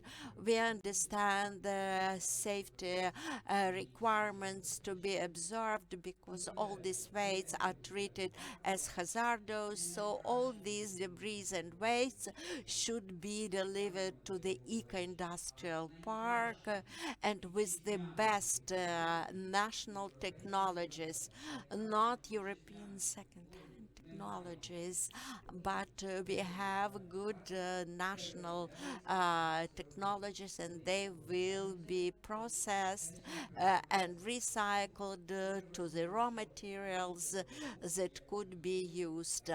And the managing the local government actually gives actually the certificate of property because it's the property of eco-industrial park. All the processed construction debris, so the product will be their asset and their property.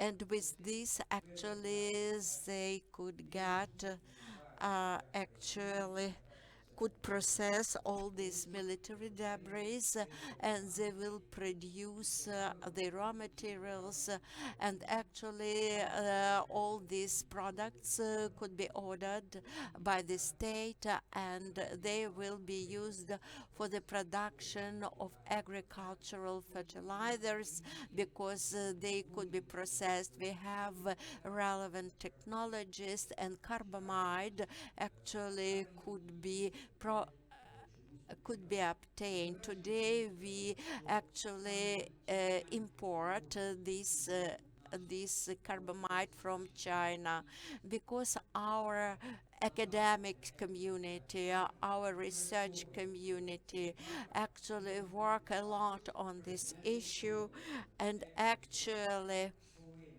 eco-industrial parks should work on the technologies, and they could also sell their technologies, not only the products. We understand that one day Ukraine will will have a victory. I was in Bakhmut, but I saw also fully destroyed Bakhmut. And I believe that eco-industrial parks, when these territories are deoccupied, these parks will be rebuilt and will be given the full recovery with the environment-friendly technologies, and this will attract the locals back to these territories. Thank you very much, Mr. Valentin, for such an inspiring speech. We have one more minute, and then we will be wrapping up this section. Colleagues, thank you very much, Mr. Vasil, Mr. Valentin. I would like to comment on such an aspect. Vasil mentioned that if, for example, we get here the company polluting the environment, we will never allow this company to be based in our community. It's a very good standing over there. Another thesis was voiced by Mr. Valentin: destroyed city, recovery, and life will be returned to it. These two theses is very important, but there is one deficit that has the impact on the developing programs of eco-industrial parks. This is strategy for the industry development in Ukraine based on the spatial economy and based on the analysis what region has the capacities and in what areas, forming up the relevant policies at the national level, and these to be brought down for the consideration at the regional level.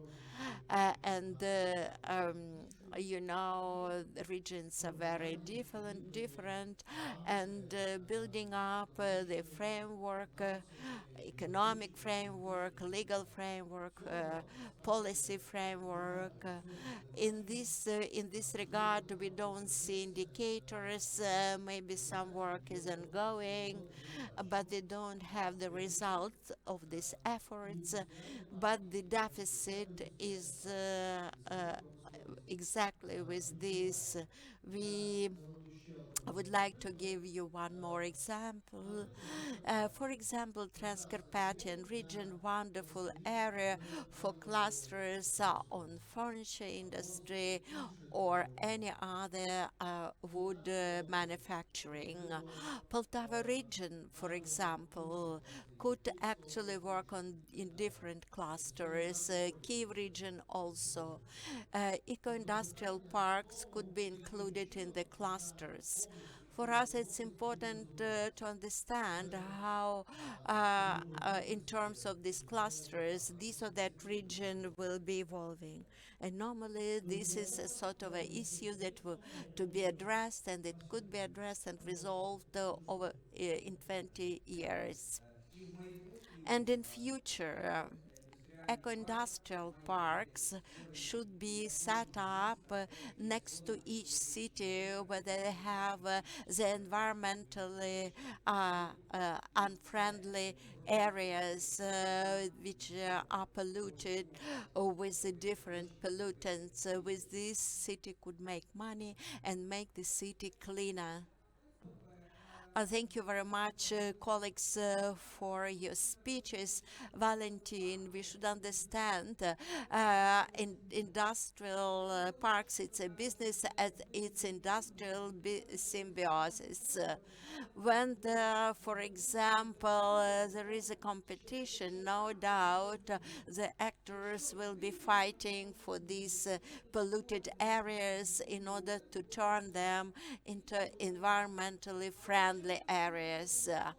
With regards to the industrial symbiosis, as it was worst on the example with the wood and wood processing, in manufacturing industry, we could take into account value added because we understand high quality furniture could be manufactured only with the advanced equipment and this will allow to have a higher value added to the product for the internal and outside markets, certifications of the forest and forestry agencies, standardization agencies.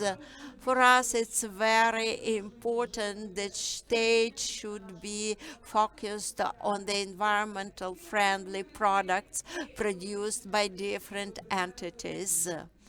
Friends, I would like to call you to be realistic in our discussions. I call you representatives of all the associations to communicate, to enhance competencies as to the eco-industrial parks, to know more on the available instruments, to engage local governments to the process in order to prepare realistic programs and to have eco-industrial park evolving. And we have this standard. Actually, we should not imagine something. We should work based on the available regulatory act. And now, Cicis, please, because some reflections are invited. Svetlana, you mentioned the state incentivizing. We understand in the nearest future we don't see that this will work. I believe communities to be the main key actors. They should have the cluster of economy. They should have a good understanding on the jobs available in the community, but not to export their young people to the other communities. And only in such understanding communities will be taking a lead. We understand initiative will go from the bottom, from communities. Let's give applause to our panelists, transformations of cities and towns. Thank you very much. And now we will have the next panel session. Please stay with us. Ivana, the floor is yours. Good afternoon, dear friends. I know you are laughing. It's our last panel. It's nice to be here. It's the final session. I believe we will be wrapping up today's effort where we have a very fruitful discussion. So readiness for the next step on the introduction of EIP implementation. To what extent we are ready to this phase. And here we will give the floor for practically work in the eco-industrial parks, those who invest in them, and those who potentially implement EIP principles. EIP principles. I believe that we'll be sharing positive insight and we will get a practical knowledge and experience. Valery Kirilka, Director of the group of companies industrial parks of Ukraine. Give the hand, give applauses to him. Людмила Tereshchenko, Deputy Director of TVM Packaging Ukraine, C for certification, standardization, and quality. As well, Verdoslav Filatov, representative of the Association Organic Producers in the South. Park Patriot representative Sergei Pavlov, Alena Podolska, Head of International Development, ESG, Altera Group, Industrial Park, Formacja Lviv.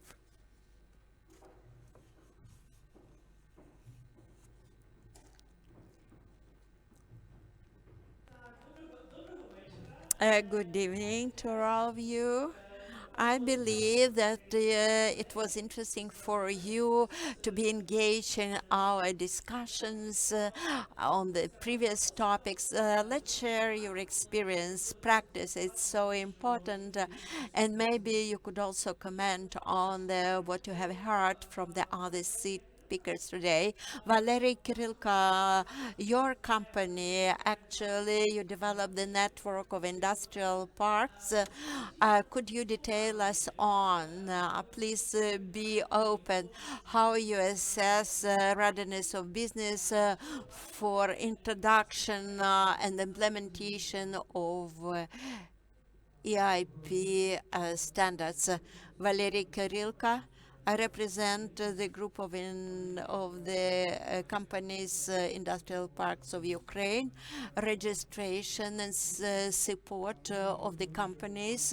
We are managing company of the 7 industrial parks. Actually, we gave support in registration of 36 industrial parks. All in all, practical experience with the people who develop the industrial parks is huge.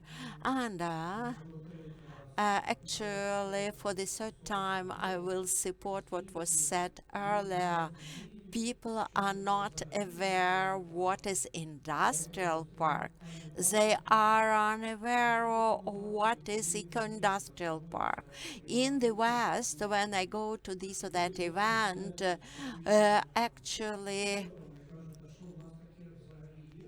sometimes very many people are unaware. You know, owners of business in the West also sometimes don't know a lot on industrial parks. You know, eco-industrial park, this topic is very unclear for very many because they speak about the green money from the European community. They don't understand what are the fundamentals of this concept. How to move my presentation? Okay, I prepared such a slide. People are unaware, no understanding of the concept of what is eco-industrial park, to assess their readiness to what they don't understand. It's so difficult. In this regard, when we communicate with a huge number of people who actually think about business because business is thinking about how to make money. And that's why for them they have a very practical questions. From initiators and the managing company, they ask, what will be my benefit if we implement these technologies? And when I start discussing this from the technical point of view, they say it's additional costs. Just if we actually deliver water supply to industrial company, but if we have, for example, water supply with the additional water treatment, what will be my benefit? And it's a very simple question. actually who could actually help in this situation with funding, finances, or any other issue. What will be my additional benefits if I launch this idea? Environmental component of eco-industrial parks is a sort of a very huge plus for export-oriented companies in Europe and globally. Environmental content of the product is so important. They always ask, show us statistics or norms on which you base your work and technologies. They don't understand what is the industrial symbiosis. For them, a sort of a specialization of some parks. They are actually very confused. Waste processing, what is this? Is it eco-industrial park focus or not? And when we see such a confusion, I fully agree with the previous speakers. Lots training and to be delivered, and we should promote this. What are the positive results? Industrial parks today are ready to add the word eco to their name because they are ready to do this, but they are seeking for additional benefits and incentives. And actually they are interested not to have this addition eco.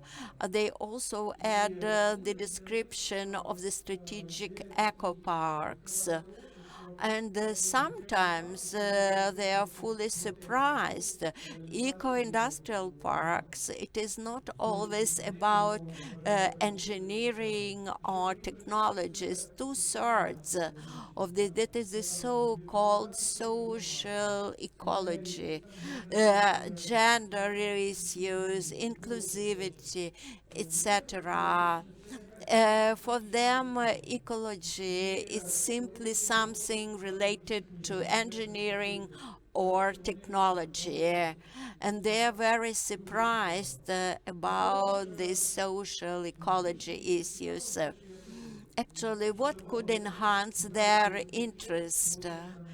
Eco, actually, when we give them this description, they normally ask the links where we could read more. Actually, it's nice to have in this process UNIDO, but normally the people who heard earlier that such program is running in Ukraine, but they are surprised why all these programs only embrace existing parks, why you don't focus on the newly set up eco parks. If you, for example, plan to have this or that eco park, let's also focus on it. And for us, it's important to understand benefits.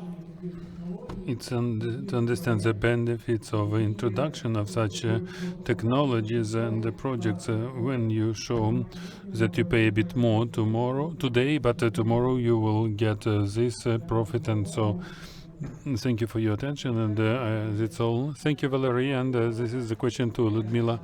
Your company is showing the systematic approach to introduction of stable development, and you have the experience of efficient measures and international programs. Please tell us about your experience in GEIPP projects, and maybe you will boast about the biggest efficient initiative.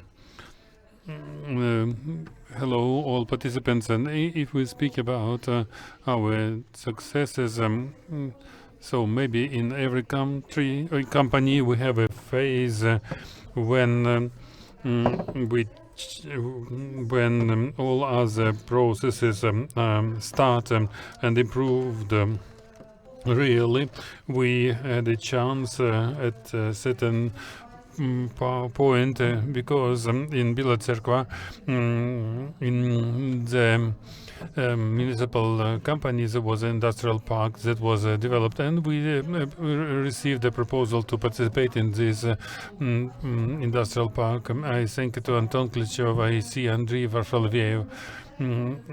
These are the representatives of UNIDO who invested in our heads as managers how it will be progressive in the future. Of course, in our company, we introduced all systems of management, and when the ecological management system was introduced, it so happened that normally all heads and managers were asking, why do we introduce this standard? But, you know, it's a very meticulous work with every employee, that everyone understands that we need to think not only about our business concept, business result, but also about the protection of environment. And why I'm speaking about this, because on the first phase, when we had the visit of UNIDO with energy audit, we had lots of proposals. Of course, there were expensive proposals which we could not introduce from the beginning. So we started with the small things. We involved our employees, and nobody, the management didn't give an additional money. So we involved the people. They saw the results, and they saw that the project was about isolation of pipes from compressors that allowed to improve the temperature in showers. So very simple things. And when the people started communicating and they came with their proposals, and we by ourselves, we introduced lots of projects of recuperation. We received at the phase 2 years ago, we had a positive financial result. We had the saving of energy because of recuperation processes about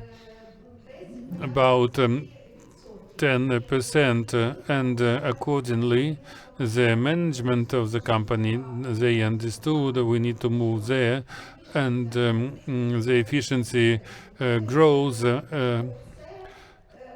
and the new phase started of constant analysis. And first of all, we should speak about sustainable development, energy efficiency. Yes, we put solar panels. Of course, it reduces CO2 in the air, but from our final aim to make our company more energy efficient, and we achieved this result. In 4 years, we improved our energy efficiency per 22%, and our company is an example of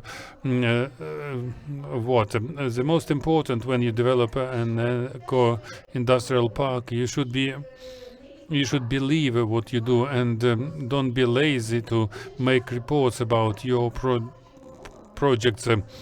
Sometimes we do a lot of things, but when we need to present the results, we are lazy. So we presented finally, and we got the proposals several times. We provided our proposals to get a grant from UNIDO, and finally we received it.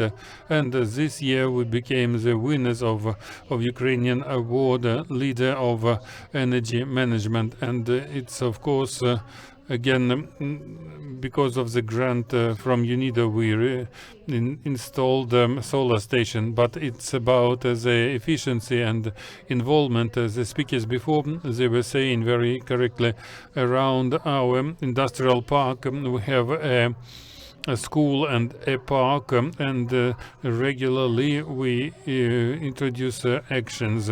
First of all, we placed a big board near our factory with the words we protect the planet, join us. We started to deliver leaflets. So there are simple things. We can boil the full kettle or just a glass of water in the kettle. Last year there was an action introduced in Ukraine about information cleaning. We don't think that about 2 billion tons we throw away because of internet resources, and so for me, the participation in the UNIDO program is a complex program, and it makes us think differently. And I ask you, please, you get any grant, you can do it, but all the measures you introduce, even small ones, there are no small steps. Even small steps, they bring us forward to big victories. So thank you all, and please join us. Thank you, Ludmila. A very inspiring story about your real case. It was interesting to listen for all. Tвердослав, please, difficult question to you about clusters. Please share with us the cluster a point. It's very relevant for Ukraine. It's the journey for economical development. But if we speak about eco-industrial clusters, what do you see as potential, and how do you, how it can be between agro industry and industry in industrial parks? Thank you for your question. And in fact, clusters and industrial parks, they are intermingled between themselves. So we can be not a park, but already we can be a cluster, and all indicators of an eco-industrial park we can already implement. So the symbiosis and the processing and cooperation, introduction of new technologies, and of course, ideally, when a cluster is the initiator of an eco-industrial park, but all options can be possible. If you speak about clusters, Ukrainian industrial park, they are relocated, companies are from Kyiv to Vinnytsia region, and they consider 2 eco-industrial parks, underground one in Kyiv and normal in Vinnytsia, and they consider they are the initiator. And in other formats, for example, Trusted Nets, the city executives, the founders of the park, and they look at the perspectives and they wanted to involve new companies into the eco-industrial park and to be compatible with the 64 norms of eco-industrial parks, and through this vision involve the companies, because there is a big chocolate manufacturing factory and about 40. Can I visualize it with presentation? And this is the chocolate factory as it was growing efficiently, and this is a geography where they sell the products, and the potential is big, but there are possibilities for growth, because near the factory there are plots for an industrial park, and this factory, together with the authorities, they want to invite companies that can cover such needs for the chocolate factory. So these are the activities for development of industrial park. So it can be sugar production, egg powder, and other confectionery products. So there is a request from the company, from the city, and the biggest company in the city. So this is the vision how to develop it based on the initiative of the community and the main company. Also, I just came back from the training in Transcarpathian region organized by UNIDO. It was cooperation with Malfar Eco-Industrial Park. It is on the phase of creation. There are some questions about the land plot, but the fact is for the 20 years, for the last 20 years, furniture production is very active there. So the presenters were saying today that we need to approach the efficient production. So we can say that there is no park now, but local companies, but they can produce such chairs of European quality. So they came to the condition when in 1 hour from raw materials they have already a chair already packed and filled inside the truck as it goes to Europe for export. So the company public became initiated that small companies лісу і обрізки його до з найменшими відходами залишається багато. And actually,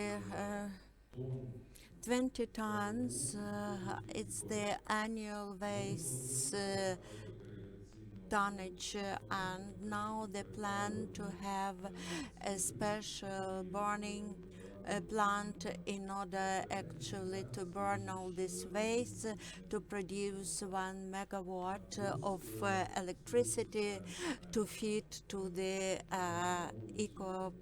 industrial park entities, also to heat the hostels for the workforce. And they speak about the utilization of excessive waste, synthetic materials waste, and plan also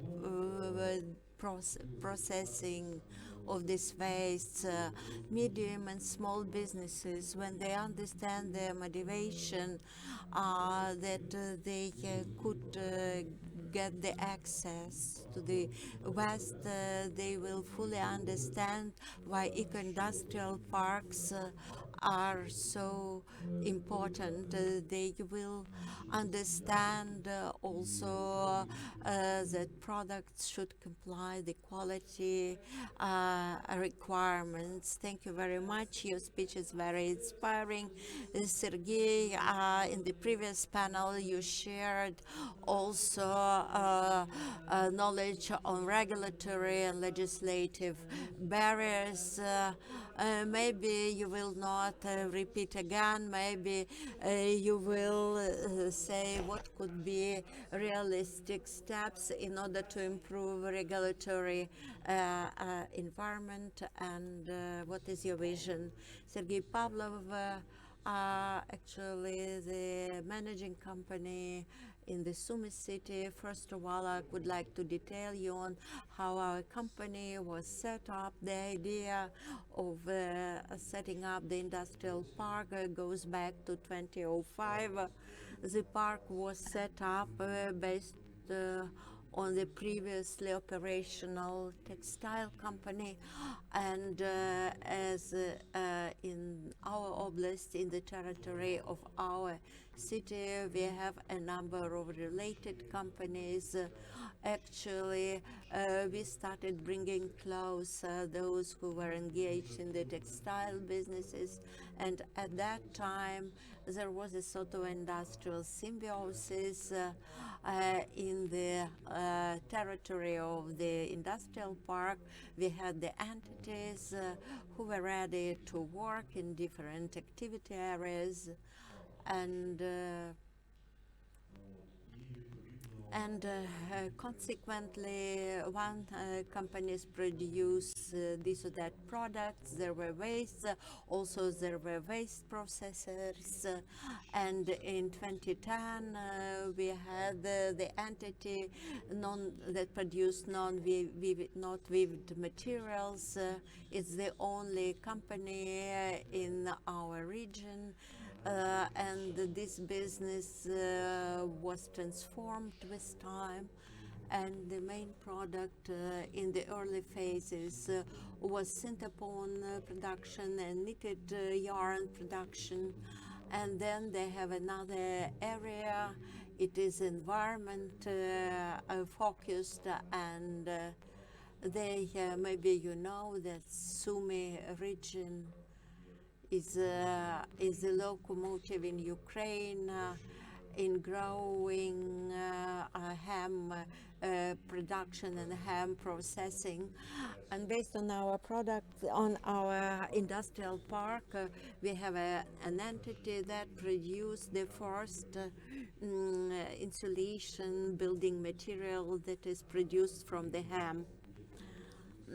Actually, in this production also we have some waste. The waste also could be processed, and there are good examples how the ham production, ham wastes here earlier they were subject to burning, and currently all these wastes actually could be used in order to produce the composite materials. As to the other initiatives, as to the transition of our company, actually we are included in the eco-industrial park programs, collection of the rainwater for the technical purposes. Unfortunately, geography of our company is not beneficial because we are very close to the front line, and we cannot now go ahead with the solar parks growth and development, implementation of energy conservation and energy generation programs. I hope that after the victory we will go victorious, and it will be a very good impetus for us for the further growth and development. We have a very positive session. Lena, actually all are talking over only good issues, only positive, positive and positive. Alter Group actually shows the intent to promote the idea of the eco-industrial park in the Lviv formation, what you have already implemented, what steps you plan as to the adaptation of your industrial park to the EIP standards. Thank you very much for the invitation. Lots of wonderful ideas. Our superpower is that we have studied and learned the international experience, and not only European, Mexico experience, US experience, and we put together all this knowledge, and we understand that it is difficult to build up and set up industrial, eco-industrial park. Earlier our company was engaged in logistics center construction, but local authorities get to us, and they were interested to have industrial park in Lviv. We understood at that time that it is very difficult to build up an eco-industrial park as an asset. I'm engaged in international development programs. I lived in Europe for 2 years. I worked in the international investment company. For us, environment, society and governments, тобто це довкілля, суспільство та управління компанії and managements. And these systems are in place in the UNIDO, and we build our industrial parks as a helix groups. I will be using lots of abbreviations. ESG is about environment, societies that implements this, and governance that is implementing this. Helix groups, it's a collection of these two aspects. Producers, state, society, community, and education. We did not talk a lot today on education, and we understand that together we worked with Lviv Polytech University, and for us it's important to deliver highly competent workforce to our producers, and we will be ready to recruit them. We are developers. We don't know a lot about production and processes, but we understand that there is a demand in workforce. There is a need in the access to the global international markets. Our country is in clusterization process, but it goes online. They raise very many issues, but we create for them offline environment where they could clusterize having this synergy together. And with this, we invite the state privileges that are made available for all industrial parks. We invite international experience. We hear all our producers and manufacturers. We as developers do not know what they do. They tell to us their stories, and they detailing us on what the environment they need. All this cluster could say all these industrial parks we will build up on our own. And for clusters, it's my task to explain to the clusters that they should not go along this route. Because cluster-based approach here will not work. Clusters say, okay, we will go on our own industrial parks. It's not fully clear. I fully agree with my colleagues. Not everybody is aware what is the industrial park. For us, our understanding, it is the environment. It is an innovative environment created for you. I hope I have answered your question. The success of our story that is we have learned the international experience, and we do know how the industrial parks do work. For the helix groups, maybe it sounds a sort of a complex and complicated, but if you go deeper in details, you will have a full understanding. Colleagues, I believe that you have a good time here. Have a good time here, and I will not take your time. Thank you very much for the wonderful cases. It's very inspiring, and it was very useful for our participants, especially in the end of the day. Please give applause to our panelists. And now we get for a sort of a very pleasant part of our agenda.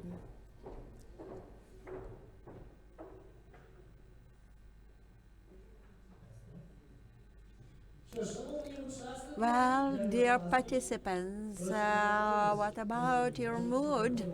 Tired? is sort of a very special part of our event. In the end of the day, today we'll be having the ceremony of awards, nominations, and it's time now.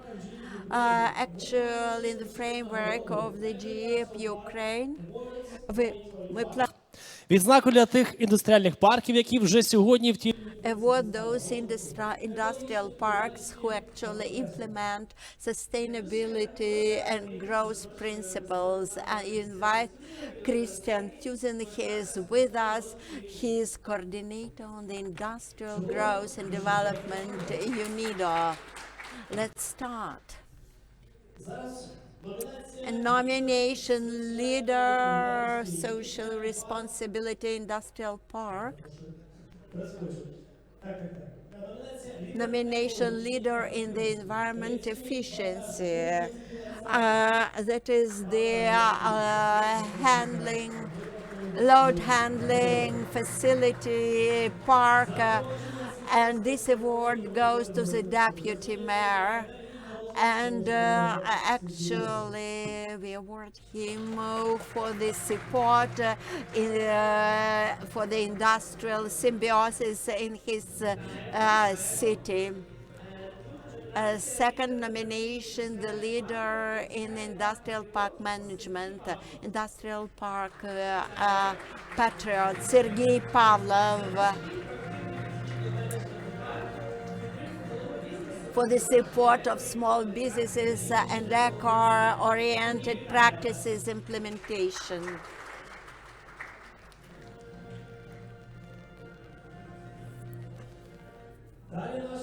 As the next nomination, leader in the sustainable development, Molfar Industrial Park, for the system-based integration, environmental management in the park functioning.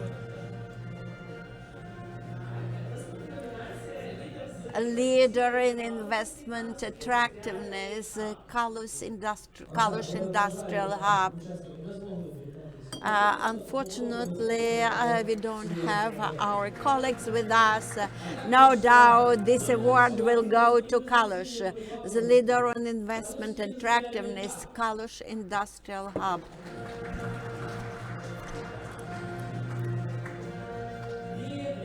And the leader on